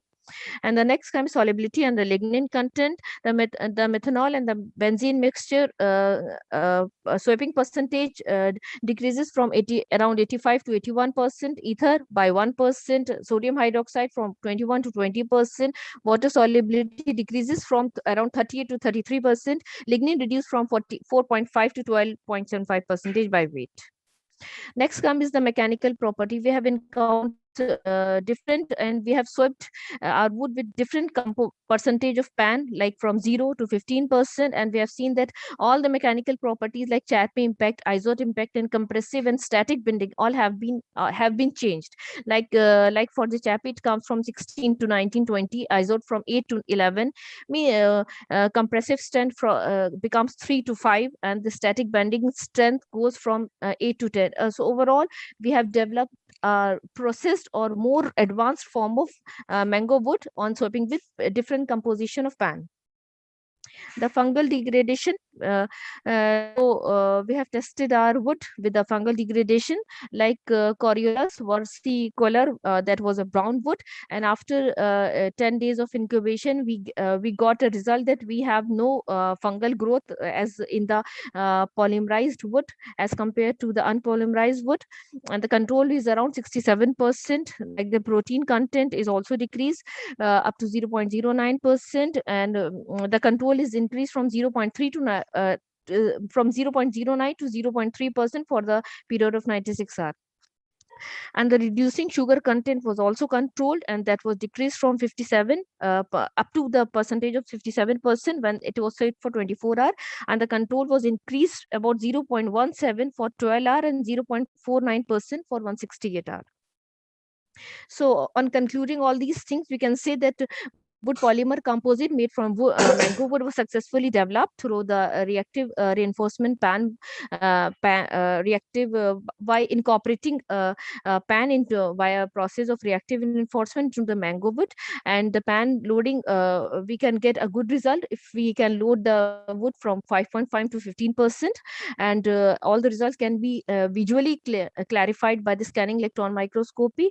And the pan with a percentage of 8.75 shows a good enhanced mechanical durability, and we can get a better result when we load a pan with a 15%, and we can get a result for hot water, organic solvent, caustic soda, biodegradation. We can go through for different chemicals also, and for this specific fungus variant which we have been used, Coriolis vascular.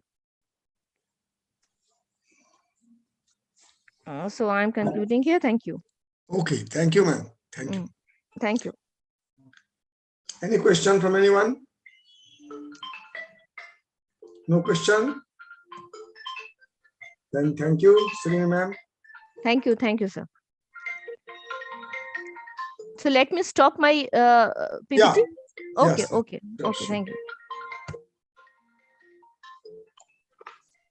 Now, I should read out the name of the person. Sir, please who are conclude absent. the session. Sir, please conclude the session. Yeah, but just I'm reading the names of the persons who were not present at the time. They are Nikita Chetri, Poonam Geet, Ananya Datta, Deep Jyoti Datta. Nobody is present? Okay, no problem. So now this session is over to Professor Sangeeta Jha, SMIT, and Dr. Jaideep Biswas for conducting technical session 11. Welcome, ma'am. Okay, thank you, sir. Let's conclude the technical session 10. Now, good evening, Dr. Saurabh Paul, sir. Sir, please unmute, sir. Sir, please unmute. Yeah, just wait for 1 or 2 minutes. Huh? Yes, sir. Yes, sir. Yes. I just had another meeting of the Senate just getting over. Okay, sir. Okay. Just 1 minute. Okay. Dear participants, now we have invited talk by Dr. Saurabh Paul, sir. Sir is Director IISER Kolkata. I'm handing over to Dr. Amish Sharma, Associate Professor, Department of Chemistry, Sikkim Manipal Institute of Technology, to introduce Dr. Paul, sir. Maybe after 2-3 minutes. Some change is there, no? No, it's okay. I'm ready. Yeah. Whenever, yeah. That's okay. Yes, sir. Yes, sir. Good evening, sir. Yeah, good evening. I'm sorry for all the changes. No problem, sir. No problem, sir. I had a Senate. Yeah. Good evening, sir. It gives us immense pleasure in welcoming Professor Saurabh Paul to this conference. Just to give a brief introduction of Professor Paul. Professor Saurabh Paul is presently the Director of the Indian Institute of Science, Education and Research, Kolkata. He was formerly the Director of CSIR NCL Pune and worked at NCL Pune for almost 33 years. He was also a Professor of Chemistry at IIT Bombay. He was instrumental in setting up the Electronic Structure Theory group at NCL. He is a distinguished theoretical chemist and has contributed to methodological and conceptual developments on many body electronic structure theory, to the area of density-based chemical reactivity, as well as to catalytic and hydrogen storage materials using computational material science. He has made outstanding contribution to the development of rigorous ab initio theory for molecular electronic structure in particular, in the various aspects of multi-reference coupled cluster approach to molecular properties, including spectra and other allied areas. He delivered the Charles Coulson Lecture in University of Georgia in 2014. He obtained his 5 years integrated master's degree in chemistry from the Indian Institute of Technology, Kanpur in 1977. He received his PhD degree from Kolkata University and joined NCL in 1982. He was a PDF at the University of Florida, Gainesville, USA between 1986 and 87, and he has been a humble fellow at the University of Heidelberg, Germany in 1987. He has been a visiting professor at the University of Arizona, Tucson, USA, University of Toruń, Poland, and the Institute for Molecular Sciences, Okazaki, Japan. He also holds the adjunct professorship at ICR Pune and IIT Goa, as well as a visiting professorship of Ashoka University. He served as the president of CRSI India for 3 years from April 1 to 2014. April 1, 2014. He was a member of the Executive Council of the Federation of Asian Chemical Society and is presently a member of the board of the newly set up Commonwealth Chemical Sciences. In addition, he has served in several important scientific committees in the country. He is presently the chairman of Chemical Division Council of the Bureau of Indian Standards. He was a member of the Council of Indian National Science Academy, New Delhi.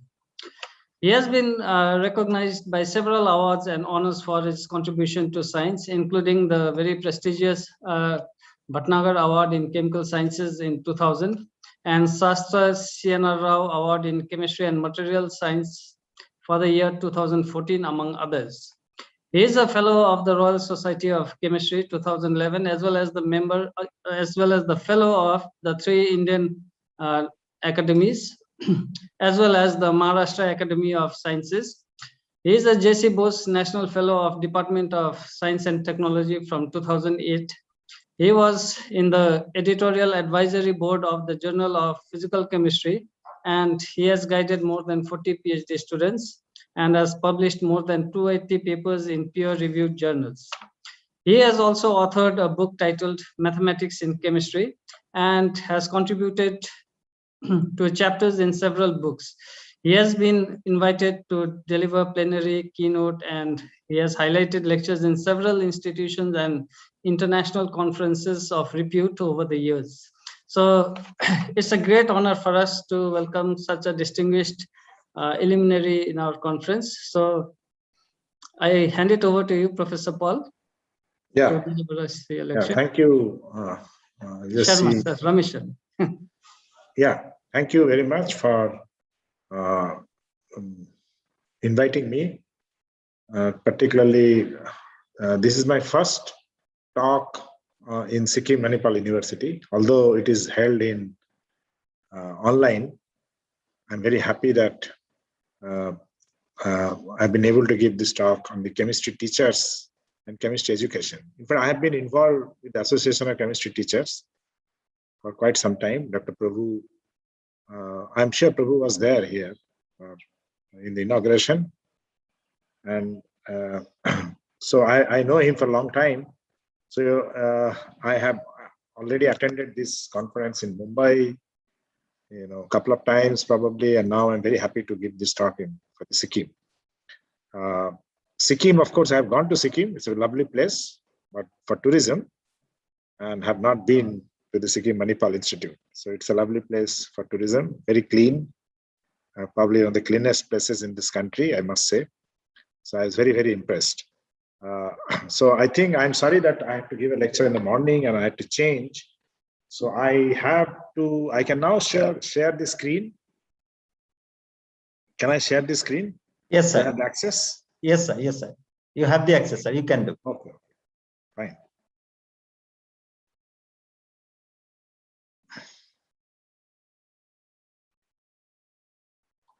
Can you see the screen?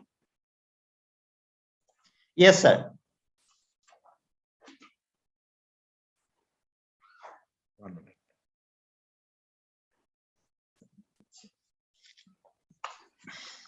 Some problem.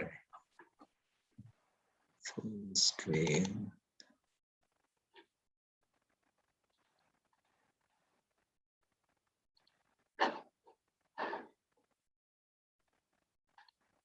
Can you see the full screen? Yes, sir. Yes, sir. Visible. Okay. It's visible, right? Thank you. So what I'm going to talk about is more actually on the little bit, not more, chemistry education in the light of NEP. I hope, has NEP been discussed in this meeting? No, sir. So there is a national education policy that you might have already heard, right? I mean, all of you know about the NEP 2020, which the government is now trying to implement all across the country. So one of the major thrusts in the NEP, I'm not going to discuss all of NEP, that is the research and innovation. So how research and innovation can be brought together and in the context of chemistry teaching. And that is what I'm going to, because it's a Chemistry Teachers Association. So are the attendees mostly from the colleges around in the Sikkim area? Those who are attending? So it is from all over the country, sir. All over the country. Okay. Students are also there, postgraduate students, Right. scholars. Yeah. So let me show, of course, the city in which I grew up. Professionally, I grew up, not my childhood or something, but professionally, I grew up in the city of Pune, which is on the bottom right. It's the city of Vada and the forts. So I think all of you know this rich history, the Maratha history in Pune and Peshwas in particular. Then, of course, I moved to Mumbai at IIT Mumbai. Of course, all of you know Mumbai. It's a great city. So these are the two cities in the Western India where I did all my professional job. Although I did my master's at IIT Kanpur and then PhD in Kolkata. So on this side, I didn't really work in Kolkata or around Kolkata till I came to ICR Kolkata about 4 years, 3 months back.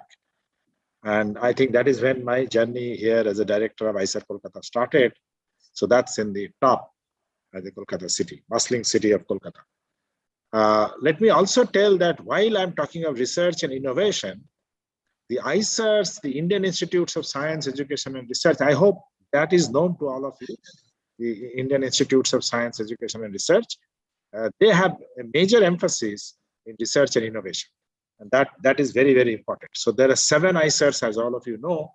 Pune and Kolkata, or Kolkata and Pune came at the same time.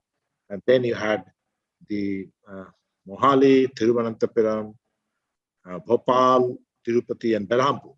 So we have the 7 ICERs, which are basically trying to give degrees of undergraduate degrees of BSMS, integrated PhD, as well as normal standard PhD.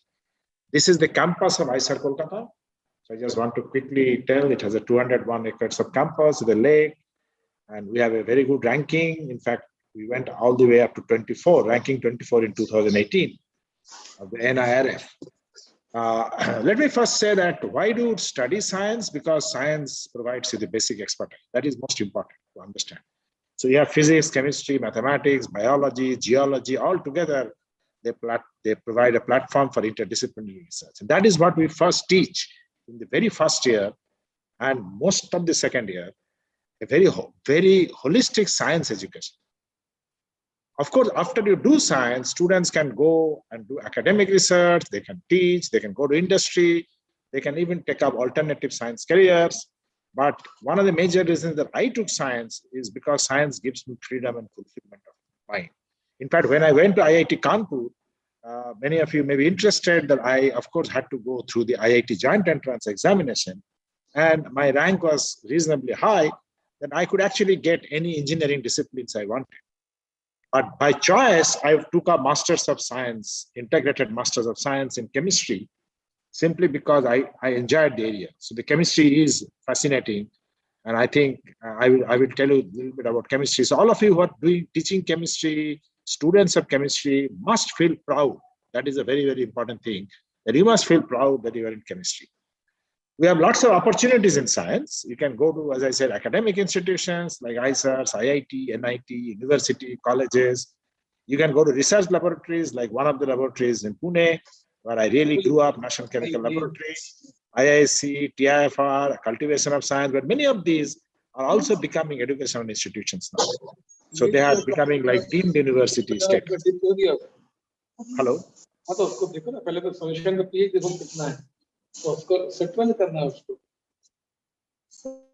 Hello. Sir, please continue. I think some disturbance. I have muted, sir. Yeah.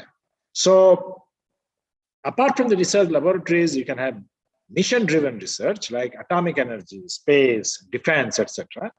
R&D, industry R&Ds, and large opportunities are opening up in the country. And I think particularly because of the COVID, there'll be tremendous opportunities, particularly for the pharma industry. We also have entrepreneurship, startup, what I call deep innovation based on high science. And then we also can have opportunities for research, international collaboration, so on and so on. So today there are lots of opportunities, and I must tell the students this particular thing. Industry R&D is something that you have heard, but I must say about entrepreneurship. Today entrepreneurship has become very, very important.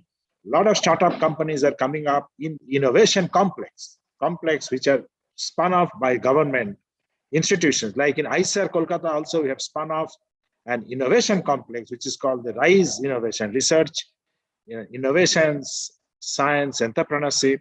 And we are looking for startup companies to come up and start very new idea.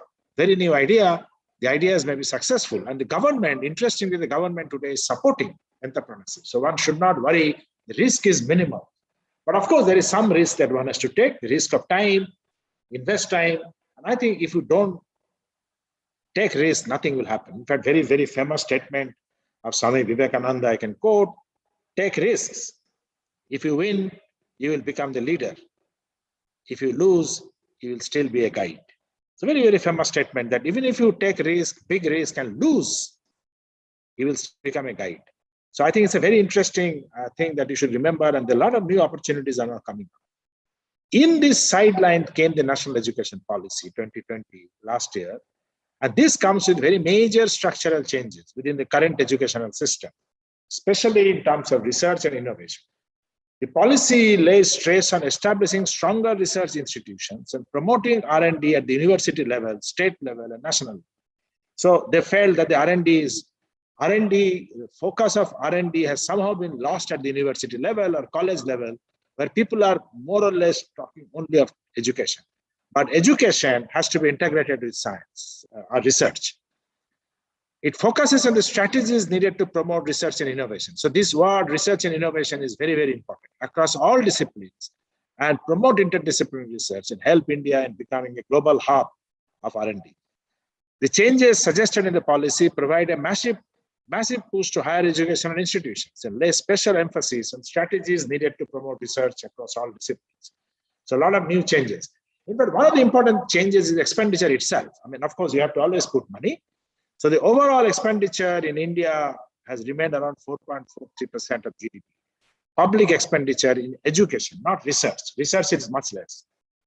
So the government proposes to increase it to 6.6% of the total GDP under the NEP. The expenditure on research and innovation is now only 0.69% of GDP, and this has to be increased to be competitive with US, China, and South Korea. So this will be integrated with the education. This will have a massive push. Higher educational institutions, which are very often called HEI, they are part of this multidisciplinary education. They have to focus on research and innovation, as I told you, through startups, incubation centers, technology development center. That is very, very important, that centers which will develop new technology. Centers in frontiers area of research, greater industry academia linkage, as well as interdisciplinary research, including humanities and social sciences. This is a very important part. When we are doing natural sciences, the NEP says that there has to be a very liberal, holistic education of humanities and social science. In fact, I am now involved also with Ashoka University, which is a wonderful university in terms of holistic education. So I think this is a very, very important point that the government, the HEIs have to do now. All higher education institutions have to do. The present government led by Prime Minister Modi has prioritized a diverse range of issues related to research and innovation, attract funds for the RNI, which is research and innovation, how to administer funds, network with global financing agencies, project drafting, monitoring, evaluation. Furthermore, considering outstanding research as a prerequisite for education and development. So this is very, very important, that if you want to be a good educator, you must do outstanding research. The new policy will suggest introducing changes in the institutional and financing system of research and innovation in the country, because this requires really a structural change. And this brings in a very important component called National Research Foundation, NRF. So one of the suggestions is that to bring all research funding, the seeding across the country under this foundation. But this foundation will not be the only means of research, only means of finding, but this is going to become a very important point where we can converge. So R&D and a path of long-term sustainability and rapid growth, thereby broadening the existing research horizons and filling the existing gaps. And I think this is very important that the funding has to really come up. The NRF will be established by an act of parliament. That's a fundamental change, which will provide greater credibility and legal authority to promote research within the country. And government is looking at 20,000 crore annual grant, which is approximately 0.1% of GDP, which is not much. But this is only in terms of research fund. When you're talking of R&D budget, it means everything: manpower, institutional support, infrastructure. But the grant alone, they want to raise it to 0.1% of the GDP, which is much less today. And then slowly they will increase it further over the years, the way the development will take place.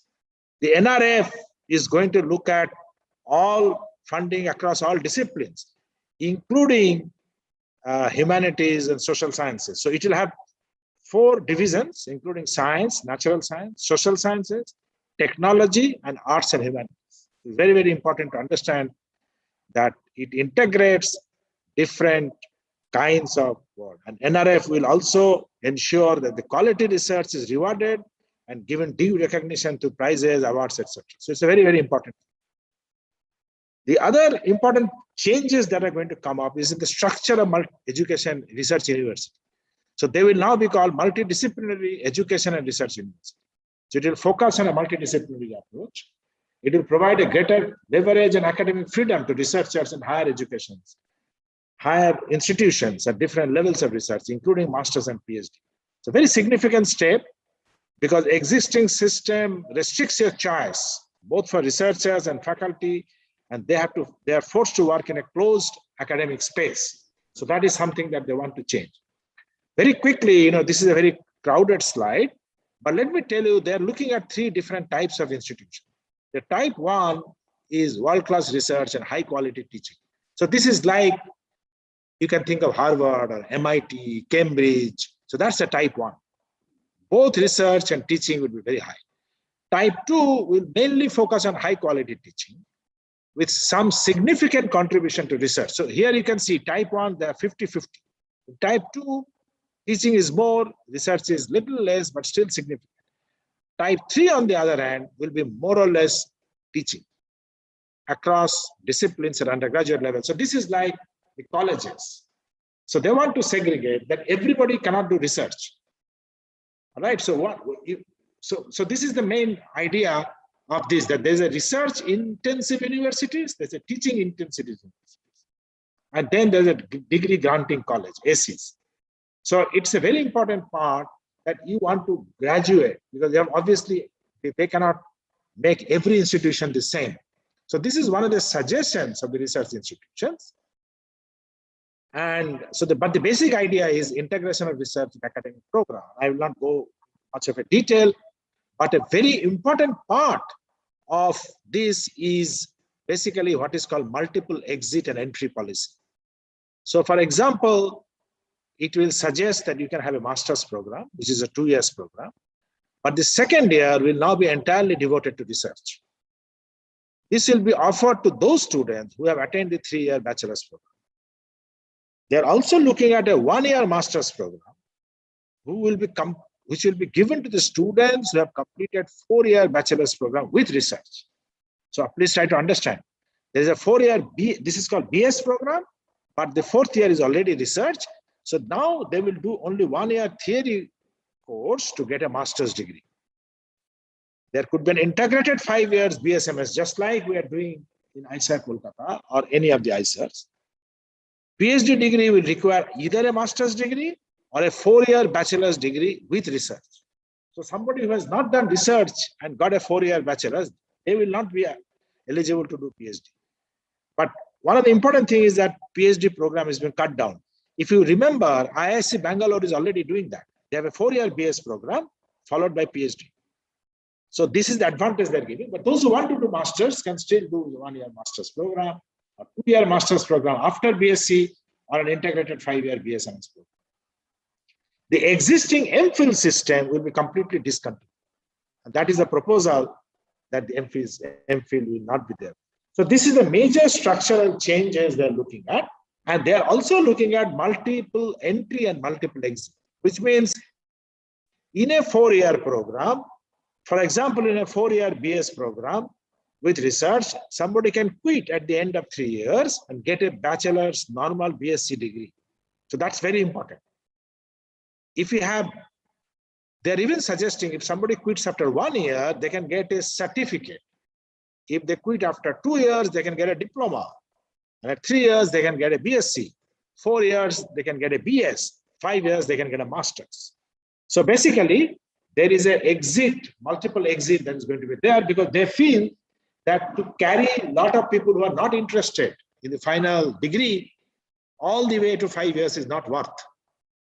So those who want to go out of the system with certain skills and work for the country, they can do that. So this is basically the idea of a skill development program. What does chemistry come in here? Of course, much of this, once it is implemented, many of you have to do. All the universities, colleges have to do. So I just thought I would tell you. The research and innovation part, the focus of this talk, is something that chemistry integrates very nicely. Chemistry already has research and innovation in a very big way, in an integrated way. And that is what I'm going to tell, that it has a hierarchy, it integrates research with education. Of course, there are a lot of challenges that have come up due to COVID and online learning. But one of the things that we have to know that the fundamental science cannot be predicted. Is it a curiosity-driven science? Not necessarily. Curiosity-driven is only one aspect. You can have a necessity-driven. You can have an accidental-driven. There are a lot of interesting examples, like Archimedes, who actually developed his theory because of a necessity, that the king challenged him. Then there are accidental science like Kekulé. I shouldn't say Kekulé. There are accidental science like the discovery of urea, which was discovered accidentally. Then there is a science which was out of dream. And that's what I wanted to talk about Kekulé, who dreamed that this snake is seizing its tail, and he came up with a benzene structure. Then, of course, there is a curiosity-driven research, many of them. And the best example is Isaac Newton. I mean, I just can give 1 or 2 examples. So the science is very, very important. But education is a driver for science. So that is what we are all supposed to do, universities, IIT, ICER. But what is that education? That is very, very difficult. How do you educate? How do you give interdisciplinary education? That is very, very important.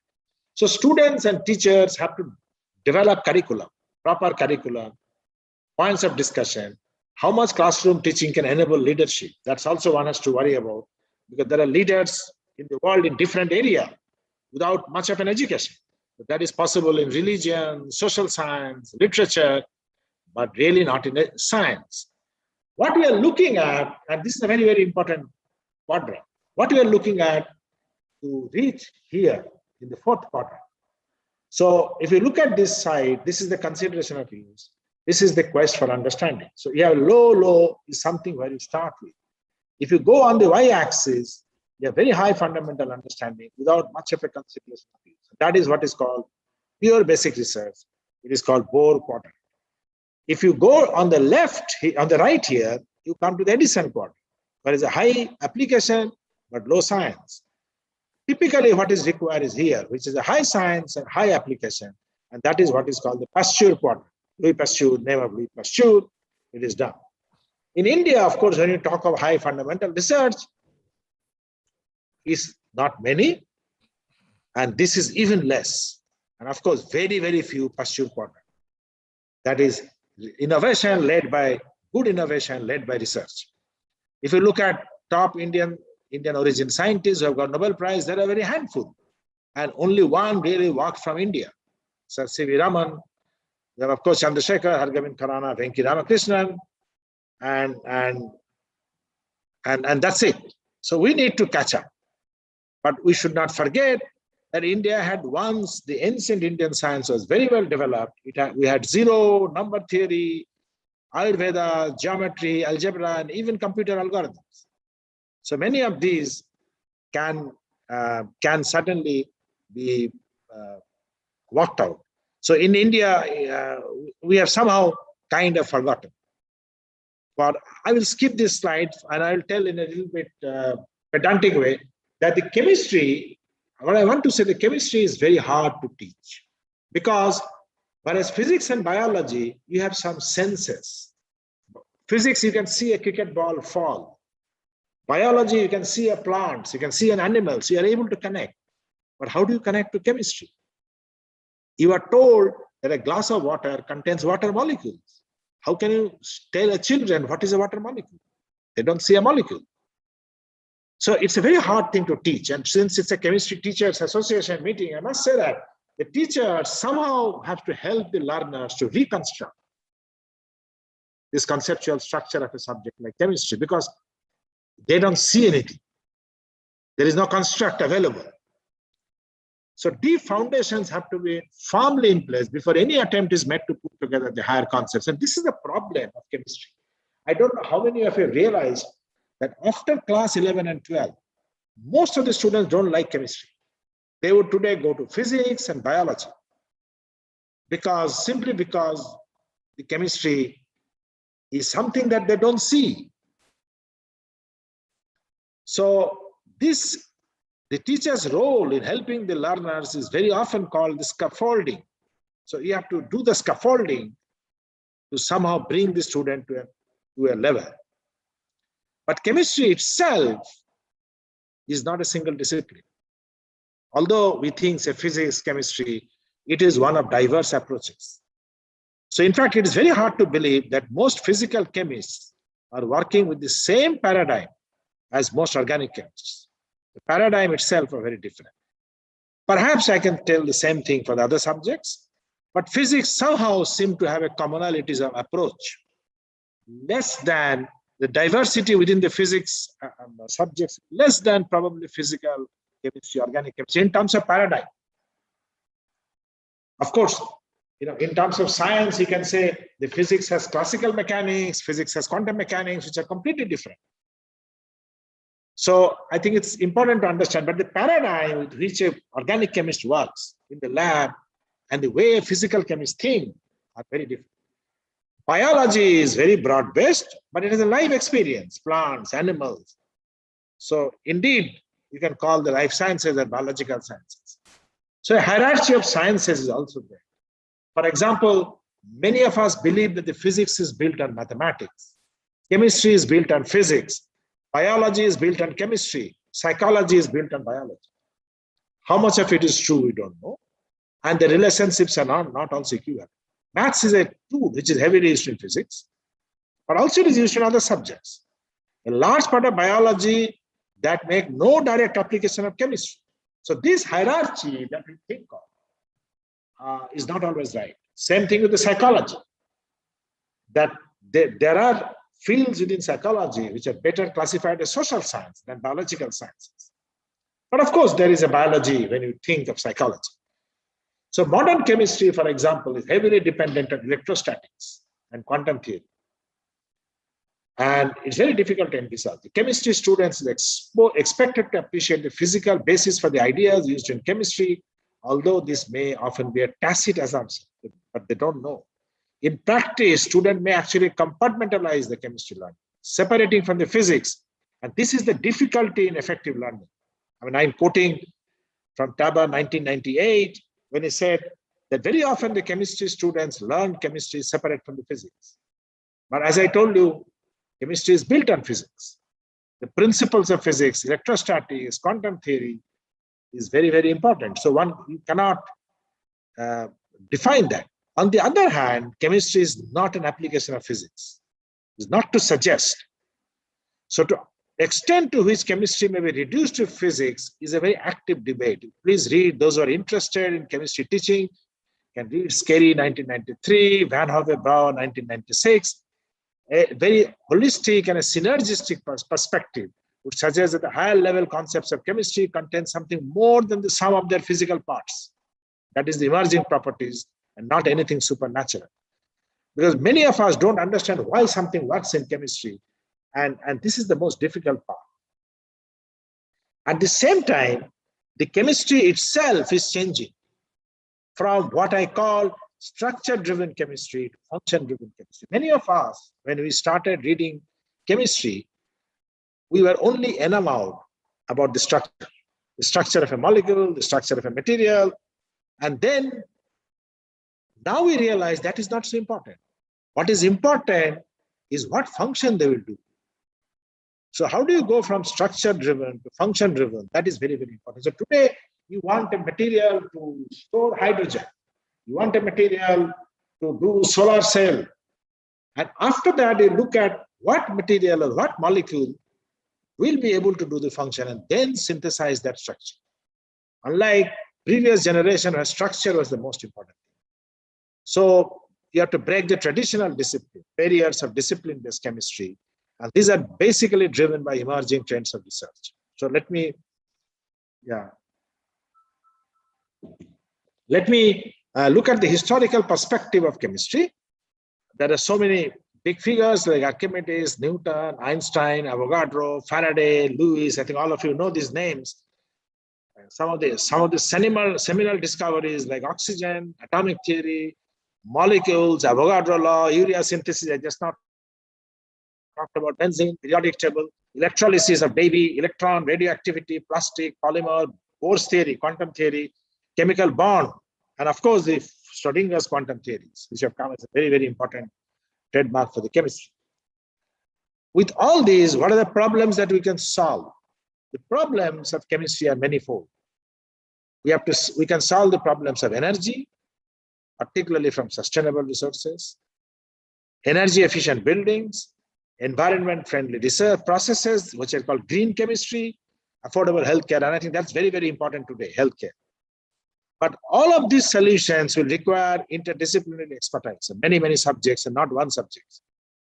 For example, when you look at sustainable forms of energy, what are we talking about? We're talking of solar energy, where sunlight is stored, converted to heat and electricity and other usable forms of energy, as well as chemicals. We have wind energy, where wind can be harnessed to have a usable form of energy. Fuel cell, and I just now talked about the hydrogen. Hydrogen is a very, very effective source of energy because it's very small mass. And if you look at gravimetric energy that can be produced by burning hydrogen, it's very good. But importantly, hydrogen is a clean fuel. It goes to water. But the problem with hydrogen is the storage. With hydrogen, is very unsafe. So how do you store them safely? So you have to produce hydrogen, you have to store them, and then you have to use them. These are three different things.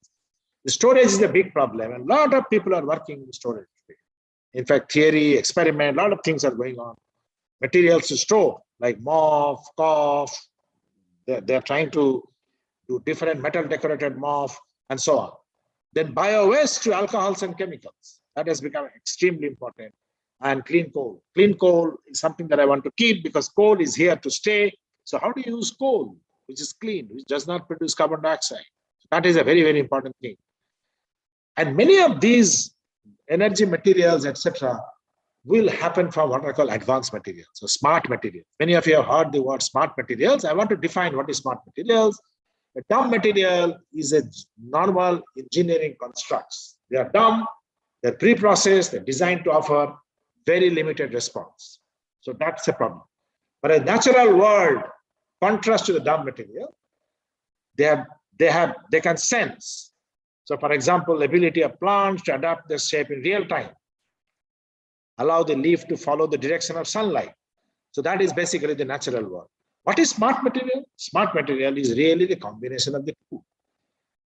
The materials which will be made by man, which are right now dumb material, but will have the ability of the natural world. So man-made materials and structures which are intelligent. So a structure, for example, which could give engineers a report on the problems or having ability to counteract unwanted conditions. So if there is a crack in a building, can you have a building which will give a report to the engineer that there is a crack and the crack can actually be corrected?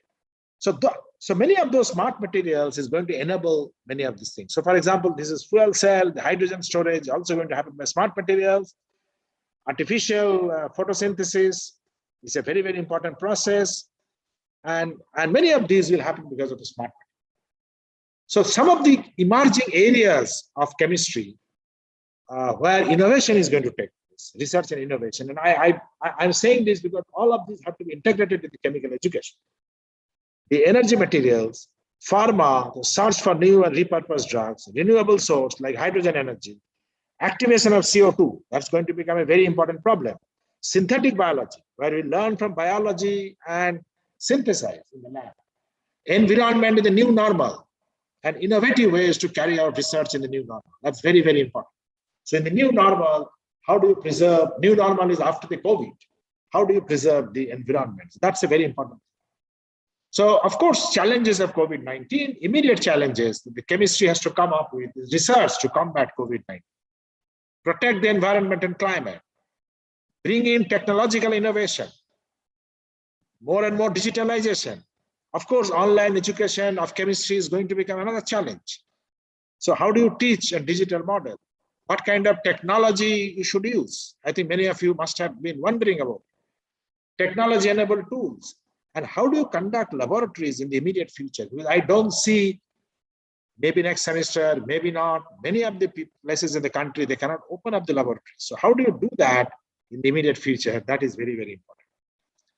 While chemistry is revolutionizing the research and innovation and bringing them together, I should say one of the subjects of chemistry, which is helping integration of different subjects from mathematics, physics, computer science, chemistry, biology, is broadly, I can call computational chemistry. So you use theory, computers, and fast algorithms and solve complex equations from the theory. Predict in computer structures and properties of molecules. Predict reaction between the molecules, whether the reaction is fast, reaction is slow. Dynamics of evolution, model new material, biological activity. So many of these things, before you do the experiment, can actually be done in the computers. And that is going to make a huge difference. I will end my talk by giving, because my time is just about running out. So I should say that in our group as a research, because I did not talk about my own research, we have been very, very actively doing research. In fact, my students are very, very active. Even this year, we could publish 10 papers in 2021. And I hope the research is the one thing that I always believe, whether you are doing administration or not, you must continue to do research. That's a great thing. And research keeps you focused. So we have been working mainly on electronic structure of molecules, spectra of confined system, descriptors to address reactivity of molecules, then develop a many-body coupled cluster method. This is something that I continue to do. Develops several non-iterative approximation of density functional theory, and then lots of interesting applications for zeolite, catalysis, hydrogen storage materials, molecular electronics, and very recently, we're also working on metal dichalcogenides like molybdenum sulfide, tungsten molybdenum sulfide alloys for battery materials, anode materials. Many of them are computational work, but we are predicting what will be good battery materials, what will be good hydrogen storage materials, and more recently, we are doing CO2 activation. All of you know CO2 activation is a very, very important problem. So we have big projects through the imprint. We are looking at CO2 conversion to methanol, formic acid, and so on. I should say that the research has also allowed me to travel across the country, across the world, just glimpses of some of the interesting places, like this is a place in Prague, in Czech Republic, all of you know. This is in, this I don't remember, but I think it's in the Monte Carlo, Monaco. It's a very nice place. This is in Monaco. This is in Japan. This is probably in the US itself. This is in Japan when I was a visiting professor. So many of these things that you get, you also, what I'm trying to say that when you do chemistry, when you do science, you also come to know the culture of the other people, are able to interact, and it's really wonderful time that you can have while doing international collaboration. I talked about the international collaboration in the beginning, so I thought I would just finish with that. Some of my slides on the education were taken from Adura and Skerry's book, Aduram 2001, Jacob 2001, the philosophy of chemistry, and so on.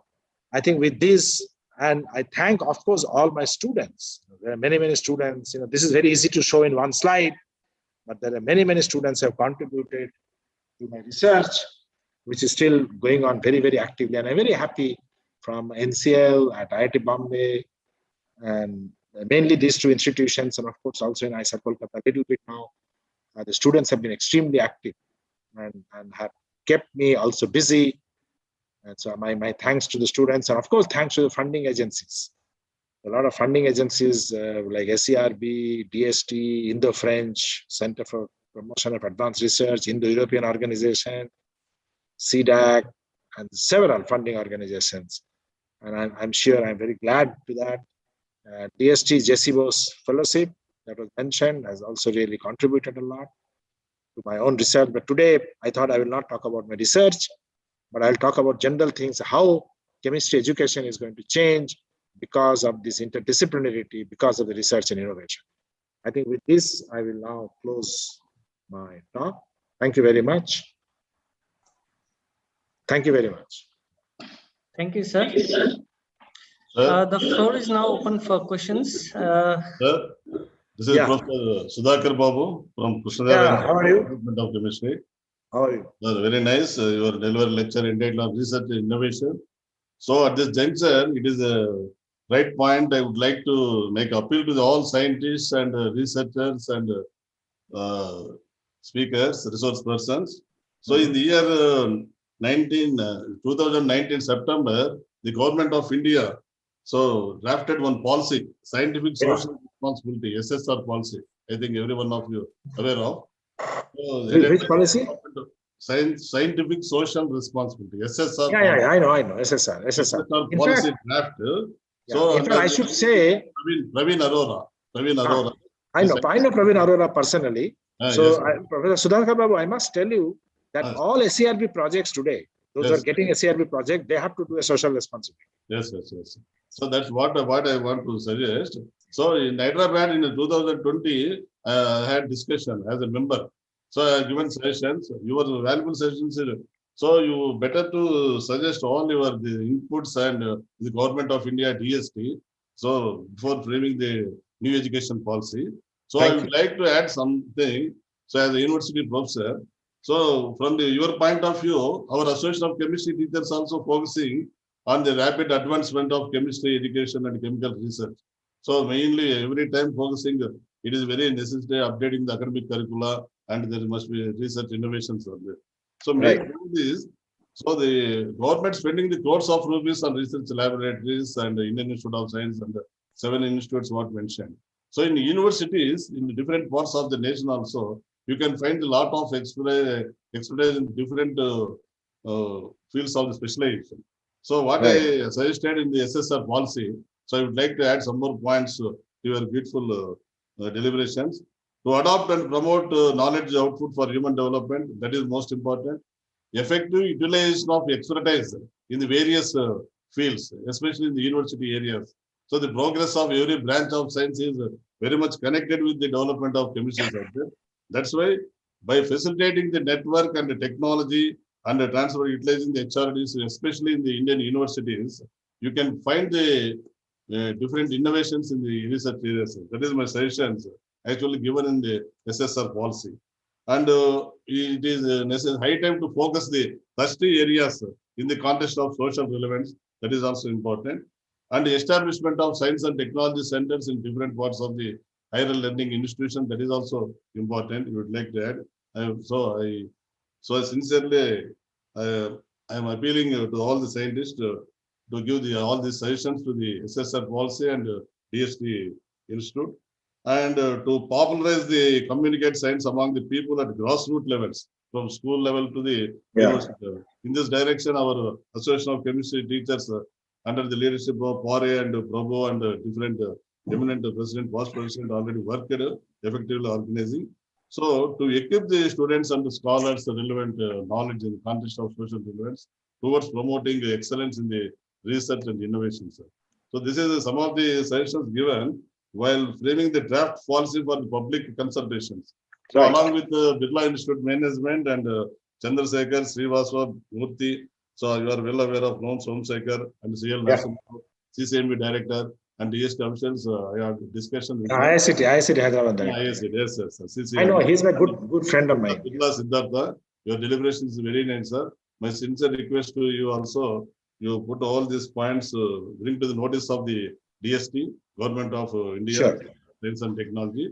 So I already sent some of the suggestions, so towards the effective framing of the SSR policy, sir. Yeah, I will do that because Chandra is a good friend of mine, so I'll talk to him. Okay, sir. Because we have been in CSIR together. I was in NCL, he was in ICT Hyderabad. I heard about your name, sir. Yeah. Okay, this is my suggestion. Thank you. Thank you for giving me an opportunity. Thank you very much. Yeah, thank you very much. Sure. Thank you, sir. Thank you, sir. Professor Prabhu, I think he has raised his hand. He may have a few things to say. Professor Prabhu.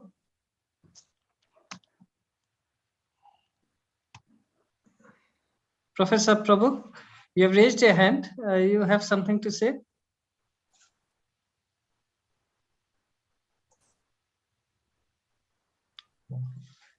I think President sir is there, act president.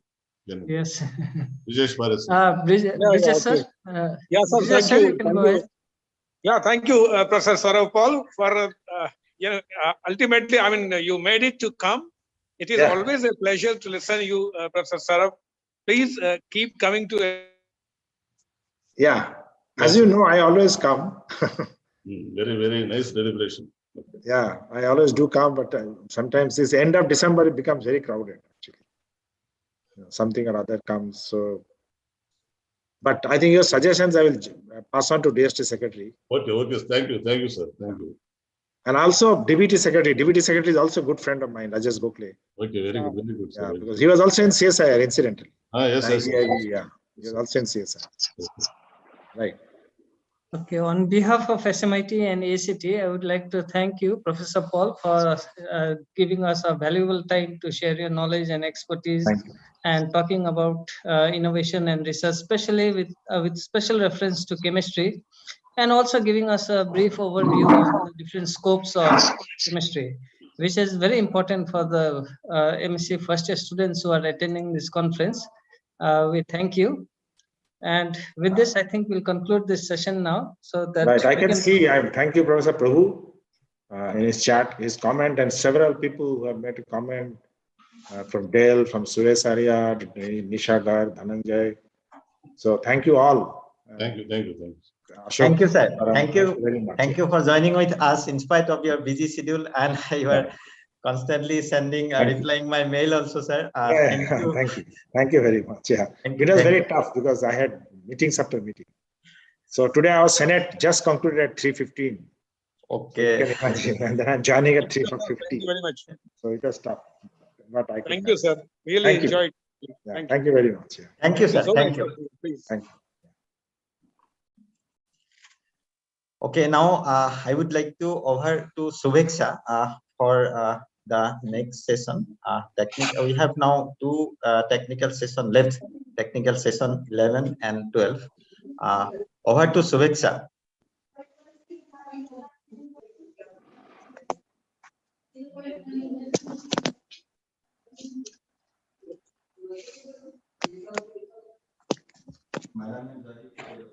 Yes, sir. Thank you, sir. Now, we shall start our technical session 11. The session will be chaired by Professor Dr. Sangeeta Jha, SMIT, and Dr. Joydeep Biswas, SMIT. Ma'am, are you there? Yes, thank you, Subheksha. So, yes, ma'am. Ma'am, I kindly request you to please take over the session. Yeah. Thank you, Suveksha. Good afternoon to all research scholars, students. We will be starting technical session 11. There are total 8 participants, and the time limit will be 10 minutes, and then question answer session. So number 1, Ankusha, are you there? Ankush?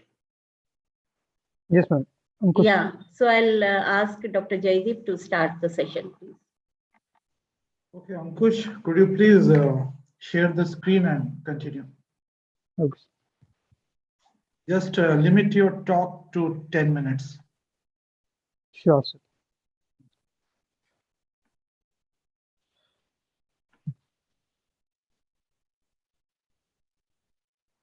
I hope my presentation is visible. Yeah, it is visible. You may continue. Good evening to all the organizers and presenters present here, and to all the other participants. I am Ankush Kondal, Bachelor student from Department of Polymer Science, Bhaskaracharya College of Applied Sciences, University of Delhi. At this conference, I am going to present my paper whose topic is Extraction and Application of Chemically Modified Cellulose from Rice Husk. So starting with the general introduction of cellulose. The main sources of cellulose are, for the industrial purposes, are wood and cotton. So cellulose is the main component of paper, cardboard, and textile, wood of cotton, flax, or other plant fibers. It is white crystalline solid and tasteless, odorless, and biocompatible, and has strong affinity to itself and materials containing hydroxyls, mainly water. So in this paper, I've collected cellulose from rice husk and converted it into chemically modified cellulose, and then incorporated that cellulose into PVA to prepare a composite film for packaging. So I have taken why I have taken PVA and cellulose. So as PVA and cellulose both were biocompatible and can be used for biodegradable films. And second thing is they give a both combine to give high mechanical strength and high plasticity.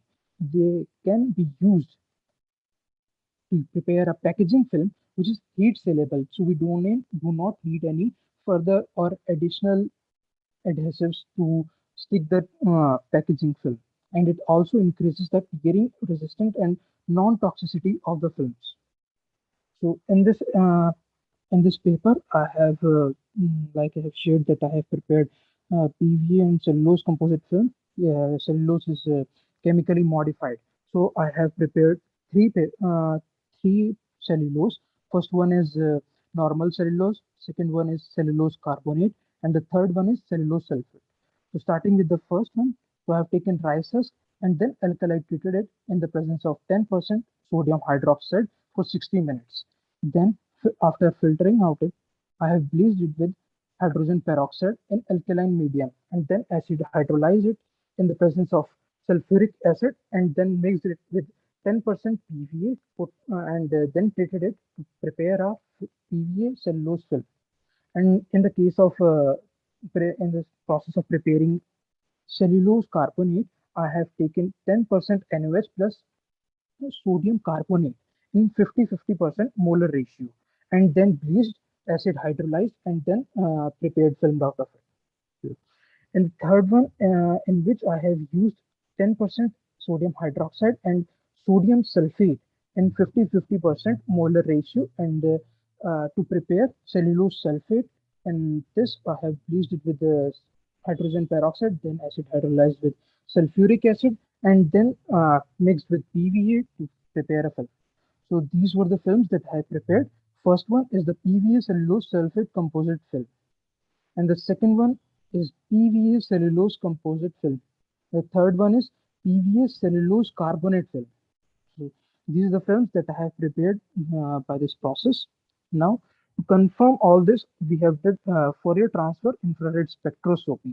So as PVA cellulose film, we have did the to identify the old oxygen hydrogen stretching and see carbon hydrogen and carbon oxygen carbon stretching, carbon oxygen stretching. So we can see these peaks were identified to give this readings, and then in the case of PVA cellulose carbonate, to identify especially carbon double bond oxygen switching. This is the peak then, from where we have identified that cellulose carbonate is formed. And in case of PVA cellulose sulfate, as in the case of PVA and cellulose, all the peaks were same, but to differentiate it from cellulose, that it is cellulose sulfate, there is a sulfur oxygen bond switching that we can see here. This is the switching on 596 peak, and for oxygen double bond sulfur oxygen double bond sulfur double bond oxygen peak that we can see here. It can be symmetric or asymmetric. So, and we have also identified certain other properties. So, starting with the tensile strength. So, as compared to the pure PVA film, the tensile strength is increased by 10 megapascal, and percentage elongation is also improved, and percentage swelling is decreased by 5%, and porosity is decreased by 0.0050%, and water vapor permeability is also decreased, and the Young's modulus is increased by 20 megapascal, and it also increased to tear resistant and heat solubility. So for the conclusion, we have found that in this process, there were various byproducts that were formed, typically lignin and silica. Lignin can be used as a binder, and silica for the production of glass and ceramics. So this process will give other products which can be used, and it also decreases the problem of rice husk dumping and burning. That is a major cause of pollution, and mainly in New Delhi. So if we incorporate this process, and then we can decrease this problem by a certain extent.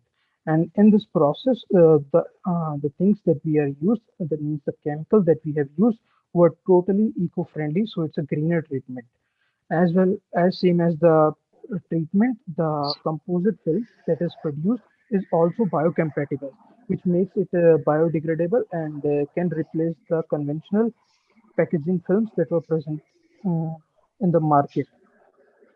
So, so I conclude here. Thank you all for giving me this opportunity to present my paper there. Thank you.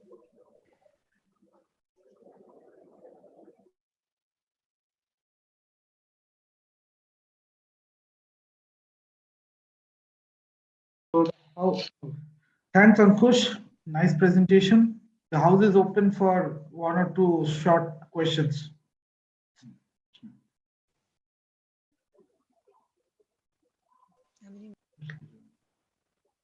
Ankush, how you have one query? How you have extracted the rice husk?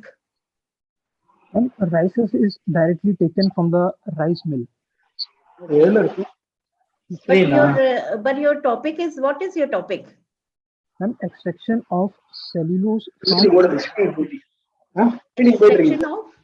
Extraction of cellulose, chemically modified cellulose from rice husks. Okay.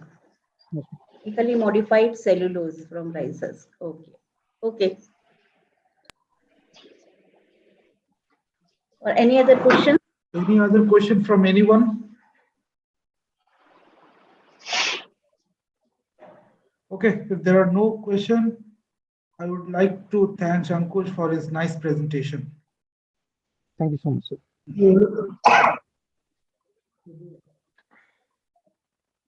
Next presentation, OP81, R. Ambika. Yes, PDF document. R. Ambika. Yes, I'm present here. Instead of Ambika, I am presenting Dr. Palaniswamy. Okay. I got progress of problem due to rain, but anyhow, I will. So could you please share your screen? Yes, yes, yes.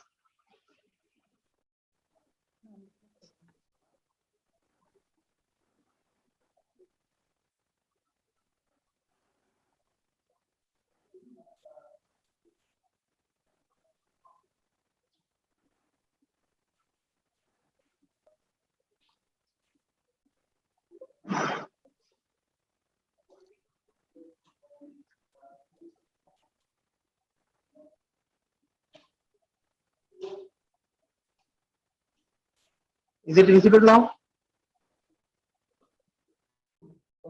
Not yet.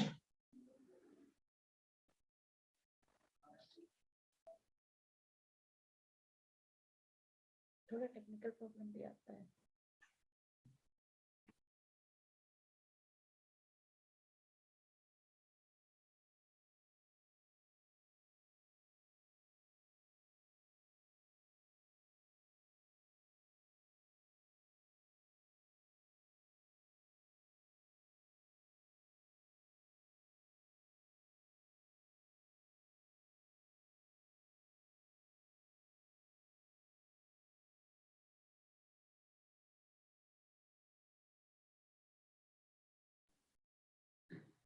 Okay, so please start. Yeah.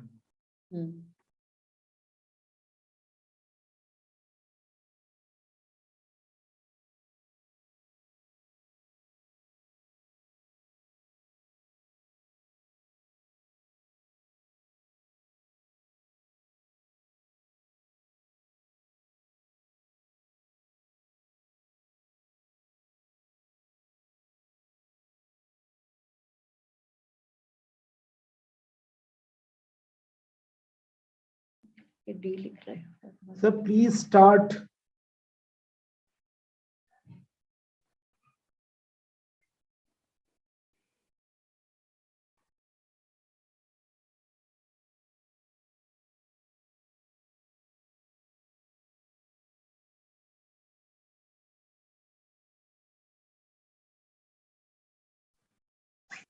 Please start, sir.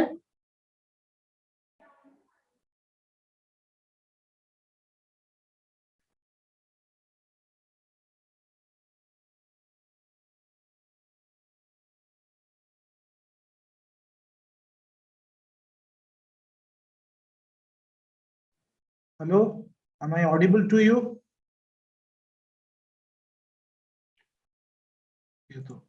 Maybe he is unable to unmute, I guess, Dr. Joydeep. Just a minute. No, just a minute. This type of problem is happening in between. Just a minute. Wait. Mr. Sani, can you check this? Sani, are you online? I think he's giving his presentation. Yes, sir, I am there. Yeah, please check. I think he's unable to unmute, although access given. What is the name, Joydeep? Please tell. Pazani Sami. I think from the in my screen, yeah, from the top it is third position. Yeah, third position. Yeah. I think he's unable to unmute. Sunny, please check.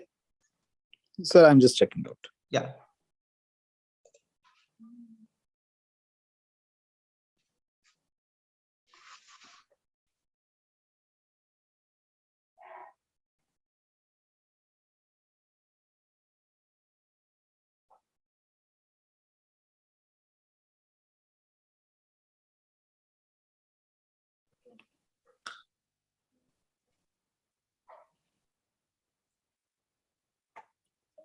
Sami sir, you have to go to Zoom. Firstly, go to Zoom.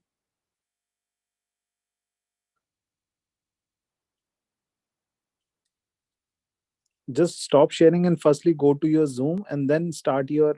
Firstly, unmute yourself.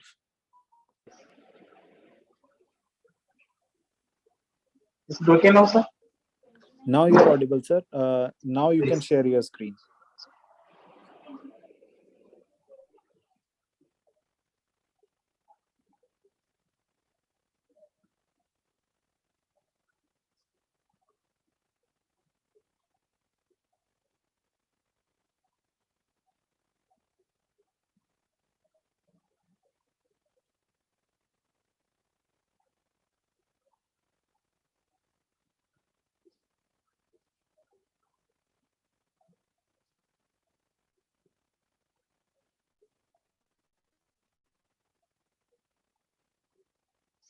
Are you able to see the slide, sir? Hello. It is visible. Please continue. Yeah.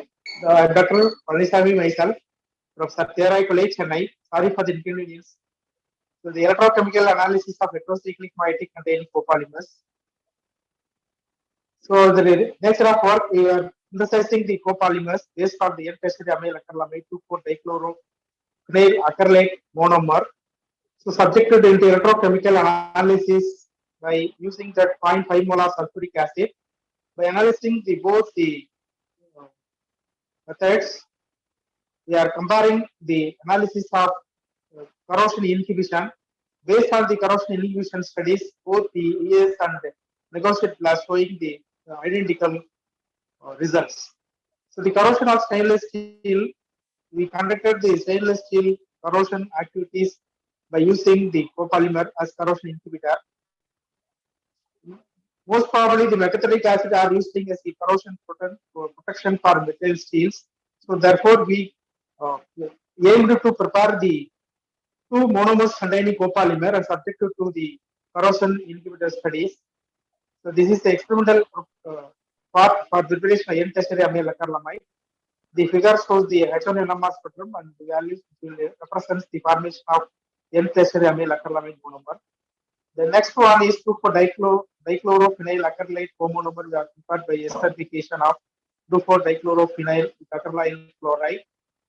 Then the schematic representation of the copolymerization. The copolymerization is based by the free radical usual polymerization. The conversion of the copolymer is restricted to 10% in order to avoid the homopolymerization. So this is the pictorial representation for the H1NMR of the polymer. So the value of 6.52 is due to the impurities. The 7.1 up to 8.2 ppm is phenyl aromatic protons. The 0.85 is methyl proton of the N-tertiary amyl, and methyl proton is about 1.03 to 1.89, which confirms the polymerization. Then, according to subject to the thermal analysis, so it undergoes 3-stage decomposition based on the moiety. Then, second stage led to the decarboxylation. Third, weight loss is due to maintain the degradation. It is more stable up to 300 degrees Celsius. Therefore, it can subject to various studies. So, in our attempt to we made some corrosion inhibition studies. By the polarization studies, we conducted the inhibition efficiency by measuring the corrosion current in absence of as well as in presence of inhibitor. The table shows that the ICOR values, the 0.5 equimolar ratio, which will indicates the corrosion efficiency about 80. When the mean ratio is greater or less than the other monomer, showing decreasing trend of the inhibitor. So therefore, 50-50 mole percentage of the copolymer showing the higher inhibitor efficiency by the Tefel method, the polarization studies, and electrochemical impedance studies by studying the AA capacitance. So we are plotting the values. We are showing the same trend of the efficiency of inhibition. 50-50 showing that 87%. Comparatively, both these studies showing the similar inhibition efficiency. So conclusion, based on the work, the preliminary work, the copolymer based on the 2,4-dichlorophenoyl aromatic monomer containing the N-tertiary amyl acrylamide prepared via free radical polymerization and also confirmed by the H1NMR spectroscopy. The synthesized polymer undergo 3-stage decomposition. The initial stage is up to stable up to 300 degrees Celsius and is showing the corrosion efficiency approximately 87%. It confirmed by both the dynamic polarization and the EAS method are comparable. Thank you. Okay, so thank you for your presentation. Yes. House is open for any short 1 or 2 questions from Yes. the participant. Any question from anyone?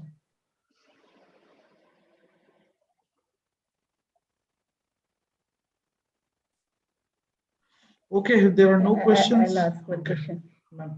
Okay, okay. I have one question for you, sir. Yes, yes, yes, ma'am. Which corrosion inhibitor you have used? Inhibitor is the polymer material containing both the yes. Which material? The polymer material. Okay, okay. Is coated in 0.05 molar sulfuric acid medium. Okay. We have achieved 87% of the.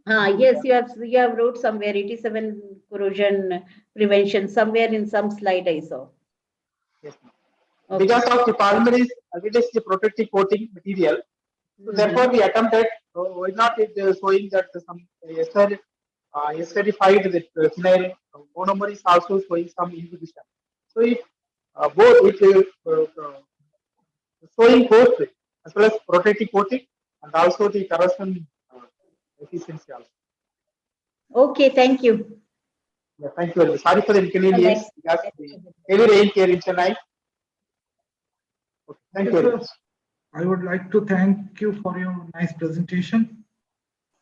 So the next presenter, OP82, Dr. Nisha Garg.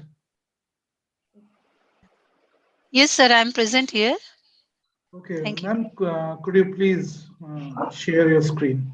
Yes, yes. And continue.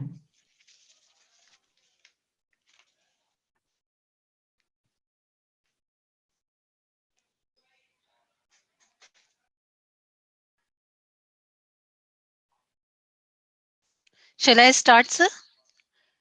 Slide is visible or not? Yes, ma'am, it is visible. Okay. You may continue. Okay, good. Thank you, sir.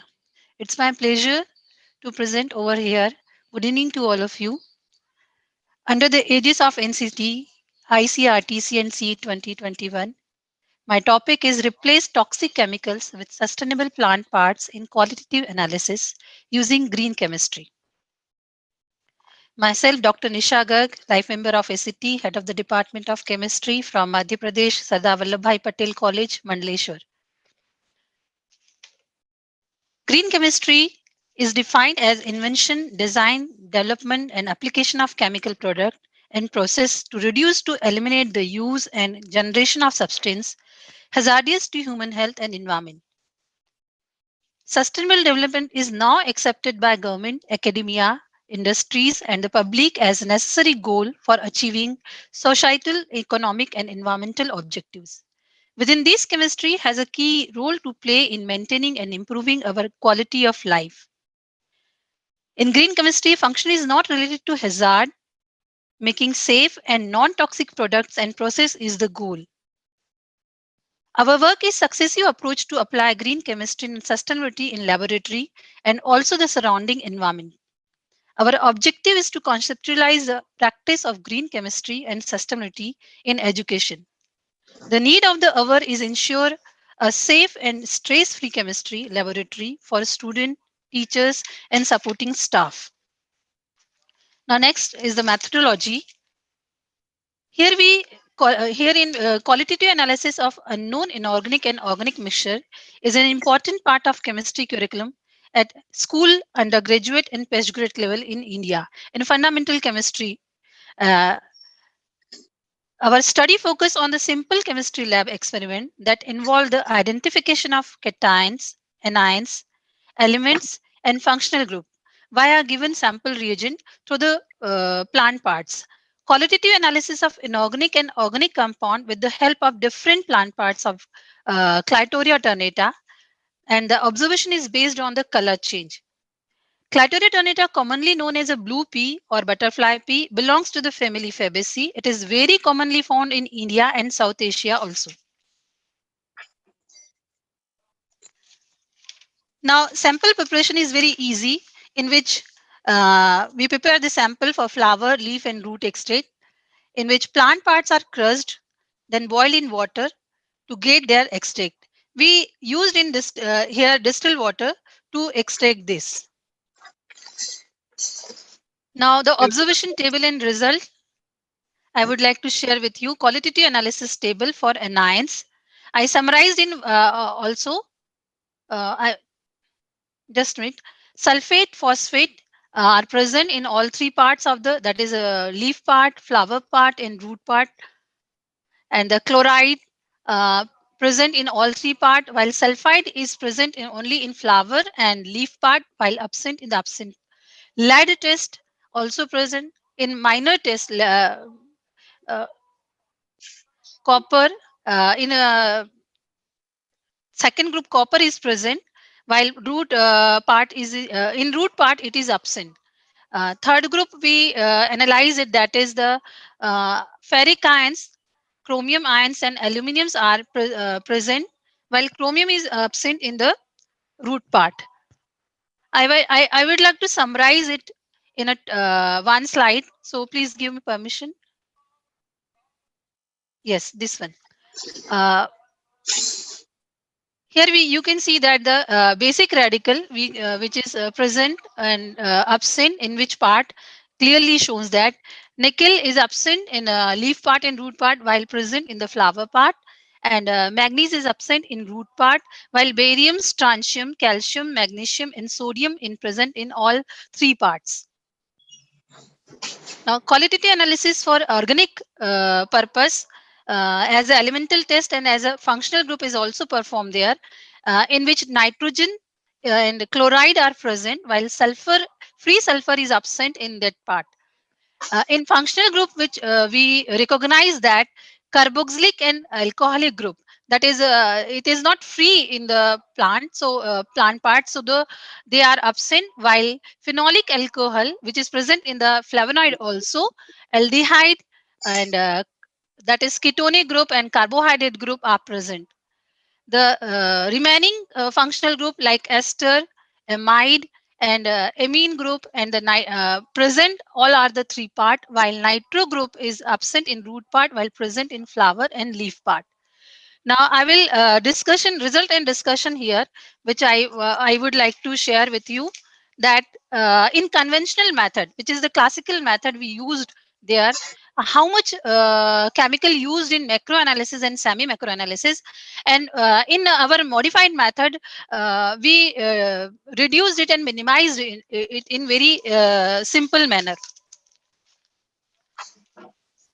Here we can see that a sample for entire analysis for macro analysis,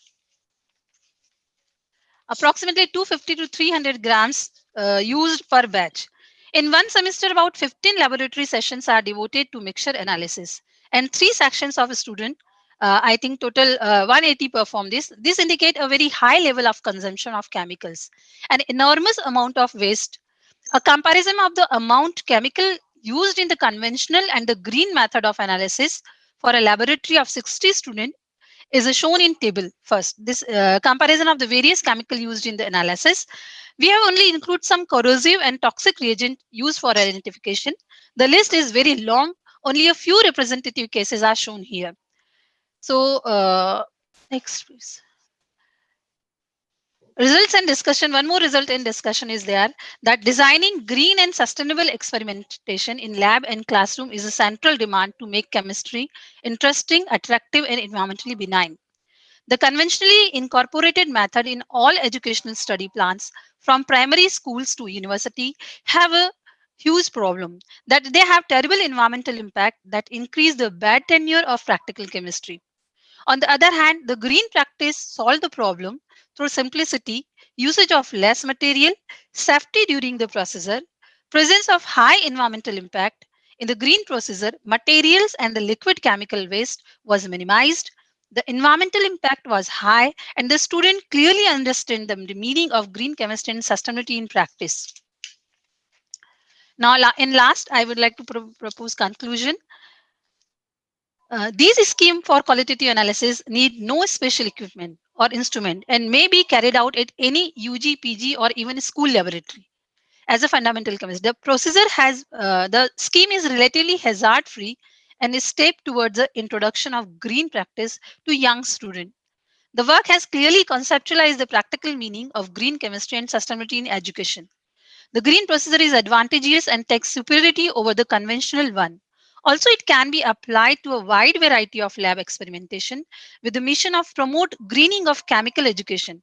The study has opened research window to encourage benign and sustainable research on educational practice and to activate embedding green chemistry and sustainability practice in study plans of all education levels. These are the references where I collect the knowledge. And thank you to all. Thank you to Chairperson Dr. Sangeeta Jha, Dr. Jaideep Bishwas sir, who Dr. Brajesh Pare sir, who give me the opportunity, golden opportunity to present on a huge platform. Thank you to ACT, thank you to NCCT and Manipal University Institution Technology to give us present here. Thank you, Dr. Nisha, for a nice presentation. And you explained the use of green chemistry to replace toxic chemicals by using green plant parts, mainly for the qualitative analysis. Now, floor is open for question answer session. Any researcher has any question, please ask. Hello. Yes, sir. Pare sir, yes, you are welcome, sir. Yeah. In this, madam, show slide, lead acetate used for the experimentation. Then how can you say that is the green chemistry?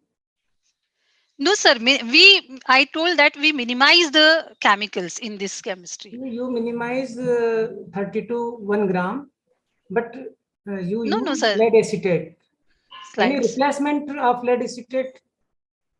Ma'am, go to that slide, please. Yes, I can. I think sulfide test is there for lead acetate.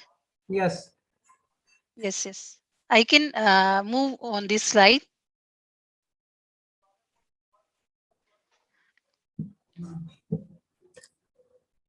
Yes, this one.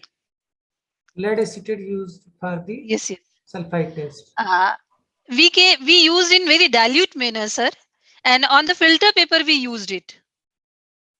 But lead in micro quantity, that is, I think, poisonous. That is not sustainable. Yes, I can. Yes, I can understand about this. But sir, overall, if we see that if we use the sulfide in the manner of nickel sulfide or in the manner of lead sulfide, then instead of these reagent chemical substance, we use plant parts. So there is something reduce the hazardness. Okay, this is the basic need which have to apply the color change. Then we should have to apply on this lead acetate filter paper applied or 1 drop of the uses. I think okay, sir.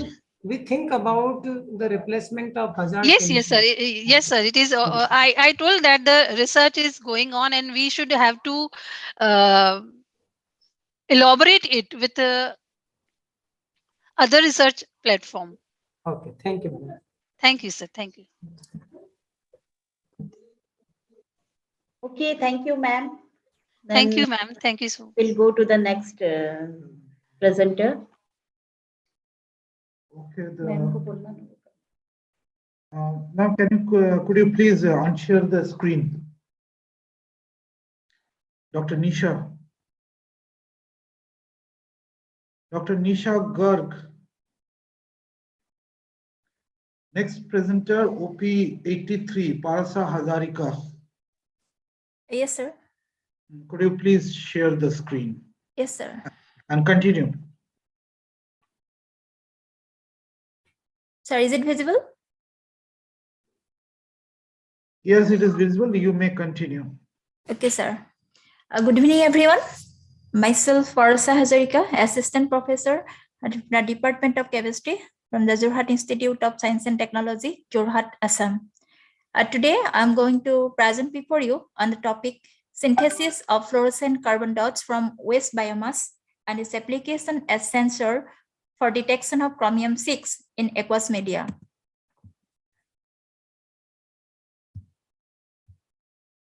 So these are the contents of my topics. Then coming to the introduction part, let us discuss what is what are carbon dots. So the carbon dots are or CDs are the small carbon nanoparticles with the size less than 10 nanometer and with some form of same form of the surface specification. And these carbon dots are one of the emerging fluorescent nanomaterials in the carbonaceous nanostructure family, on account of their low photobleaching, versatile surfaces, and excellent biocompatibility. Also, the fluorescent carbon dots have attracted increasing attention due to its potential applications in different fields, including sensor, catalysis, and as biomedicine. So here by the use of biomass for the synthesis of carbon dots has many advantages, as it is a natural source, then non-toxic in nature, bioavailability, and inexpensive sustainable carbon source. So here, as a biomass, we use there the banana stem, which contains about 38% carbon, 2.4% nitrogen, and 5.46% hydrogen in the form of carbohydrates and proteins. So our objective or research is to synthesize the carbon dots from this banana stem and the characterization of the synthesized products and the studies of the application of these synthesized carbon dots as a sensor for the detection of chromium-6 in water bodies. So in the experimental first of all, we have synthesized the carbon dots by using very simple hydrothermal method, and where we have used the different ratios of the banana sample, stem sample, and the phosphoric acid for 180 degrees centigrade for 6 hours, and we optimize the reaction conditions for the different amounts of this phosphoric acid, and with the highest quantum yield product, we have optimized it. And after cooling the reaction, a brown yellow colored solution was obtained, which was then sonicated and centrifuged and dialysis. And after dialysis for 24 hours, a yellowish brown color solution was obtained, which is the synthesized carbon dots. So this is the schematic representation for the synthesis of the carbon dots. And it is a carbon quantum yield is calculated by using this formula.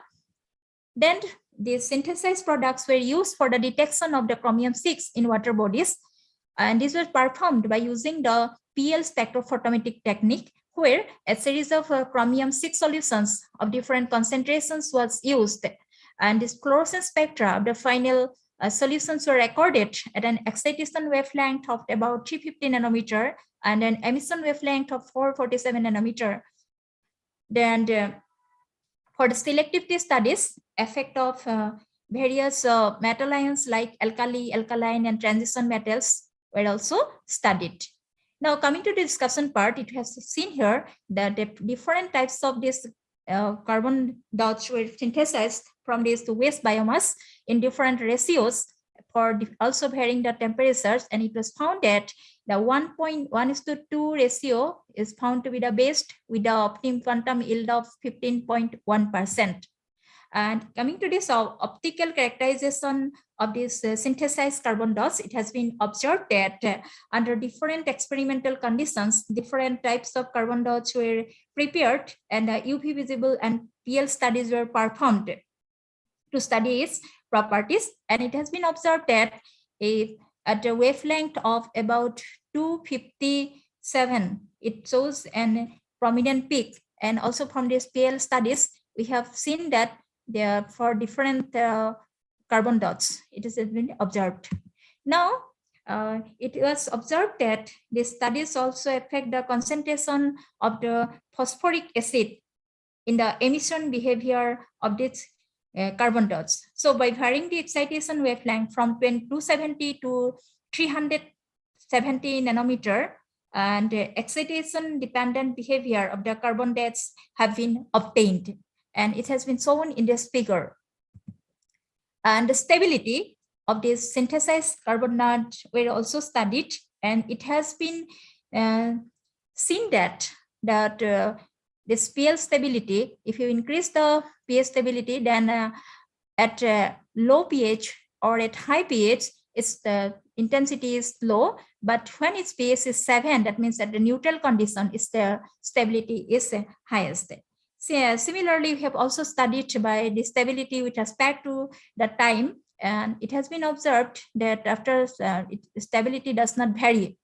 And we have also studied the PL intensity with respect to time, and also is the stability with respect to the concentration or by addition of the sodium chloride solution. Then we have the structural characteristics of these carbon dots were also studied by using this XPS studies. And it also follows that this XPS analysis evaluated to study the surface composition of the synthesized carbon dots. And this surface shows that it showed 3 distinguished peaks at 284 electron volt, one is 534 1 electron volt, and other is at 130 electron volt, which shows this presence of this carbon, oxygen, and also the phosphorus element with a different atomic ratio. So this is the FTIR spectra of the synthesized carbon dots, and it was confirmed by the absorption bands in around 3375 centimeter inverse and 2895 centimeter inverse, 1719 centimeter inverse, 1112 centimeter inverse, and 900 centimeter inverse, which shows this presence of this OH group, the STS tracing, then also the presence of the CO group.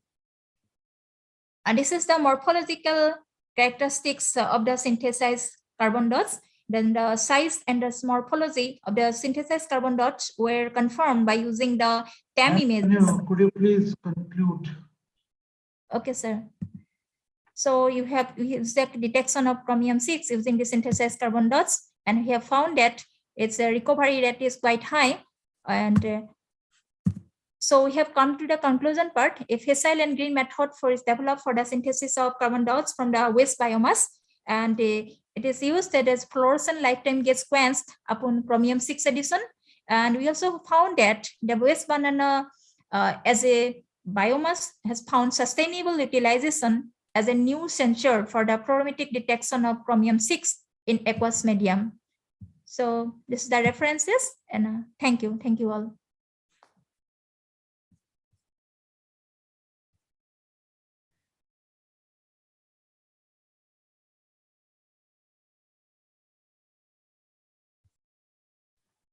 Thank you, Dr. Paras Hajarika. Thank you, ma'am. Floor is open for the question answer. Any research scholar, any participant, if want to ask any questions. Okay, I have one query, madam. Yes, ma'am. Have you? I saw you have used Stern-Volmer equation somewhere. Yes. Yes. Yes, ma'am. Can you go to that slide, because I'm interested in that, how you have used that equation? Okay. When you are going through the slide, I just saw that Stern-Volmer equation you have used. Before, yes. Stern-Volmer calibration curve. So please explain this, how it is used.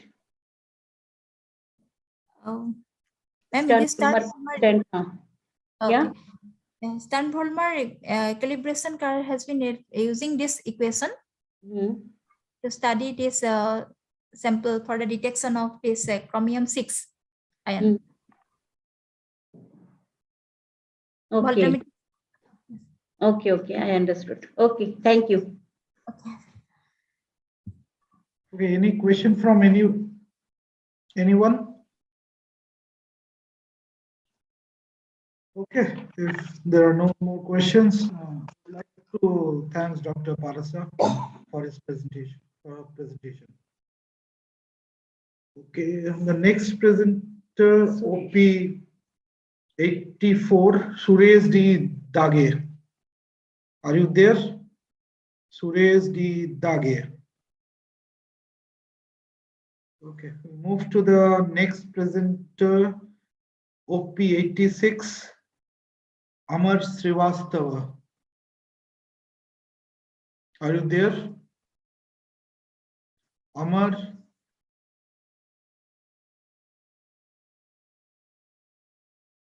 Amar Srivastava.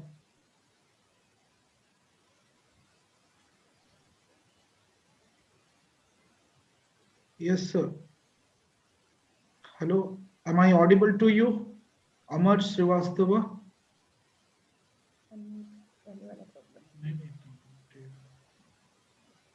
Hello?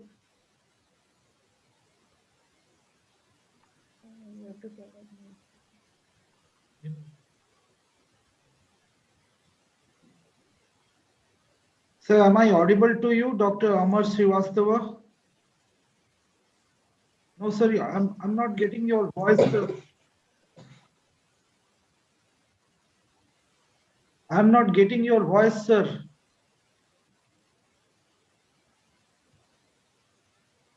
Hello? Amar Srivastava.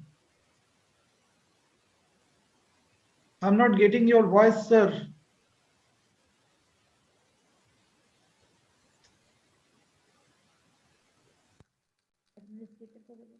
Sunny, are you there? Are you able to hear me? Yeah, sir, now I can hear you, sir. Okay, okay. You make it full screen and continue. Okay.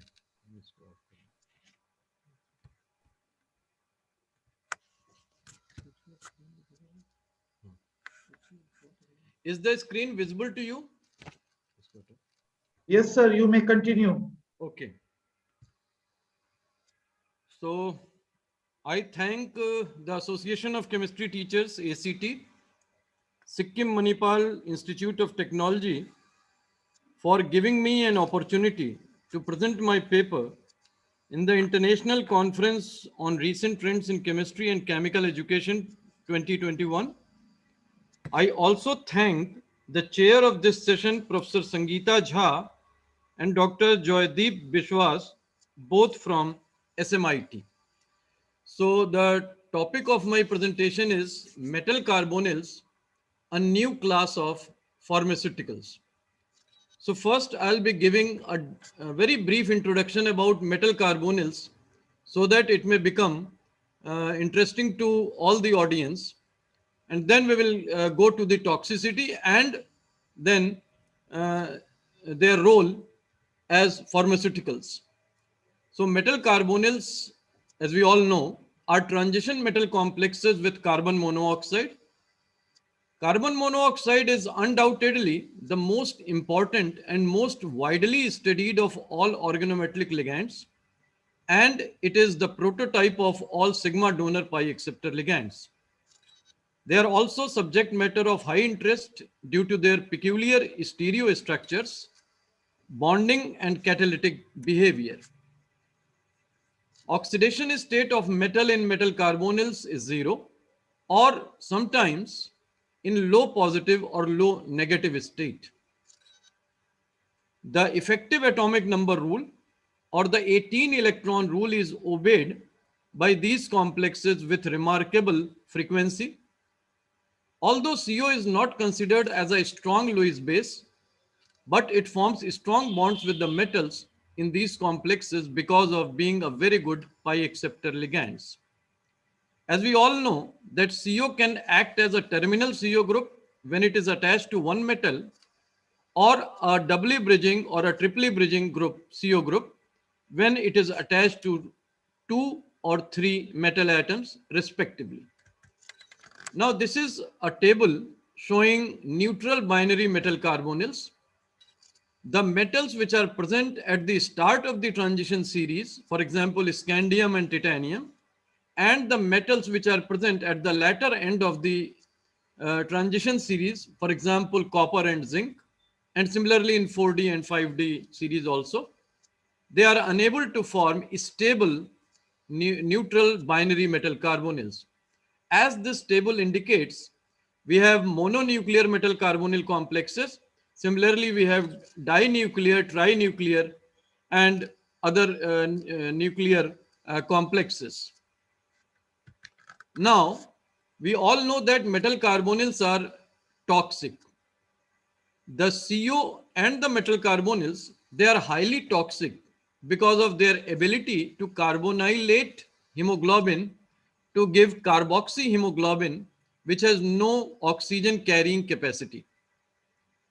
The resultant CO oxygen deprivation causes headache, dizziness, decreased pulse and respiratory rates, unconsciousness, and finally, it may lead to death. Paradoxically, the human body itself produces 3 to 6 ml of CO every day. It is generated during the degradation of heme by enzyme heme oxygenase.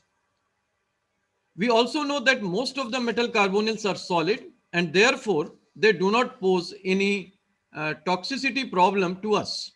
But the metal carbonyls which are liquid, such as nickel tetracarbonyl, iron pentacarbonyl, ruthenium pentacarbonyl, or cyclopentadienyl manganese tricarbonyl, since they are liquid, and cobalt hydrocarbonyl, which is a gas, they lead to toxicity problems to us. The toxicity of a given metal carbonyl, it depends upon the toxicity of the CO gas and the metal from which it is derived, as well as the volatility and instability of the metal carbonyl itself. For example, if we take the example of nickel tetracarbonyl, it decomposes to carbon monoxide and the nickel metal. The carbon monoxide is poisonous, and so is the case with nickel metal. So both of them lead to toxicity, and similarly for other metal carbonyls. Nickel tetracarbonyl is maximum toxic as compared to other metal carbonyls. In addition to CO, the nickel also causes health hazards. The exposures are classified as mild if the initial 8-hour specimen of urine has a nickel concentration less than 100 microgram per liter, or moderate if 100 to 500 microgram per liter, and severe if nickel concentration is more than 500 microgram. It means that metal carbonyls are toxic. So the question is whether they are foe or friend to us. So let us go to the other part of the other face of the coin, in which the metal carbonyl comes as the savior. So therapy from a silent killer, that is, we will be dealing other face of the coin. It is now established that NO is a messenger molecule in the mammals despite its high toxicity. As NO plus and CO molecules are isoelectronic, it was expected that CO could also have a similar physiological role. The early experimental work showed important biological activities in the cardiovascular system. It has been found that CO produces vasodilation, that is expansion of the arteries, which leads to hypotension, possesses anti-inflammatory properties, protects tissue against ischemic injury, prevents organ graft rejection, cardiac dysfunctions, and is also a neurotransmitter. So initially, there were some experiments which were performed using CO. These experiments were performed on mice, pigs, etc. But the potential use of CO gas in medicine also presents a number of problems. Even though in the controlled conditions of an operating theater, CO could be given as a pre-mixed gas, the whole patient is exposed to the CO, and any escape would lead to the exposure of the operating theater staff. So what is the solution? The solution is that, can we use metal carbonyls as a new class of pharmaceuticals? Yes.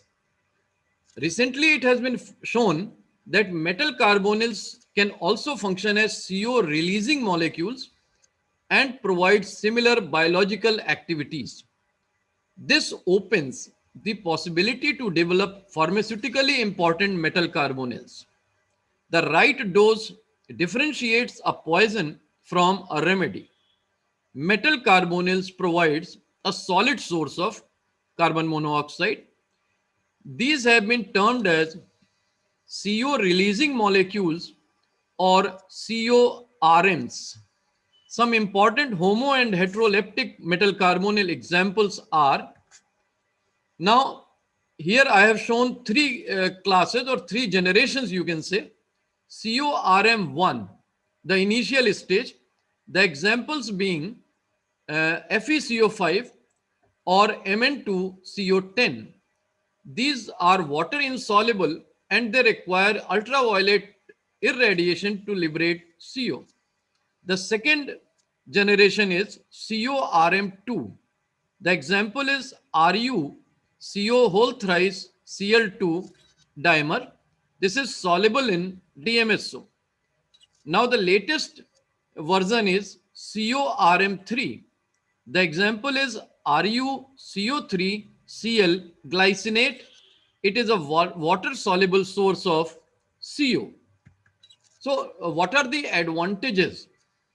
These CORMs reduce inflammation, widen blood vessels, increase blood flow, prevent unwanted blood clotting, and even suppresses the activity of cells and macrophages which attack transplanted organs. Excuse me, These have sir. also been found. Excuse me, sir. Pardon? Could you please conclude? We are Yes, running. yes. Just in a minute. Yes, yes, sir. Thank you.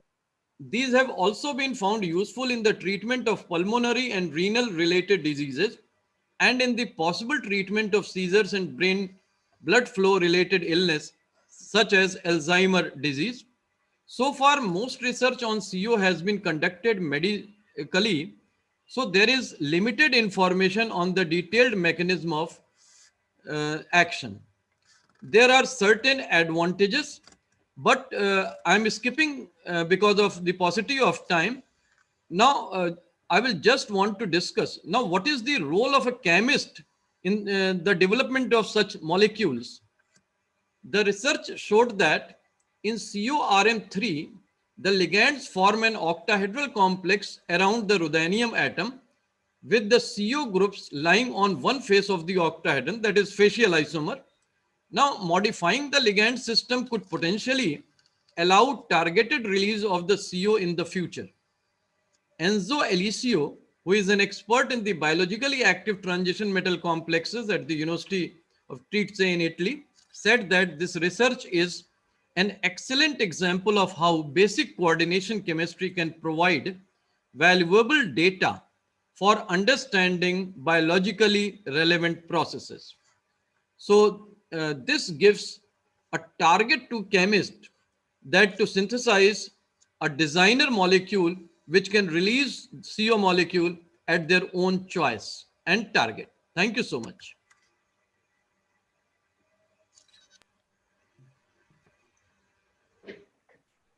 Thank you so much, ma'am. Okay, sir. Thank you for your nice presentation. So the floor is open for one or two very short questions. Anyone having any questions? Please.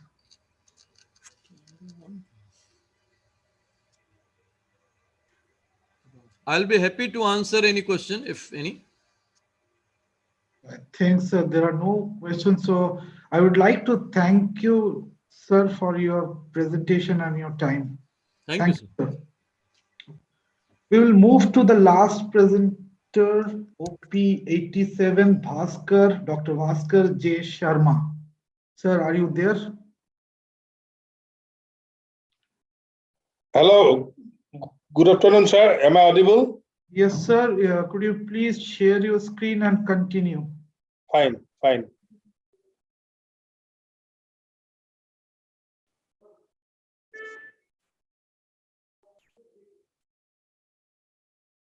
Sir, is it visible clearly? Yes, sir, it is visible. You may continue. Okay. Good evening, sir. Professor Sangita ma'am and Dr. Joydeep sir. A very good evening to all of you. I am Bhaskar Jyoti Sharma from Jorhat Institute of Science and Technology. And the topic of my presentation is kinetic studies of oxidative addition of methyl iodide to rhodium-1 complex carbonyl complexes containing pyridine alcohol ligands. In this paper, my co-author is Dr. Jayashree Nath. She is the assistant professor in the Department of Chemistry of JB College, Jorhat, Assam. Now, background of my work. Oil and natural gas are the main sources of hydrocarbon fuels and organic chemicals. Now, due to huge consumption of petroleum products, the petroleum reservoirs of the world will not last long. Therefore, intense search for an alternative source of raw materials for future is being continued. And for this purpose, coal may be used as an alternative source of hydrocarbon through synthesis gas, that is, the mixture of carbon monoxide and hydrogen, which can be converted to methanol and subsequent to acetic acid or other building blocks. Because actually, my work concerned with the application of rhodium-1 carbonyl complexes as a catalyst in the conversion of methanol to acetic acid. And for this reaction, since this is an organometallic catalysis reaction catalyzed by organometallic complexes, the K steps, the main reactions are oxidative addition, migratory insertion, and reductive elimination reactions. Now for this, actually in this work, we have synthesized some rhodium complexes containing pyridine alcohol ligands. And for this, first we have prepared the dimeric rhodium complex as shown in the screen like this. From rhodium trichloride in presence of carbon monoxide in alcohol, that is ethanol as a solvent, after refluxing rhodium dimer is formed, which is taken as a starting material for our complexes. Now this is the reaction scheme by which we can synthesize rhodium-1 carbonyl complexes. This is halocarbonyl complexes containing 2 carbonyl ligands and 1 pyridine, hydroxymethylpyridine, that is pyridyl alcohol ligands. And another scheme, the next scheme is the synthesis of rhodium-3 complexes, which is formed by the oxidative addition of the starting material with methyl iodide, in which an intermediate is formed which is unstable. That intermediate undergoes subsequent migratory insertion to form the rhodium-3 acyl complexes. And in this work, we are going to present the kinetic study of oxidative addition of rhodium-1 carbonyl complexes.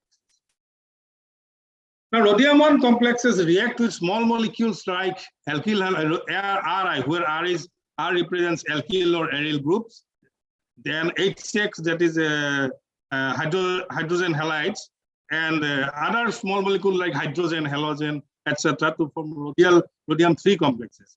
The kinetics and thermodynamics of the oxidative addition reaction depends on the steric and electronic properties of the coordinated ligand and on the substrate being added.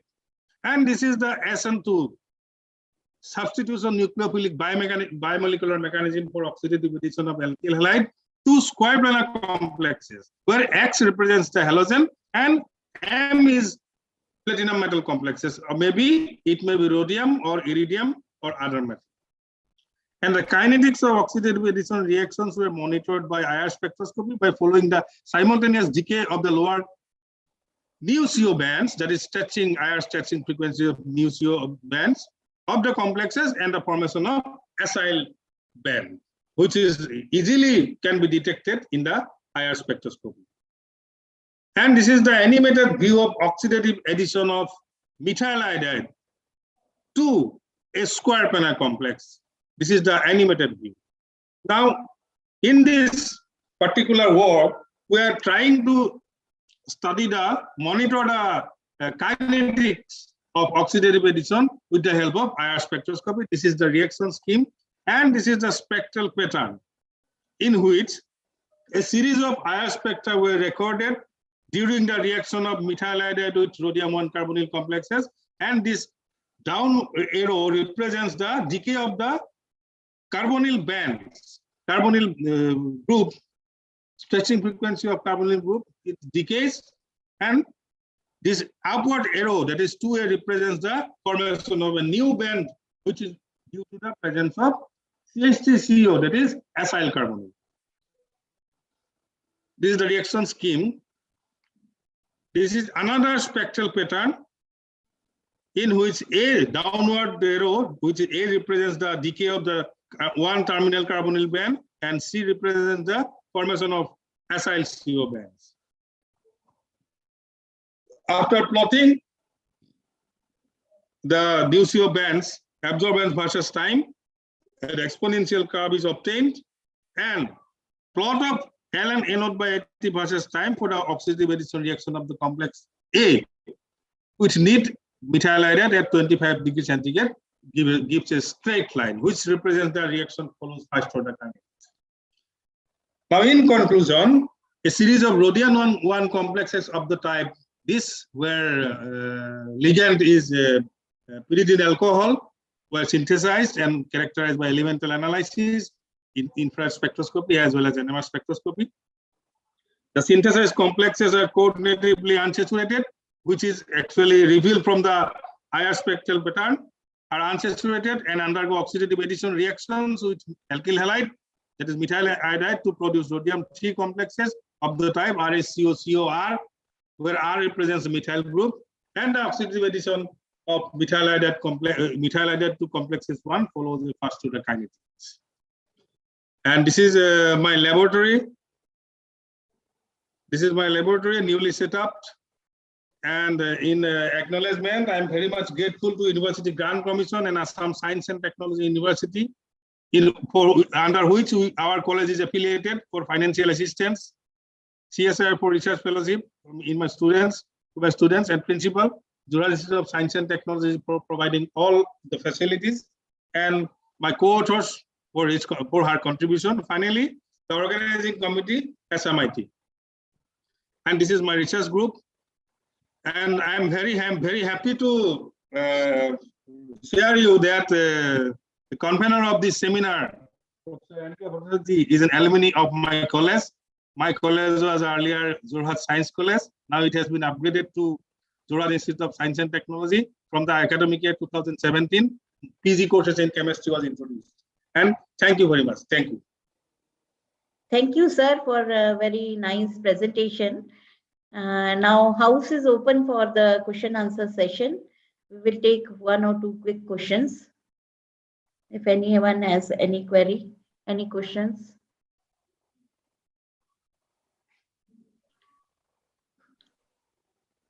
So if no questions are there, then we'll conclude. I'll conclude. Thank you, sir. Bhaskar, sir, thank you so much. Jyoti Sharma, ma'am. Bhaskar Jyoti Sharma, sir, for your nice presentation and very nice presentation on kinetic studies of the oxidative addition of methyl iodide to the ruthenium carbonyl complexes containing pyridine alcohol ligands. And to sum up in the session, technical session 11, we have total 6 presentations, and we have a very good talk on application of chemically modified cellulose from husk rice, then electrochemical analysis of heterochemical polymers, replacement of toxic chemicals with sustainable plant parts in qualitative analysis using green chemistry. Then we had synthesis of fluorescent carbon dots from waste biomass and its application as sensor for detection of chromium-4. And then we have metal carbonyl, a new class of pharmaceuticals. And lastly, we had the kinetic study of oxidative addition of methyl iodide to ruthenium carbonyl complexes containing pyridine alcohol ligands. So thank you all for such a wonderful talk or presentation. And I'll hand over to Dr. Nan Bhattacharya for further next session. Thank you, sir. Thank you. Thank you, Sangeeta ma'am. Thank you very much. Thank you. And I wish you a very happy and prosperous New Year in advance to all of you. Thank you very much. Thank you so much, sir, and same to you all. Yeah. Happy New Year 2022. Over to Dr. NK Bhattacharya for the next session. Thank you, ma'am. I think Dr. Bhaskar is online. Thank you, Dr. Bhaskar, for joining with your. Yes, sir. Now, we are at the end of this 3-day conference, means the last technical session 12. In this session, our paper from 88 to 93, we accepted 93 papers out of 100 plus papers. And now we'll start this session. I request, I will chair this session along with Dr. Ramesh Sharma, Associate Professor, Department of Chemistry, Sikkim Manipal Institute of Technology. I request Ramesh sir also to join with me. Now, paper number 88, OP8, Vaishali Joshi, if you are present, kindly come forward to present your work.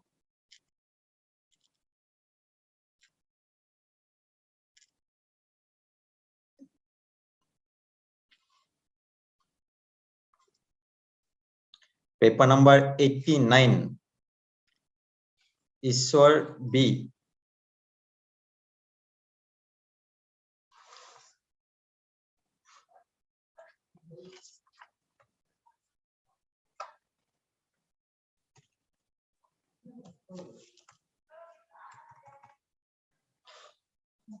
Paper number 90, Krishan Kumar.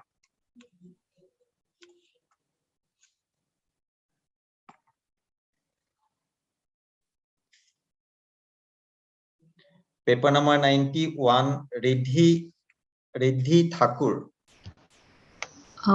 Hello. Yes, please. Ha.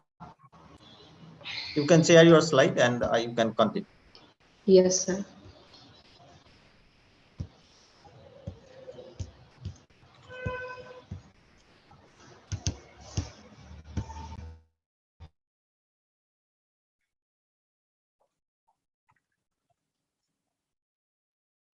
Yes, visible.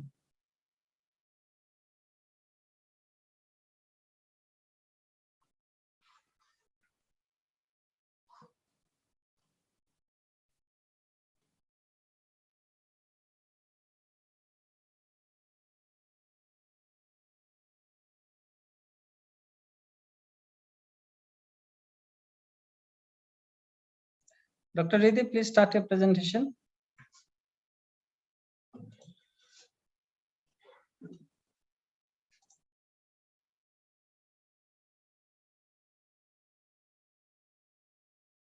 Oh, she is muted. Please unmute.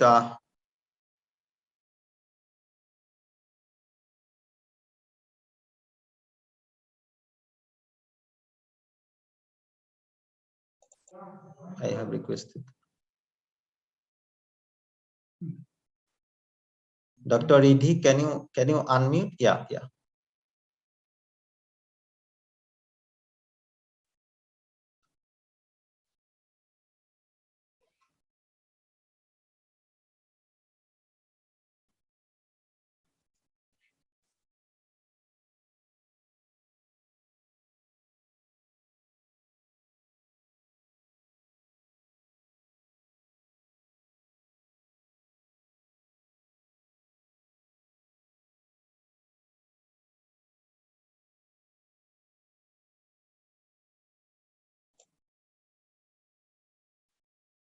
Any problem you are facing? In that case, stop sharing and again share.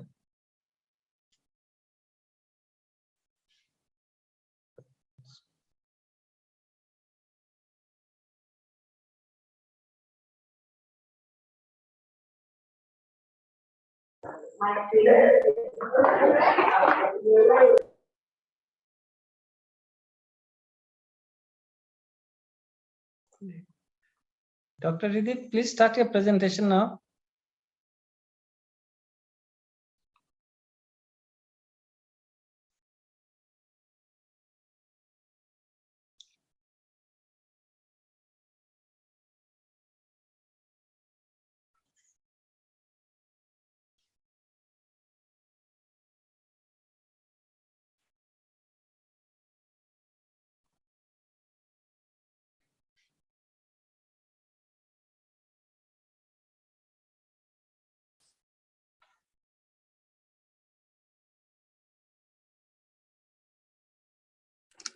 Riddhi ma'am, can you just stop your screen share and just check on the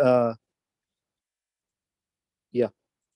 You can just check on your Zoom that your mic is connected or not.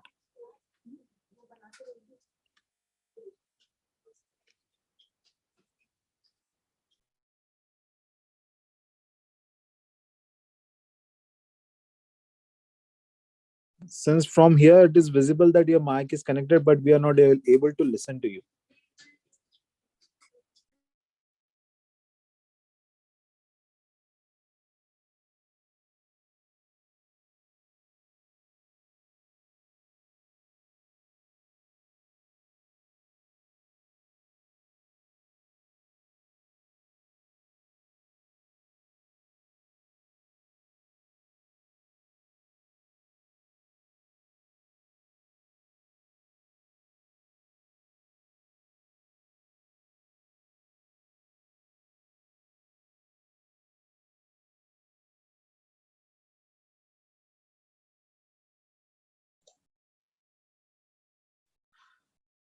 I think Dr. Reddy, we will go ahead for the next one. You please check your system and Zoom. Maybe after 1 or 2 presentation, you can come back again. I hope you are getting my voice right. Some technical issue has message. Yeah. Okay, you please stop sharing. Okay, we will go ahead to the next presentation. We'll come back. Yeah. Next, OP 92, Ashwin Basnet.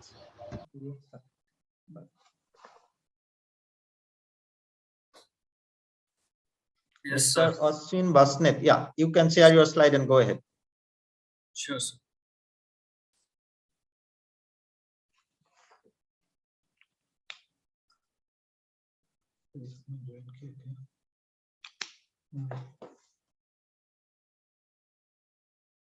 So it's my slide visible, sir? Yes, visible. You can continue.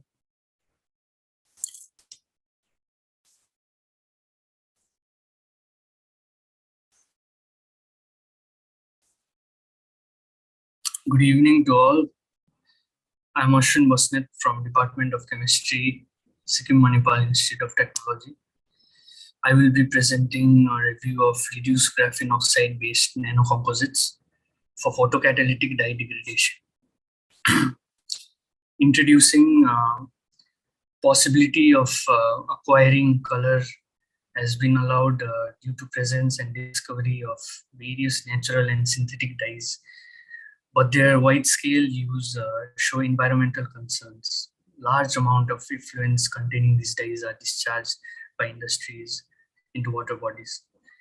The dyes, they're not only non-biodegradable and non-biocompatible, but also possess carcinogenic potency.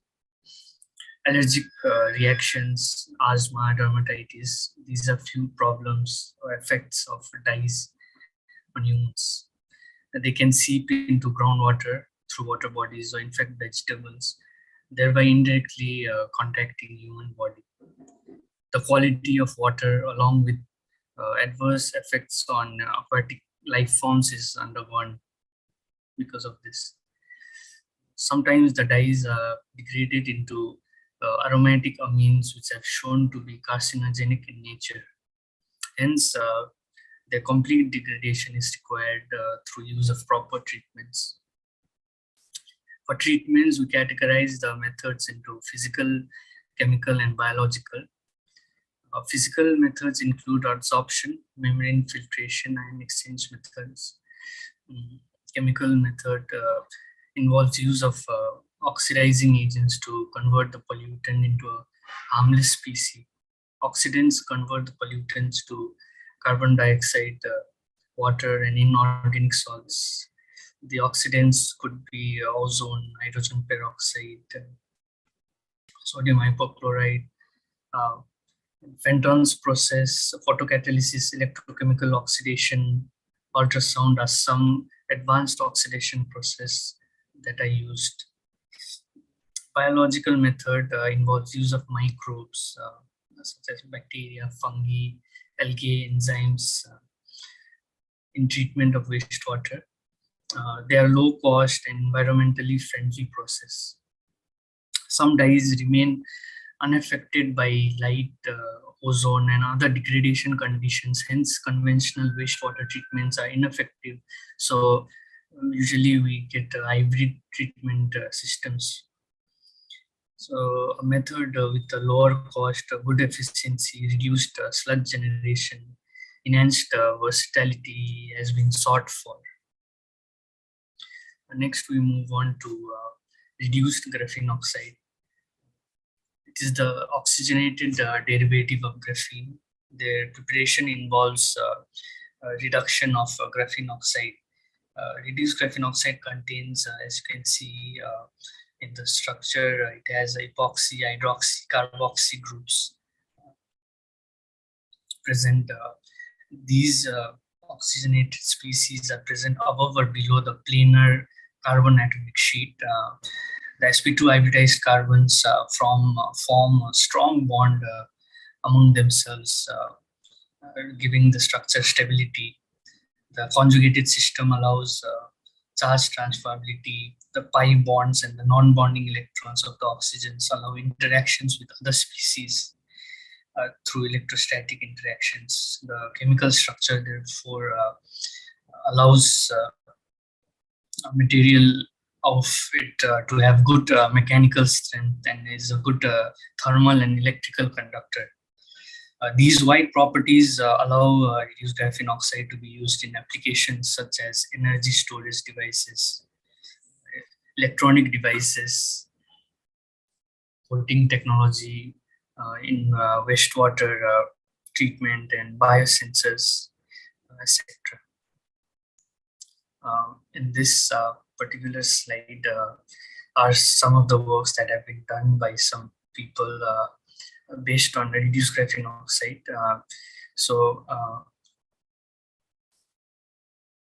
The activity of a photocatalyst depends on parameters such as its synthetic route, the doses used, the nature of the dye, and its concentration, the time allowed for irradiated degradation, the intensity of the light.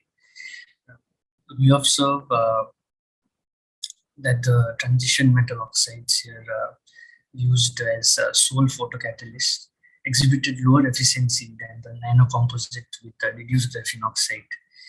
As you can see, S. Mehti et al. Prepared reduced graphene oxide zinc oxide nanocomposite using microwave assisted hydrothermal method, and its photodegradative efficiency against methyl orange was 98.23% in 60 minutes. SP Deshmukh et al. Synthesized reduced graphene oxide. They prepared reduced graphene oxide titanium dioxide nanocomposite for degrading methylene blue dye used, and they synthesized that using sonochemical approach, and efficiency was 91.3% in 30 minutes. Similarly, S. Kumar et al. They prepared reduced graphene oxide cerium oxide nanocomposite using hydrothermal method, and its photodegradative efficiency against methylene blue was 72% in 50 minutes. And SS Mehta et al. Prepared reduced graphene oxide, tungsten oxide nanocomposite using hydrothermal method, and efficiency against rhodomin B was 94% in 210 minutes. Next, more nanocomposites of reduced graphene oxide. S. Kottapara et al. Prepared reduced graphene oxide copper oxide using chemical reduction method, and their efficiency against methyl orange was 79% in 120 minutes. Reduced graphene oxide nickel oxide nanocomposite was prepared by B. Manikandan et al. Using chemical reduction method, and their efficiency against methyl violet was 90%, whereas 82% against rhodomin B. Finally, A. Mishra et al. Using sonochemical approach prepared reduced graphene oxide vanadium pentoxide nanocomposite, and their degradative photodegradative efficiency against methylene blue was 71% in 20 minutes. And here we can observe that compared to the sole transition metal oxide, the nanocomposite incorporation of reduced graphene oxide takes place, the efficiency or against the dyes increases. Next slide, how this mechanism takes place. So when light having energy greater or equal to the energy gap of the nanocomposite is irradiated on the surface, the electrons are excited from valence band to the conduction band.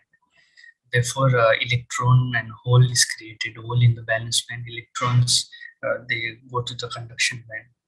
This electron pair helps in formation of reactive oxygen species such as superoxide ion and hydroxyl radical. These reactive oxygen species are strong oxidizing agents which can degrade the dye into carbon dioxide, water, and inorganic salts the electron-hole pair does not last long due to faster recombination rate.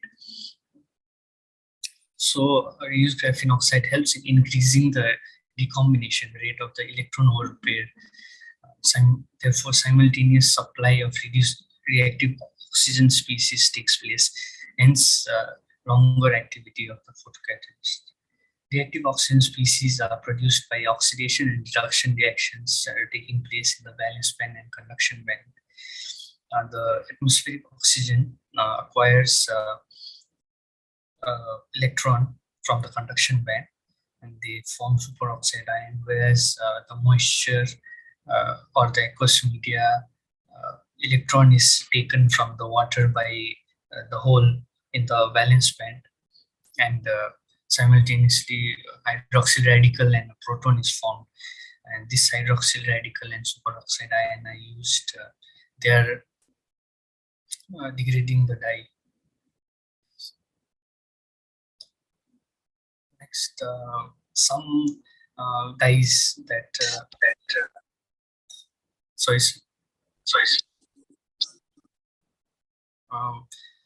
some dyes that were degraded in a previous slide that I've shown reduced graphene oxide based photocatalyst. Methyl violet, which is an inhibitor of gram-positive bacteria. They are used as pH indicator from pH 1.6, but they are potential carcinogens. They have been used. They are used in textile and paper industries. Rhodamin B is a xanthine dye. It's a fluorescent in nature and can be used in stains or tracing. But they are also suspected to be carcinogenic.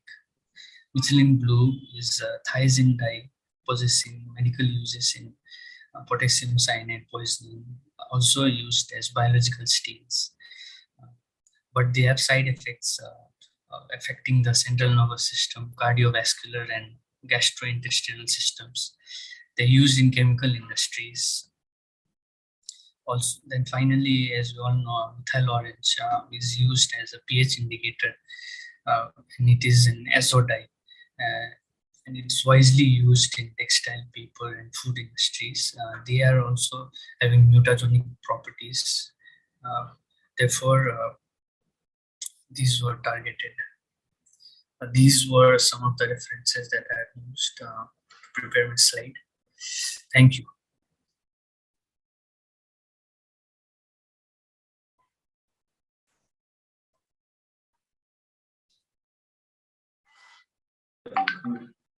Thank you, Ashwin. The floor is now open for question answer session.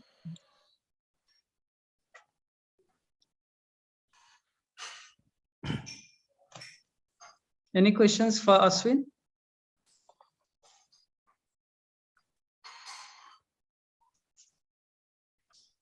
Okay, since there are no questions, we'll move on to the next speaker. Thank you, Ashwin, for a wonderful presentation. Thank you very much for the opportunity.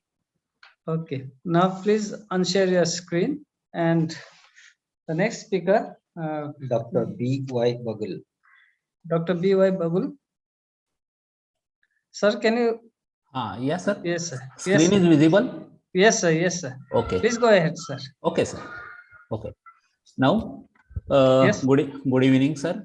Now, my topic of presentation is optimization of substrate and physical properties of cadmium telluride CDT films for solar cell applications. Myself, Dr. Bhatweshwanta Bagul, Assistant Professor from Vasantrao Naik Art Science Commerce College, Shada, District Nandurbar, Maharashtra.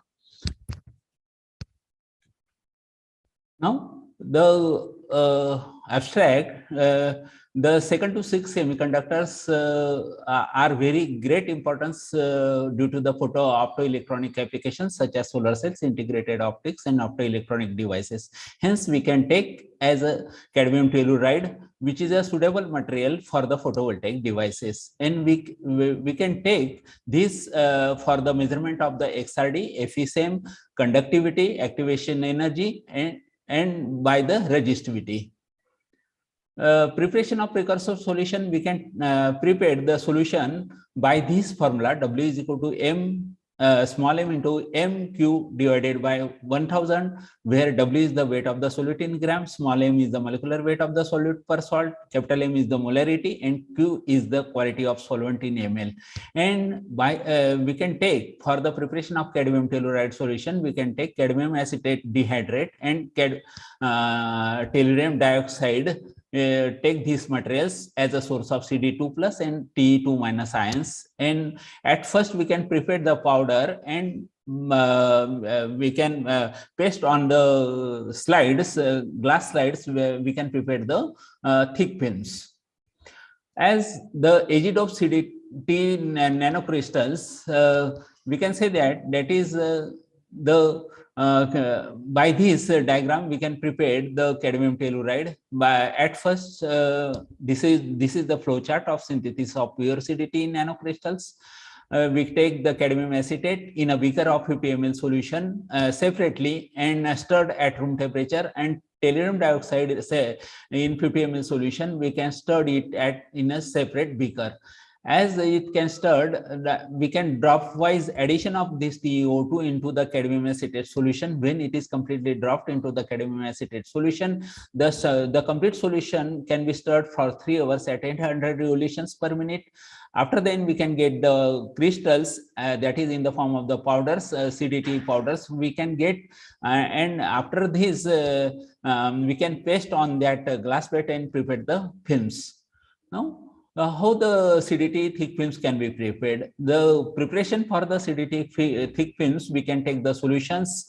At first, we can synthesize the powder, nanocrystalline powder, and this powder with ethyl cellulose, a temporary binder, organic solvents such as butyl solosol, 1-acetoxy-2-butoxyethane, and terphenol, and by these solutions we can prepare the ratio of this preparation of inorganic part to organic part. We can take it 75:25 in formulating the paste, and this prepared paste can be the obtained paste on the glass plate, and this film was dried under IR lamp and then fired at 120 degrees centigrade for 1 hour to remove organic binder and to avoid the cracks in the film. After then, this is the results and discussions. That is XRD, we can take it for the powder, and this is for the film. Now, from the powder XRD diffraction, we can say that here the number of peaks are observed, that is 102 is the plane having the largest intensity, and here for the films we can say that here 003, 102, 200, these are the planes having the intensity, measure intensity, and these are coincides with the JCPTS data card 820474. Okay, this is the hexagonal woodside structure. From this we can say that. Now we can calculate the different parameters or different nanocrystalline constants. We can say that interplanar distance A, B, C are these 3 constants we can calculate it, and the crystalline size, that is D. For this powder we can take calculated 9.94 nanometer, and for the film it comes to 44.82 nanometer. Again, the different parameters calculated constant: microstent epsilon 1.21 into 10⁻², dislocation density del 4.97 into 10⁻10 centimeter per centimeter inverse square, number of crystallite per unit area, capital N is equal to 27.76 into 10⁻11 centimeter inverse. We can take here the surface morphology from FESM, and this FESM shows that this surface morphology, grain size, and uniformity of CDT layers, and this figure shows that the nanowires with diameter 12.1 nanometer to 23.4 nanometer. Compositional analysis, and from this compositional analysis we can see that here the CD and T, cadmium and telluride components are there, and having in the percentage of 18.42 and 81.18.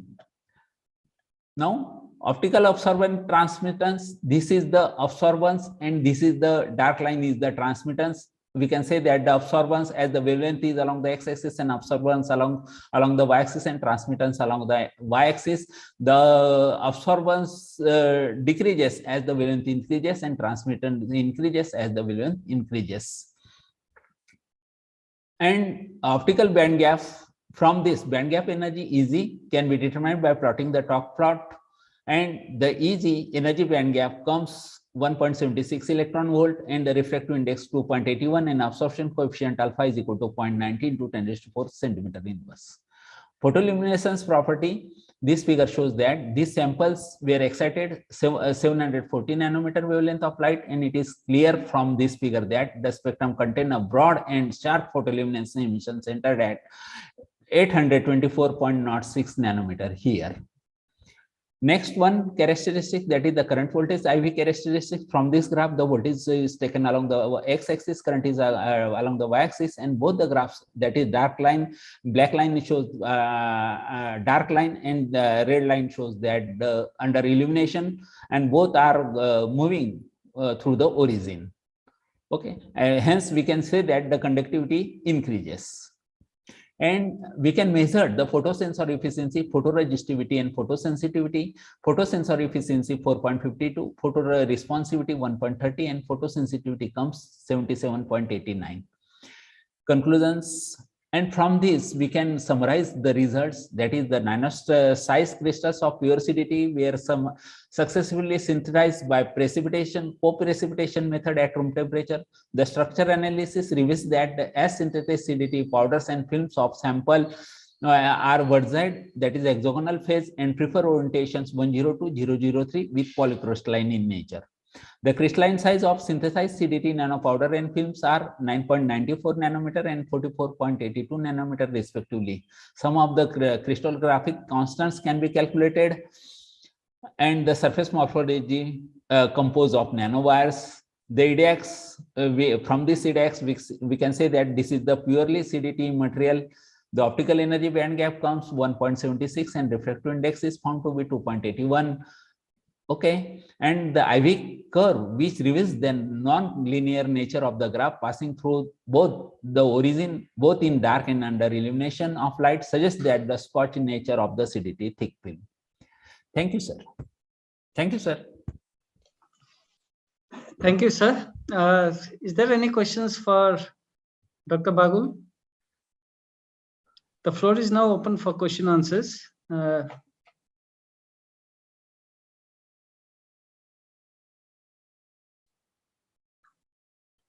If any questions, I will reply. I think no question. Okay, since there are no questions, Dr. Bagul, it was a very nice presentation, and you have done a lot of characterization for your nanoparticles. It was an interesting study. A lot of effort you have put in collecting all those data. Okay, thank you, sir. Thank you. Ridhi Thakur, are you online? Thank you, sir. Could you please unshare your screen? Hi, yes. Thank you, sir. Thank you, sir. Ridhi Thakur, are you online? Dr. Ridhi, can you share your slide once again? You can try. Paper number 91. She is here or left? No. Sorry to interrupt, sir. Am I audible? Okay. Okay, Dr. Actually, Krishna. yeah, this is Krishna Kumar, sir. Yes, yes, yes. 90 now paper we are number. about to call you. Yes, Okay. sir. Right, sir. Right. Okay, sir. since you are so there was present, some network issue, and I could not actually be heard no, from no, you. no issues. No issues. Could you share your screen then? We can go ahead Yeah, with so your presentation. Okay. Yeah, sure, sir. Thank you, sir. Thank you. Okay. Please go ahead, Dr. Krishna. All right. So my screen is visible, sir. Yes, yes, yes, yes. Please go ahead, sir. Please make a slide full screen first. Yes.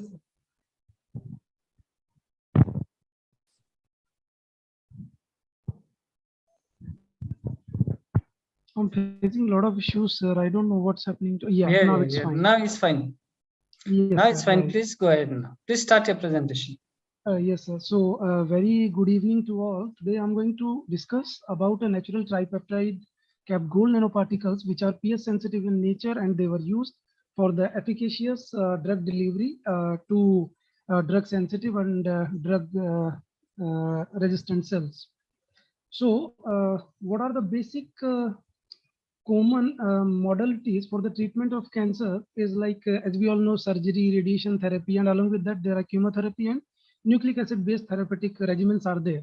So in chemotherapy, we use different kind of cytotoxic drugs for killing the cancer cells. However, this particular methodology or modality is limited because these chemotherapy drugs, they cannot distinguish between normal cell and cancer cells. And that's how they result in prominent off-target accumulation. And also they are small molecules, so they have very short blood half-life, and repeated treatment of such drugs leads to the development of resistance. So that is again one of the highly one of the major problems in chemotherapy treatments. And similarly, nucleic acid based therapeutic also has been like looked into due to its potential in terms of like down regulating the particular genes involved in cancer. However, the problem with this particular therapeutics is they by themselves cannot cross the biological membranes, and they are prone to nucleus mediated degradation. So that is where the role of nanocarriers actually come into picture. So what do these nanocarriers actually do for us? They can actually bind and encapsulate the therapeutic molecules and deliver them inside the cells. They can be made actually responsive to the biological stimuli such as pH or redox potential. They can overcome drug resistance because when the free drug is actually diffused, they can be recognized from the PGP receptors on the cell membrane. So once the drug is actually encapsulated in a nanocarrier based system, it can escape recognition from those receptors. And it further improves the blood retention of the therapeutic agents, and it reduces the systemic toxicity, and it can be further functionalized to target specific cells. And here I have given some famous examples of these nanocarriers. For example, liposomes, polymeric nanoparticles, dendrimers, and among metal nanoparticles such as gold nanoparticles and carbon nanoparticles.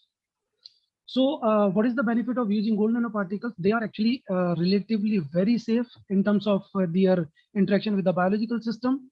Their preparation actually necessitates the use of stabilizer molecules, and that's what we have actually used here. So these stabilizer molecules, if they are from a biological origin, or if they can respond to any intracellular stimulus, they can give rise to some nanoparticle system which can be of great help. So what we have used here, we have used the KFG tripeptide sequence, which is actually present in the conserved region of tyrosine kinase nerve growth factor receptors.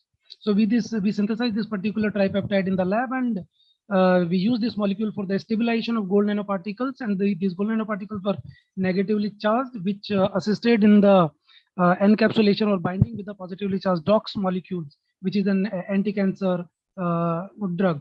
So as we reduce the pH here, you will see that when this molecule gets protonated, this free carboxylate molecule, the drug will be released into the cellular environment. So this is the transmission electron microscopic image of the gold nanoparticles, wherein you can see the spherically shaped nanoparticles around 5 to 10 nanometer in size, and this is the characteristic surface plasmon resonance of the gold nanoparticles at around 525 nanometer, and this is the characteristic face-centered cubic structure of these gold nanoparticles. Then we used doxorubicin for loading onto these gold nanoparticles, and which was characterized by this nano surface energy transfer. So as the gold nanoparticles were mixed with the drug, there was a quenching in the fluorescence of the drug molecule. We suggested that these molecules are in close proximity with the gold nanoparticles. And thereafter, we checked the pH responsive release of the drug at different pH. So where we can see that at pH 6, 5.5, or 5, there was a significant release of the drug from the these KFG gold nanoparticles. Then we treated the HeLa cells with this KFG gold nanoparticles and compared with the free DOX treatment. So what we observed was, in comparison to the free DOX treatment, there was a significant increase in intracellular accumulation of the drug. And the same thing was actually corroborated by means of flow cytometric analysis. As you can see here, or KFG gold nanoparticle mediated treatment led to a significant increase in the shift of doxorubicin fluorescence. And then we took 3 other cell lines, BT474, HK293, and U251. There also we found the similar pattern, and an increased intracellular accumulation of the drug was found within the cells. And then we performed MTT-based cell viability analysis, and a decrease in cell viability counts were observed for KFG gold nanoparticle mediated DOX treatment in comparison to free DOX treatment. And thereafter, once we optimized the results in vitro, we moved ahead and did some in vivo experiments wherein we developed BT474 cell xenograft model in nude mice. And very interestingly, we found that the tumors which were treated with the DOX KFG gold nanoparticles were even not grew after the treatment. And this was significantly lower in comparison to free DOX treatment. However, as you can see here in control, there was a continuous growth of the tumors. So these are the representative images of the tumors which were actually taken out from the different groups of the mice. And here it is the tumor weight. As you can see here, it was minimum in case of DOX KFG gold nanoparticles. And thereafter, we performed this H&E staining, which actually allows us to visualize the cellular damage in the tissues. So here also we found that DOX KFG gold nanoparticle mediated treatment led to the maximum damage of the tissue, and tunnel staining, which allows us to again detect the DNA fragmentation, which results from the apoptosis. So we found this maximum staining in case of DOX KFG gold nanoparticle treatment, which suggested that the cellular damage through this gold nanoparticle mediated treatment was maximum. And again, this Ki67 marker, which is a marker for cellular proliferation. So we found the minimum cellular proliferation in case of DOX KFG gold nanoparticles. Then we also went ahead and checked the doxorubicin cellular internalization in case of doxorubicin resistant HeLa cells. So very interestingly, what we found was when these drug resistant cells were treated with free drug, there was no accumulation of the drug inside the cells. However, when it was treated with the KFG gold nanoparticles, there was a significant internalization of the doxorubicin molecules within the cellular environment. So in conclusions, PS sensitive gold nanoparticle system was developed using a KFG biological tripeptide. Anti-cancer drug doxorubicin was successfully loaded onto these gold nanoparticles by means of electrostatic and hydrogen bonding interactions. And these PS sensitive gold nanoparticles significantly improved the cellular internalization of the drug in response to the low pH of the endosomes, both in drug sensitive and drug resistant cells. And finally, these KFG gold nanoparticles also significantly reduce the tumor growth in vivo. And finally, I thank you all for your kind attention. Thank you, Dr. Krishnan. Any questions for Dr. Krishnan? The floor is now open for questions. Any questions?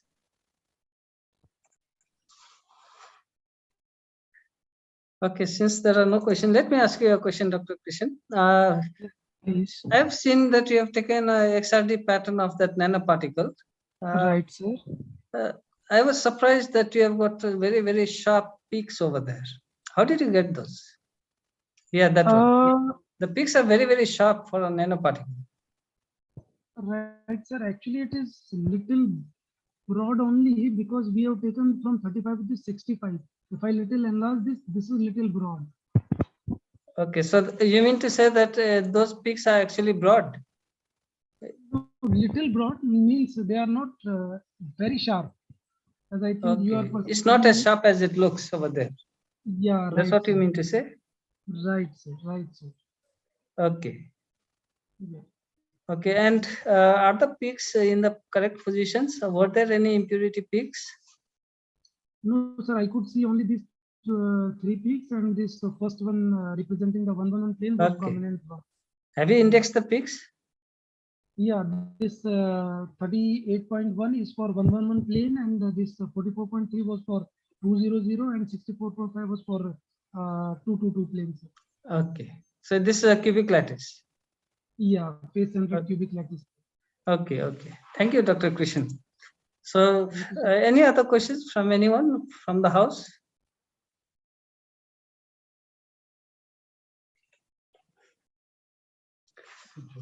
Okay. Thank you, Dr. Krishan. You can now unshare your screen. Sure. Thank you. Next, Dr. Dr. Riddhi, are you online now? Dr. Riddhi? Paper number 91, OP 91. Dr. Riddhi Thakkar, are you there? Thakur. Oh, Thakur. No. I think she has left already. Network problem. Okay. I think we have to conclude now. Okay, the ones who were absent, let me call out their names once more. Dr. Vaishali Joshi, are you there? Vaishali?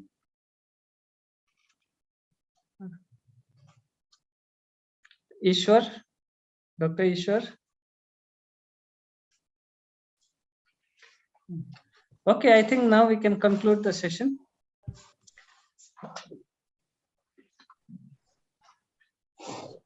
Okay, we are now at the end of all these sessions, technical session 12.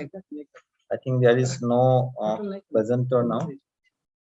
Paper number 91, Dr. Riddhi Thakur was there, but I think because of network problems, he has left. But we also now cannot wait, so we have to conclude this session.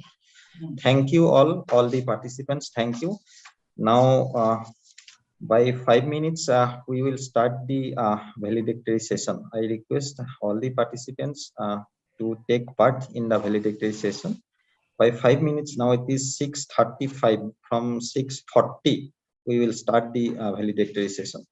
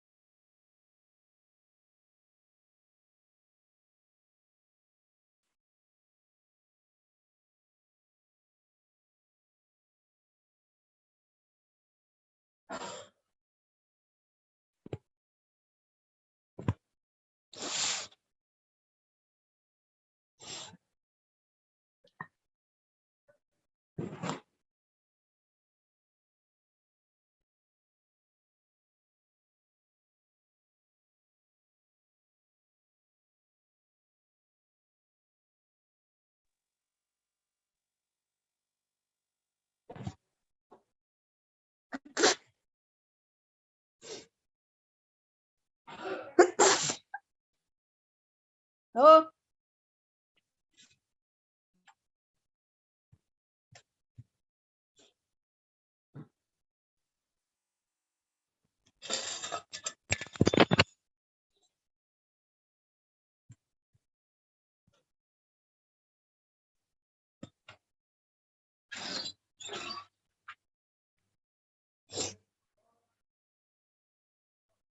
तुरीच्या डाळीची विचारलं का ते आहे मला ते उद्या करणार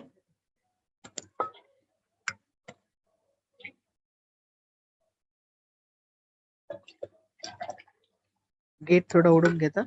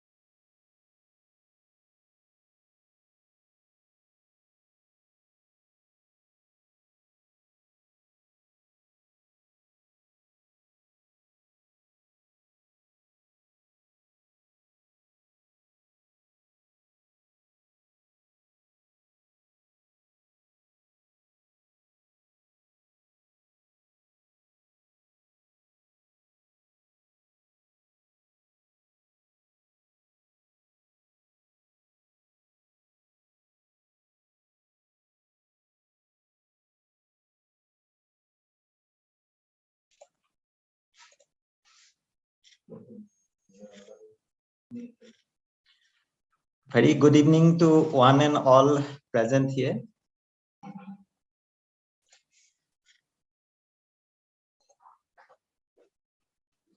Now we are at the end of this 3 days National Convention of Chemistry Teachers, NCCT 2021, and International Conference on Recent Trends in Chemistry and Chemical Education 2021.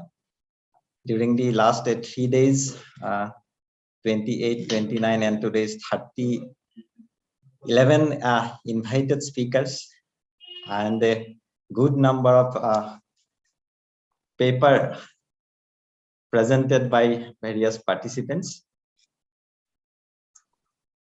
Initially, I would like to request President Association of Chemistry Teachers, Brajesh Paresar, to say a few words. Oh, thank you. Thank you, Professor Nayan Kamal Bhattacharya, Professor D.V. Prabhu, SCT General Secretary, and all the dignitaries. It's really, I should congratulate the organizers, particularly Professor Nayan Kamal Bhattacharya, Professor Sangeeta Jha, and all the team from Sikkim Manipal University. And I mean, during the pandemic, that is the only way, we can just be together and share our views. Professor Nayan Kamal, you have really organized the thing very nicely. Wonderful speakers from India and across, they're very, from outside also. And today, Professor Saurabh Paul spoke very nicely. So a dignitary of speakers were there for 3 days, and it was very scintillating. It was we all enjoyed, and moreover, the speakers. The young research scholars, those who presented their papers very nicely and very enthusiastically. It was really, it was very heartening, and it was wonderful to see an enthusiasm, the kind of enthusiasm they showed in presenting their paper. That was wonderful. Once again, on behalf of the Association of Chemistry Teachers, I congratulate, and I'm really thankful to the management, the Vice Chancellor, and the Director of the Sikkim Manipal Institute of Technology for having accepted the proposal from SCT and organized wonderfully with the help of the team. So thank you very much, and see you sometime later soon. Thank you, sir. Thank you. May I now request from SMIT Professor Sangeeta Jha, ma'am, General Chair of the conference plus Associate Director Academics, to say a few words. Madam, if you are online. Yes, I'm online. Honorable President, Professor D.V. Prabhu, Professor Brajesh Pare, General Secretary, ACT, Dr. Nayan Kamal Bhattacharya, Honorable Vice Chancellor.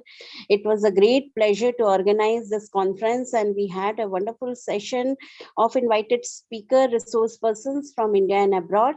And it was a very enlightening lectures, and we had a good number of young scientists who have presented their work that was relevant to the society, applicable to the society, and it can be converted into product, green product, or very nice sensors and other things they have talked about. And it was really pleasure for us to organize such type of event in collaboration. We have collaborated with ACT in 2012, 2017, and this is 2021. So it's a great pleasure to collaborate with ACT, and definitely we will also take the institute partnership in journal ACT journal. We will take as suggested by Professor Prabhu. Thank you, Dr. Bhattacharya. Thank you, ma'am. May I now request Professor D.V. Prabhu, sir, General Secretary, Association of Chemistry Teachers, to say a few words. Professor Nayan Kamal Bhattacharya, Professor Sangeeta Jha, friends, we are at the end of this 3-day National Convention of Chemistry Teachers and International Conference. It was very well organized by the Sikkim Manipal Institute of Technology, and I would like to congratulate Professor Nayan Kamal Bhattacharya and all his team members for a wonderful job which you have done. One of the interesting features of NCCT 2021 was the participation of 12 speakers from abroad, in addition to eminent experts from our own country. Today, we heard a very scintillating lecture from Saurav Pal, in which he outlined the salient features of the new education policy of the Government of India. And he mentioned that in future, colleges will also have to do some research. And I am happy that Association of Chemistry Teachers has been encouraging research. And in today's convention, there were as many as 92 presentations by teachers on their own research in chemistry as well as chemistry education. So all in all, it was a great success. Though it was online, we could hear so many good speakers talk on a variety of subjects. And once again, let me congratulate Sikkim Manipal Institute of Technology, the director, then the vice chancellor, the chemistry department faculty, Professor Nayan Bhattacharya and Sangeeta Jha for their efforts. I hope sometime in future we can meet offline and renew our fellowship. Thank you very much, Professor Nayan. Thank you, sir. Thank you. Now we'll move ahead with our agenda. May I now request Professor Prem Mohan Mishra, Vice President, ACT East Zone, and Professor Chemistry, MLSM College, Darbhanga, to start the ACT award ceremony. Thank you, Nayanji. Thank you to your team, Sangeeta Jha ma'am, the Registrar, Director, Vice Chancellor of SMIT International Seminar and NCCT 2021. Now it is time for announcement of ACT Awards, already announced by Devi Prabhu sir, but formally it will be given in formal way.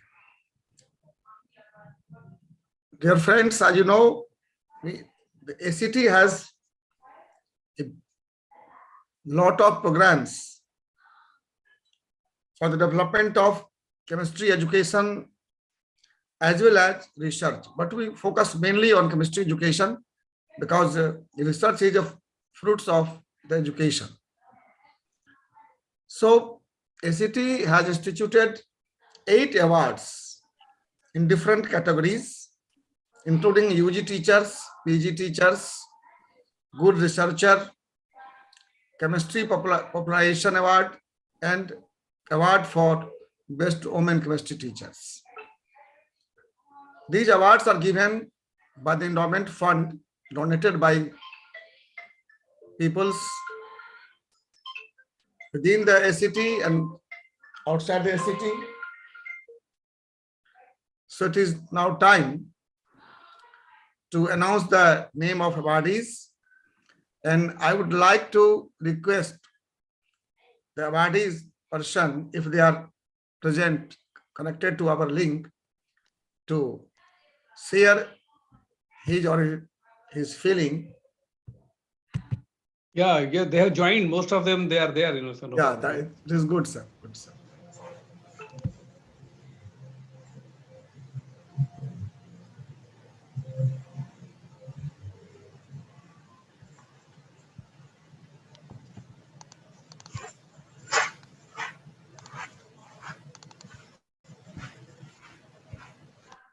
So it is time to announce the name of the awardees. Our first award is ACT Lifetime Achievement Award.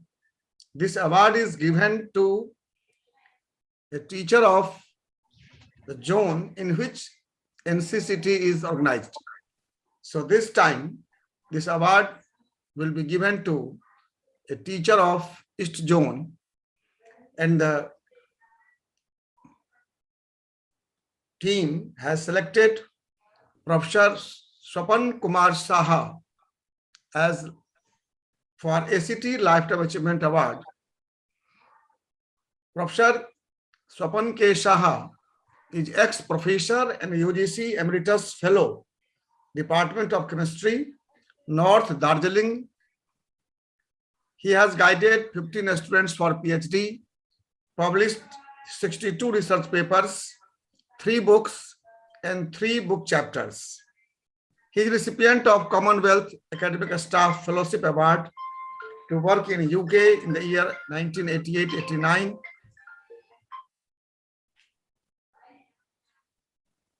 Emeritus Fellowship Award from UGC New Delhi in the year 2016 to 2018, and Outstanding Reviewer Award from Elsevier in 2015.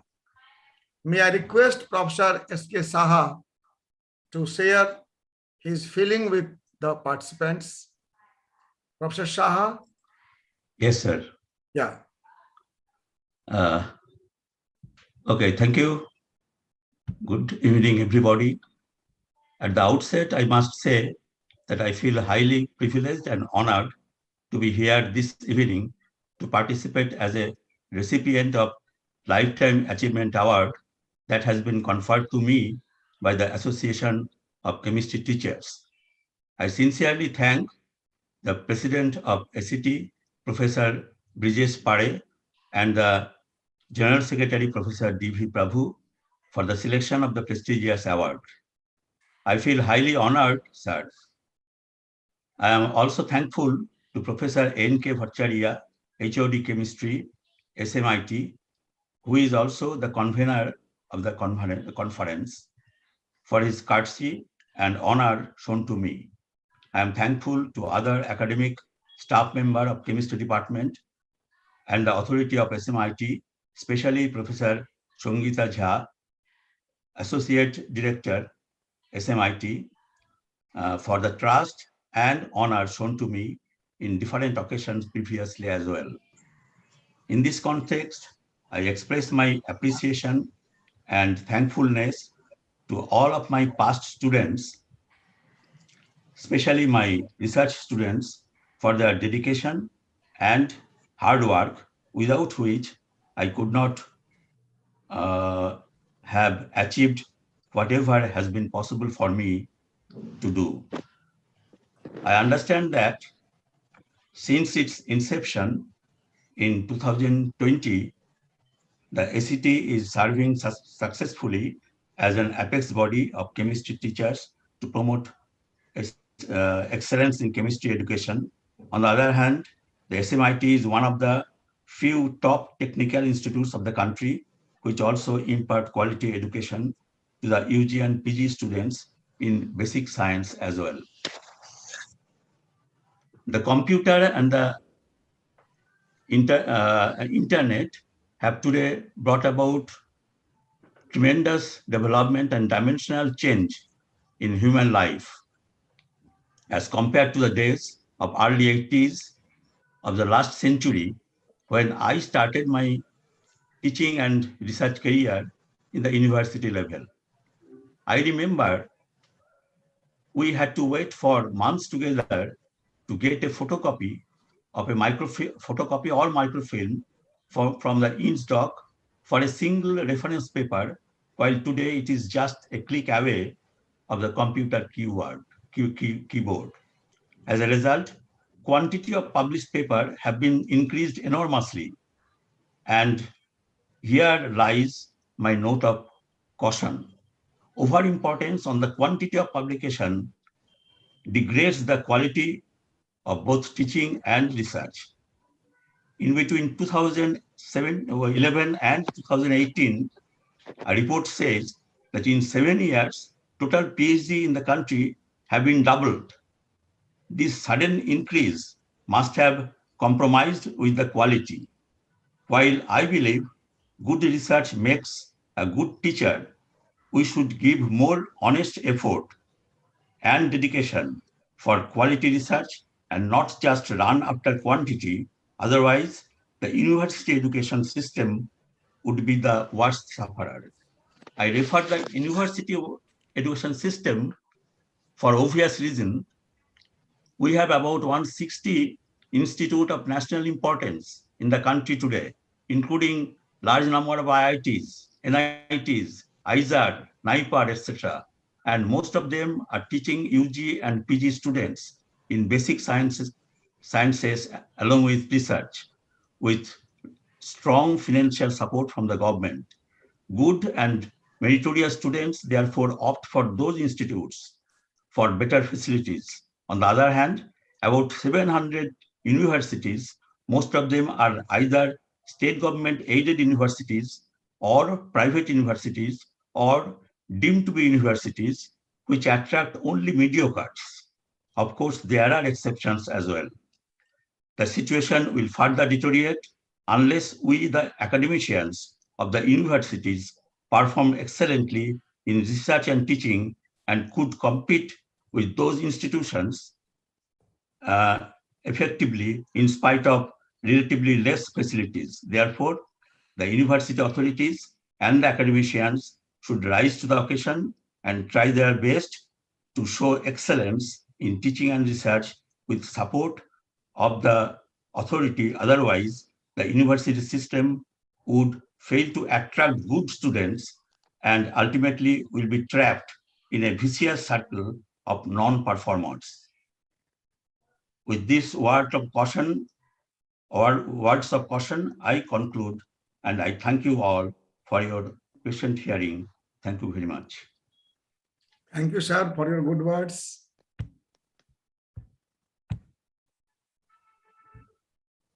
Thank you.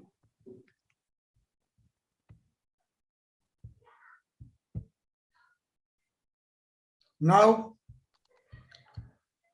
I'm going to announce the name of ACT Sri Anupam Sinha Best Chemistry Teacher Award. The award has been instituted by the donation made by Professor Sadhar Sinha.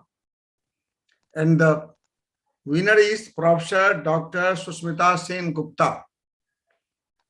Professor Gupta is in Department of Chemistry, BM College, affiliated to Guwahati University, Dhubri, Assam.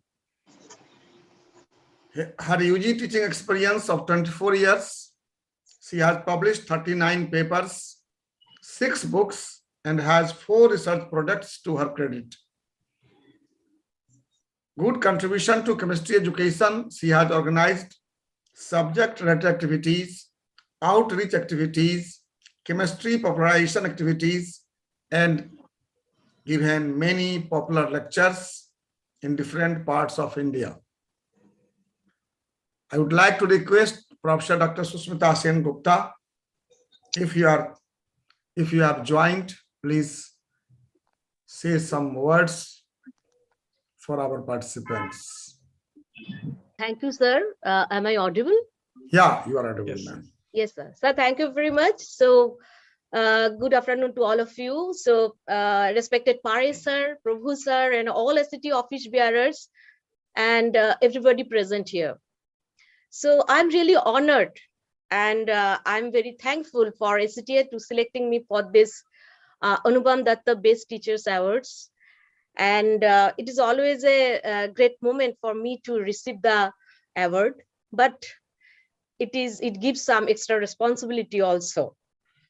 So in this platform, I want to dedicate this award to my students, who are always the source of inspiration for my teaching career. So thank you very much. Thank you all. Thank you, sir. Thank you, ma'am. Thank you.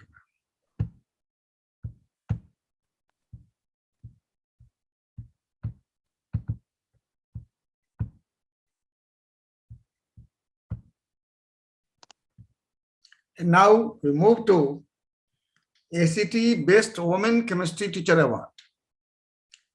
This award meant for only women chemistry teachers. And winner of this year is Professor Dr. Jyoti Rekhaji Handik.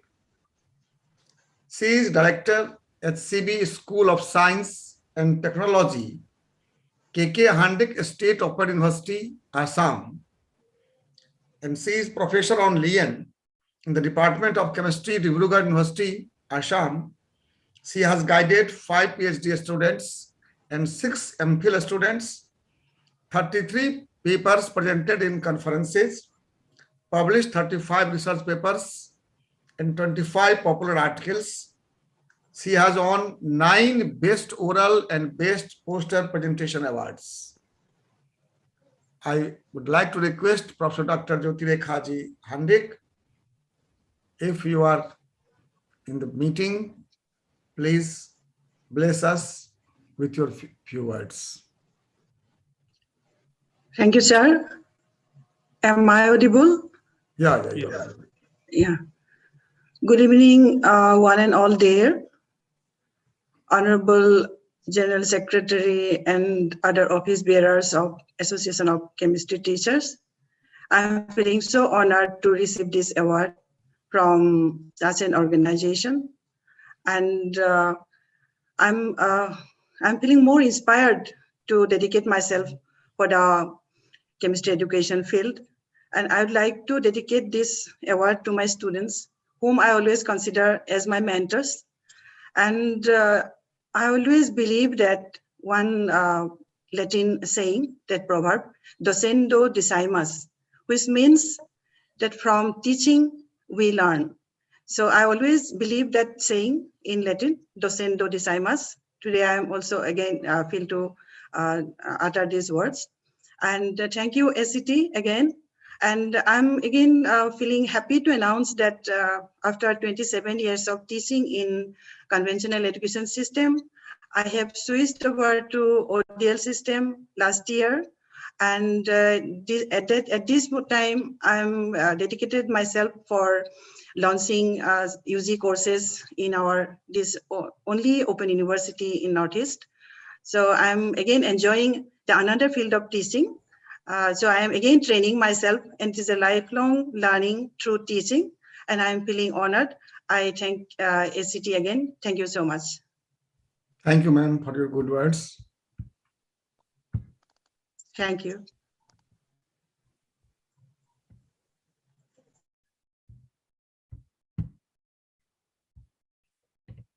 And now, fourth is SCT Professor PR Singh Award for outstanding contribution to chemistry education. And the award goes to Professor Dr. B.S. Balaji. Professor Balaji is Associate Professor, School of Biotechnology, Jawaharlal Nehru University, New Delhi. He is resource person at 73 faculty development programs, 26 presentations in conferences. There are 3 patents to his credit, and has published 18 research papers. Very good innovative contributions to chemistry education. And for that, ACT commended his work and honored him with ACT Professor PR Singh Award for outstanding contribution to chemistry education. I may request Professor Dr. B.S. Balaji, if you are with us, please share your feeling. Yes, sir. Good evening to one and all. Am I audible? Yes, Okay, sure. Good evening to one and all. I am really thankful to such a great award given to me through the Association of Chemistry Teachers Association. Actually, it is a good recognition for the work which we have been doing so far. Basically, we have actually integrated Braille for teaching chemistry subjects to blind and low vision students. We have integrated this a couple of years back, and it received a very good appreciation from mainly the students. See, the main thing was I have been associated with cancer research for several years. Mainly the retinoblastoma is the area where I have been working. So I used to interact with a lot of people who had this eye cancer. And especially when I see the young children who are getting this, I was really feeling that, I mean, can we do something for these people to help? And that was lingering in my mind for several years. And recently we had a 3D printer in our lab, and I have been developing online courses for the massive open SWAYAM platform. So there I have to show some models using this 3D printer. And then from there, we started working on, okay, can we integrate this braille into our normal chemistry letters? And we just designed, and that was a very successful thing and received very nicely by the blind and low vision students. And from that, we started like, that means there are a lot of requirement for teaching, learning tools, especially for the challenged people. And we started working on that. And that is one work we have been doing for past few years. And along with that, since as everybody is telling that COVID had forced us all to move into the online mode. So the students are actually having lots of difficulty in learning many things. So as a teacher, it is our responsibility to give the best to the teacher students. So that's the reason we have been running massive open online courses. And of course, I think ACT member, Professor Surya Prakash Rao from Pondicherry, is one of an academic expert who had actually gone through the materials what I prepared for the students. And he, as a very learned person, helps me create even better quality videos, lectures, and notes for the students. And I am standing here simply because of great teachers like them. I studied under Professor K.K. Balasubramaniam, and in Pune University also we had an interaction with Professor Mali and Professor M.S. Wadia. So these stalwarts are the people who taught us like, okay, reaction mechanism is a very, very important thing for any organic chemist to prosper. And we have been trained by those kind of great stalwarts. So I cannot fit into their shoes, but at least we are trying to do at least little bit from our small hand, whatever is possible. And I actually would like to dedicate this award to my teachers, without whom I would not be here. So I really am blessed to have great teachers, and they are the people who are the motivation for me. And taking their lead, I am also trying to contribute at least a little bit to the younger generation. So we have been doing that, and I'm really thankful to Association of Chemistry Teachers for recognizing our hard work. And this is a great recognition for me. And I sincerely thank Dr. D.V. Prabhu, General Secretary, ACT, and Dr. Brijesh Pare for giving this award to me. I'm really thankful to the selection committee and the people who had recommended and nominated me also. And I dedicate this award to my great teachers who are the visionaries in changing the chemistry education in India. Thank you. Thanks to one and all. Thank you, sir. Professor B.S. Balaji. You go on your endeavor, and we are always with you. Thank you, sir. Thank you very much.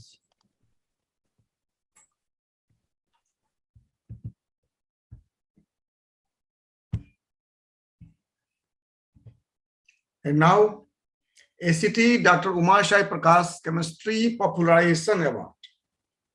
This award is given to a teacher which works for popularizing chemistry among the students and in the society.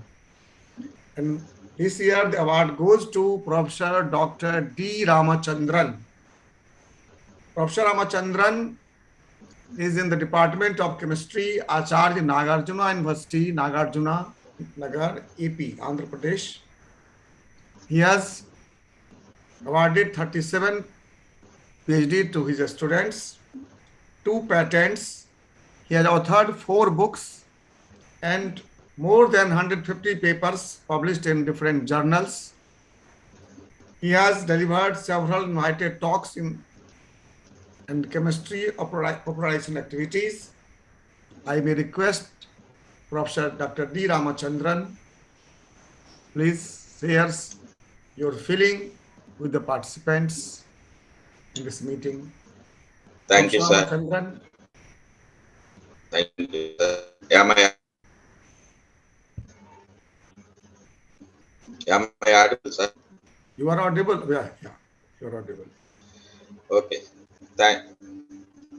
Respected selection committee members of Association of Chemistry Teachers, especially Dr. Prabhu Garu, General Secretary, and other executive members of ACT. I am very much thankful for selection of this award, the Tomasai Prakash Popularization Award. And also, I am very much thankful to the organizing committee to conduct this event in successful manner for the last 3 days. In this contest, I would like to express my heartfelt thanks to my teachers from childhood to my research, and also my parents and my scholars. Without their support, I may not able to receive this award. I would like to request the executive committee members of Association of Chemistry Teachers, if possible, kindly give a chance to conduct NCCT 2022 at our university, that is Acharya Nagarjuna University, Andhra Pradesh. Thank you, Anand. Thank you, sir, for your good words and the invitation. We shall consider on your proposal. Thank you, sir.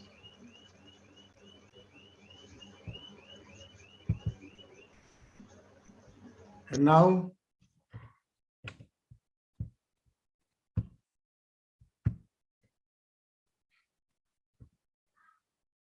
sixth is Professor Lalan Singh Award for Best PG Chemistry Teacher of a State Universities. We give 2 awards for PG teachers. One is especially for the teachers of a state university. And the award winner is Professor Dr. Ajay Taneja. Professor Taneja is professor in the Department of Chemistry, Dr. B.R. Ambedkar University, Agra. He has guided 17 PhD students, published 139 papers, has completed 5 research projects, written 17 chapters in national and international level books, delivered 36 invited talks, and 75 papers published in proceedings of conferences. I would like to request Professor Taneja to share his feeling. Good evening. Good evening, sir. Can you hear me? Yeah. Thank you, Professor Prem Mohan Mishra ji, for your nice introduction. I am really honored to be selected for this Professor Lalan Mishra Best PG Teacher of State University in India.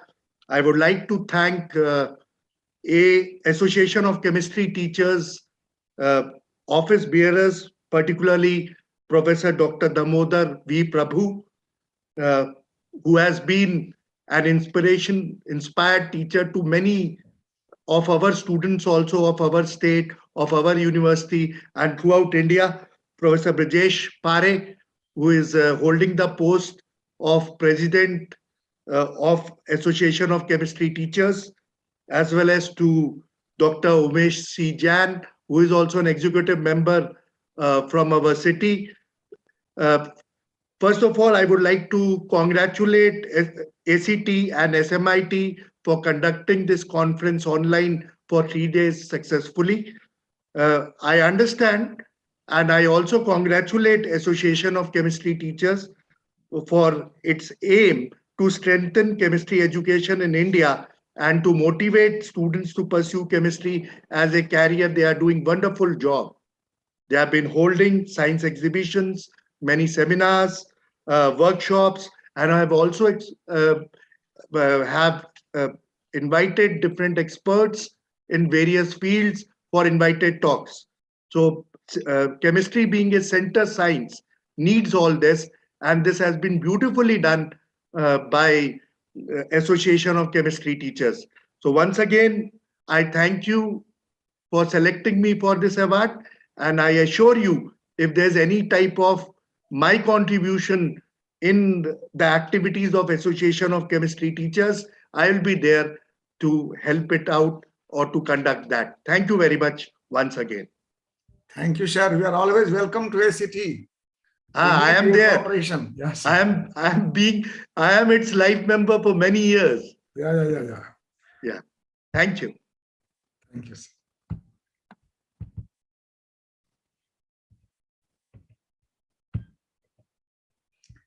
And seventh is Professor Dr. Bhupendra Shahi Saxena Award for Best PG Chemistry Teacher. And this award goes to Professor Dr. Naveen G. Simpi. He is professor in the Department of Chemistry, University of Mumbai.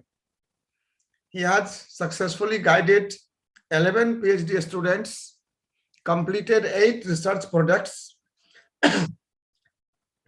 published 95 research papers, delivered 50 invited talks, 2 book chapters, and there are 4 patents to his credit.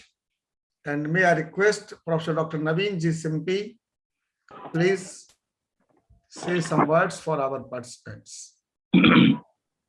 Thank you, sir. Am I audible? Yeah, audible. Yes, thank you. Before to start, Professor Dr. Brijesh Pare, President, Association for Chemistry Teacher, Professor Dr. D.V. Prabhu, General Secretary, Association for Chemistry Teacher, Professor Sangeeta Jha, General Chair of the conference, Professor N.K. Bhattacharya, and other members from the Association for Chemistry Teacher. I express my sincere thanks for considering me for the Association for Chemistry Teachers, Professor Dr. Bhupendra Shahi Saxena Best PG Teacher Chemistry Award. I really happy by considering me for this particular award. I also happy to go through the different sessions organized through this National Convention of Chemistry Teachers in association with SMIT Sikkim, and the conference organized very well and very informative talks being delivered by different invited speakers. I really thanks for considering me for this award. I dedicate my award to my guru, Professor Satyendra Mishra, my wife, kids, parents, and other family members. Also, especially I like to dedicate my award to my brother-in-law, late Sri Subhash Khairnar from Shirdi.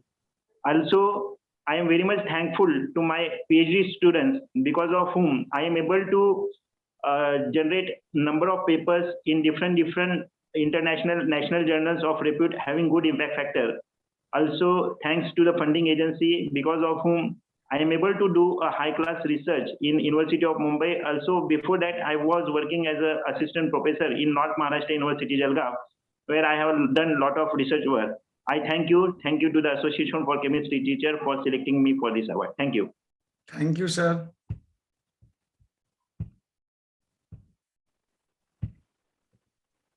And now it is Professor P.B. Punjabi Award for outstanding research in chemical science. This award is devoted to a teacher who is a good researcher. And this award goes to Principal Professor Dr. Anna Pratima Nikalje. Professor Anna Pratima is in the Department of Chemistry, Wilson College, Mumbai. 116 research papers, 32 presentations in international conferences. She has published 20 articles, organized 70 conferences and symposia, served as resource person at 16 conferences. She has published 8 international level books, awarded 2 patents by Government of India. Her patents are useful to society for treatment of epilepsy and 8 types of cancer. Member of International Science Committee, Spain, editorial board and panel of reviewers of several journals. She has transformed conventional synthetic chemistry practicals into green chemistry practicals using innovative tools. Main area of research is medicinal chemistry, green chemistry, and analytical method development. So the two main important contribution of Professor Anna Pratima is that she has transformed conventional practical into green chemistry practical, and her research is directly useful for the society. I congratulate on behalf of ACT, and I may request Professor Dr. Anna Pratima to say some words, her feeling for our participants. Good evening, everyone. I'm humbled and also pleased to receive this award for research contributions. Recognition of such type motivates me, and it is a boost for carrying out the research further. All the years that I have spent in teaching, and the real research started when we started a PG college in my previous college, that is at YB Chavan College of Pharmacy. So all my PG students and my PhD students, they have been a source of inspiration and hard work, and the teamwork that really transformed my imagination and my thoughts into the practical actual output by the way of their research. Especially, I motivated girls, the women, to take a PhD, because when I was planning to have my PhD studentship, it was very difficult, and the gents teacher, they were reluctant to accept lady students, saying that ladies usually they get married, then family, and then the research is distracted. So the staff were very much reluctant, and my UG college, JS college teacher has to request the chemistry department head that time that she is a very hardworking student and she will not marry before her PhD is completed. And also my father, he was very much a pro research. That time he motivated me that he said no marriage, first PhD, then marriage.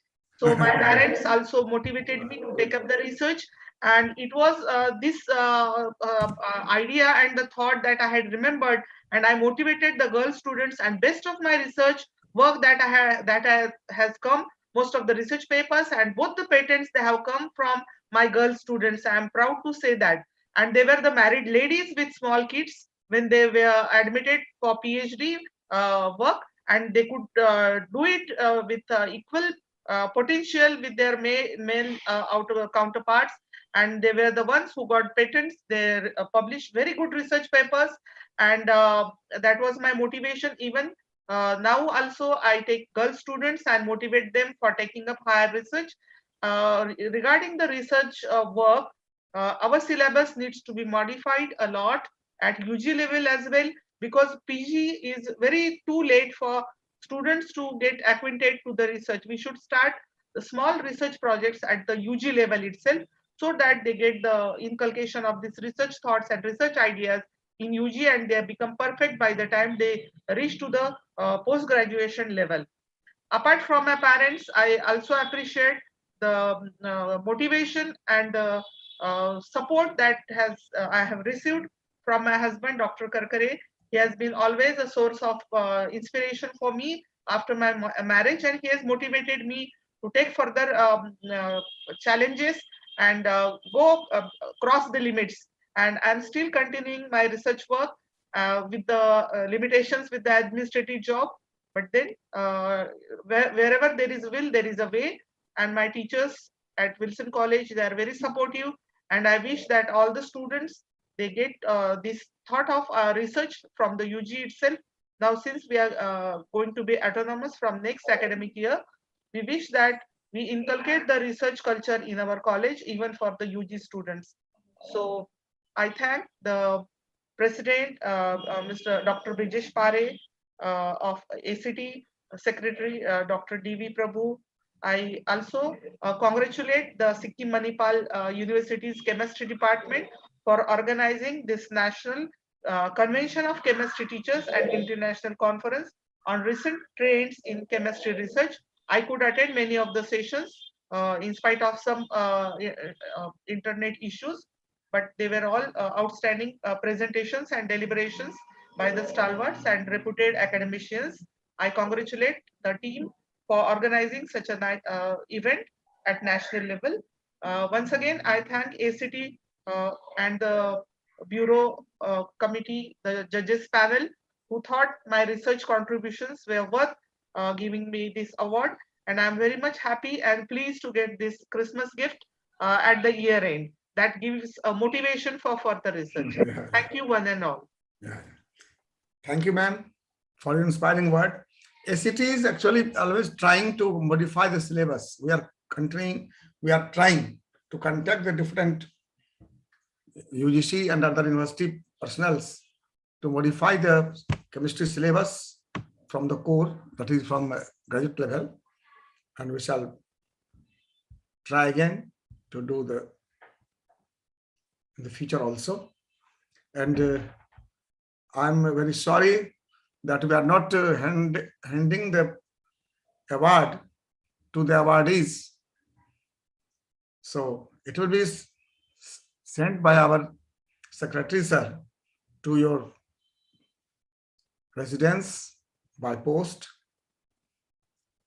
And now I hand over this program to Mr. N.K. Bhattacharya, sir.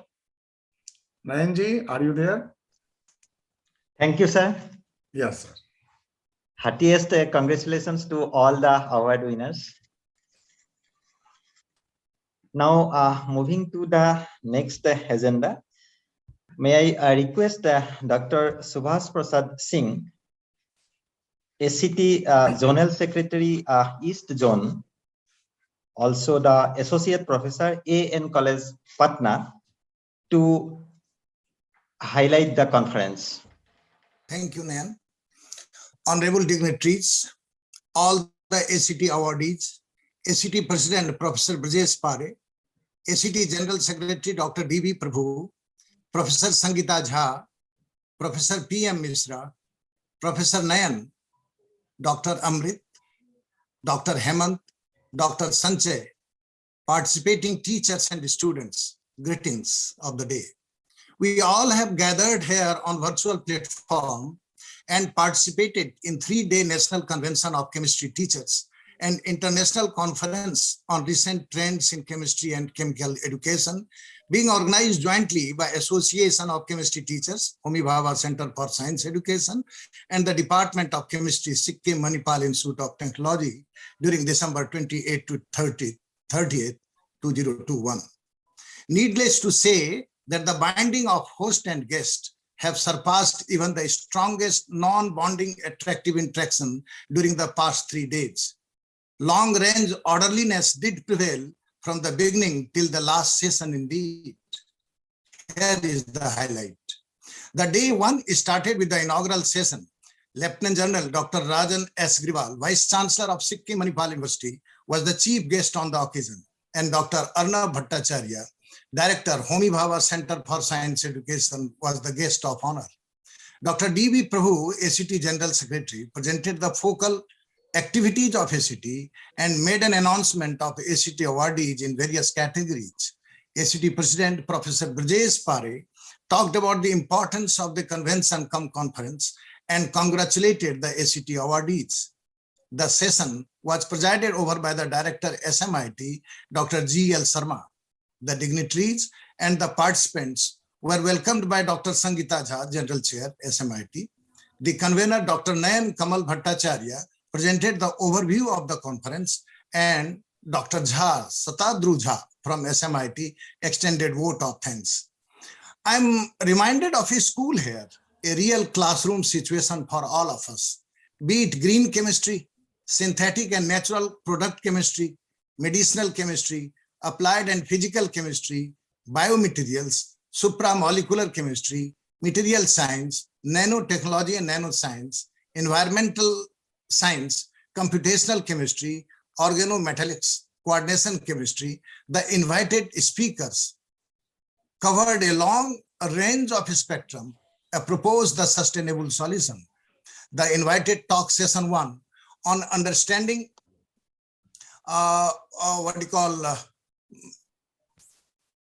was on understanding electrocatalysis for energy and environmental impact by Dr. Fathi M. Hassan from United Arab Emirates University, chaired by myself only, and followed by the talk of Professor Ghanshyam Bej from North Hill University.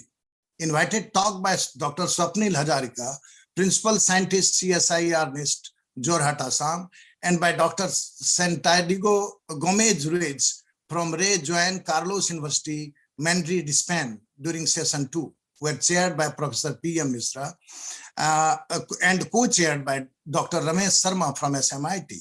Session 3 of invited talk was chaired by Professor D.C. Deka, former president of ACT and vice chancellor of Lakhimpur University, and co-chaired by Joydeep Biswas. Dr. Iti Goender Punusamy, fellow and global manager at Millipore Sigma, St. Louis, Missouri, USA, delivered his talk during the session. Technical session 1 and 2, involving oral presentation by several delegates, were also conducted. ACT Executive Committee meeting was held in the evening. Day 2 started with oral presentation during technical session 3. Invited technical session 4, consisting of the talk by Dr. Venkat Narayan from Anthra Technologies LLC, McKinney, USA, followed by Dr. Utpal Vora from Tejpur University. ACT former President Professor S.D. Samal chaired the session, and Dr. Manoranjan Pandey from SMIT co-chaired the session. Several scholars presented their papers on the day during technical session 4, 5, 6, and 7. Invited talk session 4 included the talk by Professor Claudia Bormann Linde from Germany and by Professor Muhammad Al-Siah from American University of Sharjah. The session was chaired by Professor M. Swaminathan and co-chaired by Suresh Arya. The day ended with in the evening. Day 3 included the invited talk by Dr. Ilyas Ali, Innovation and Research Manager, Print Packing, USA. Dr. Manas Kanti Dev from Pandit Ravi Shankar Shukla University, and Professor Saurabh Pal, Director, ICER Kolkata. Around about 90 scholars, chemists and chemical educators presented their papers during technical session 8, 9, 10, 11, and 12, covering a wide range of current research on chemistry and chemical education. It really updated the scientific and academic communities with the current advancement in the field of chemistry. With more and more information being given like a Maxwell-Boltzmann plot, I feel more and more number of us would have got energized to look for sustainability and to act accordingly. ACT award giving ceremony is overwhelming today. Of course, all the awardees deserve a big round of applause once again. Well, let us all put our affordable contributions together, bind ourselves, and make a mass unit, ready to be refined whenever needed. The role played by the SMIT Organizing Committee under the convenership of Dr. Nayan Kamal Bhattacharya is commendable. God bless one and all. Thank you. Over to Nayan. Thank you, sir. May I now request Dr. Suresh Kumar Arya, Executive Member of ACT, also from JNRM Government PG College, Port Blair, to declare the best paper. Actually, out of all these 93 papers, we selected 5 best papers from our screening committee that we have finalized. Now I request Dr. Suresh Kumar Arya to announce the 5 best papers. Good evening, sir. It's a great pleasure for me to announce the awardees for the best 5 papers. The first one is Mr. Krishan Kumar, IIT Kanpur, OP90. And the second one,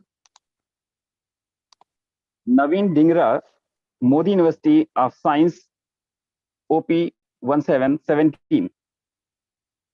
Am I audible, sir? Yes, sir. Please continue. Okay, sir. And the third one is Dr.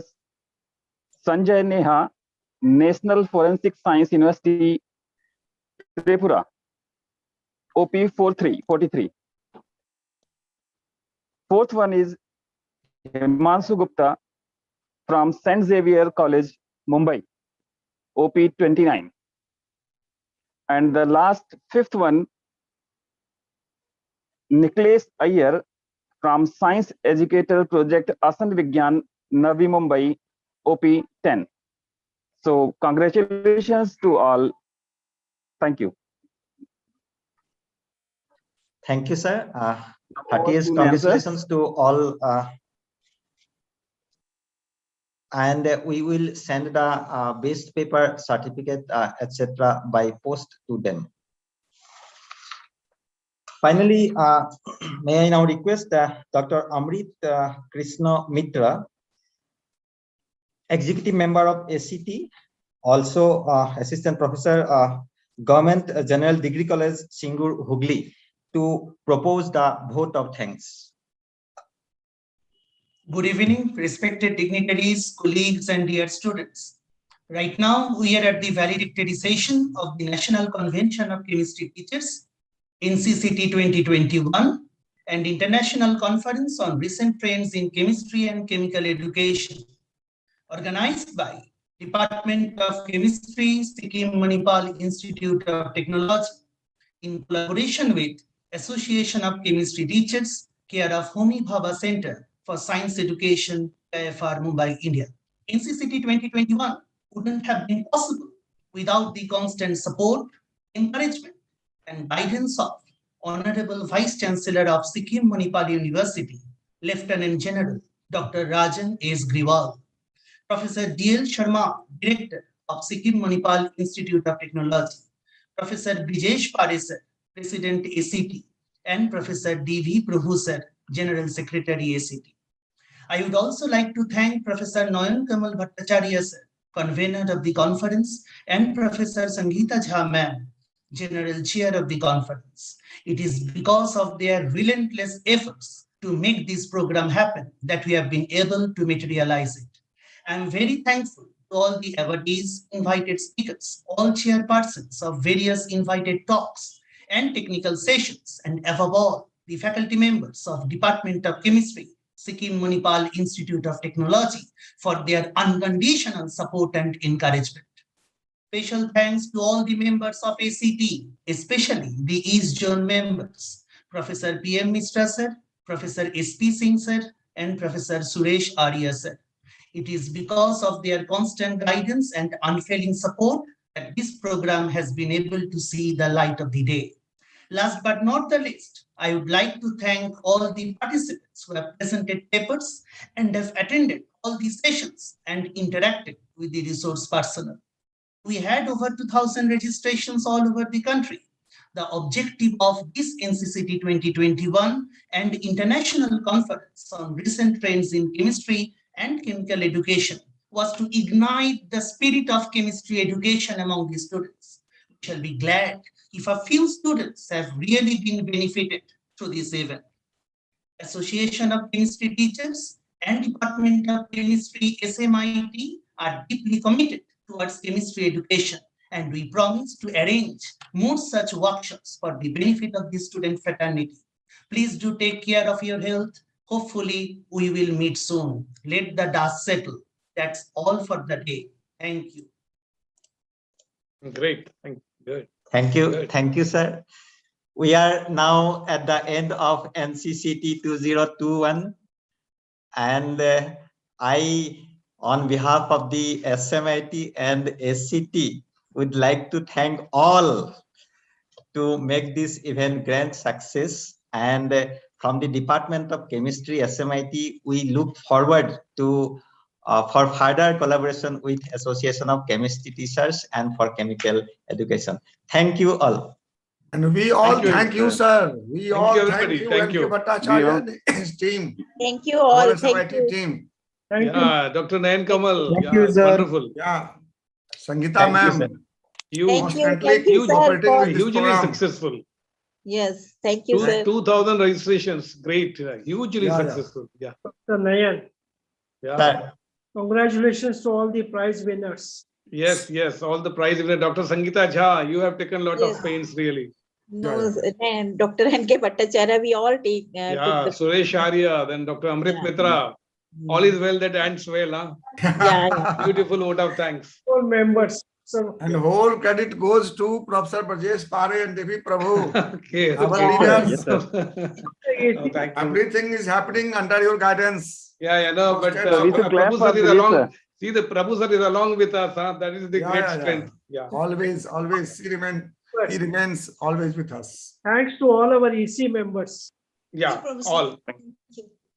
So कहते हैं looking प्रभु forward, के सहारे looking सारा काम forward हो to रहा meet. है, हमका मेरा तो सिर्फ नाम हो रहा है.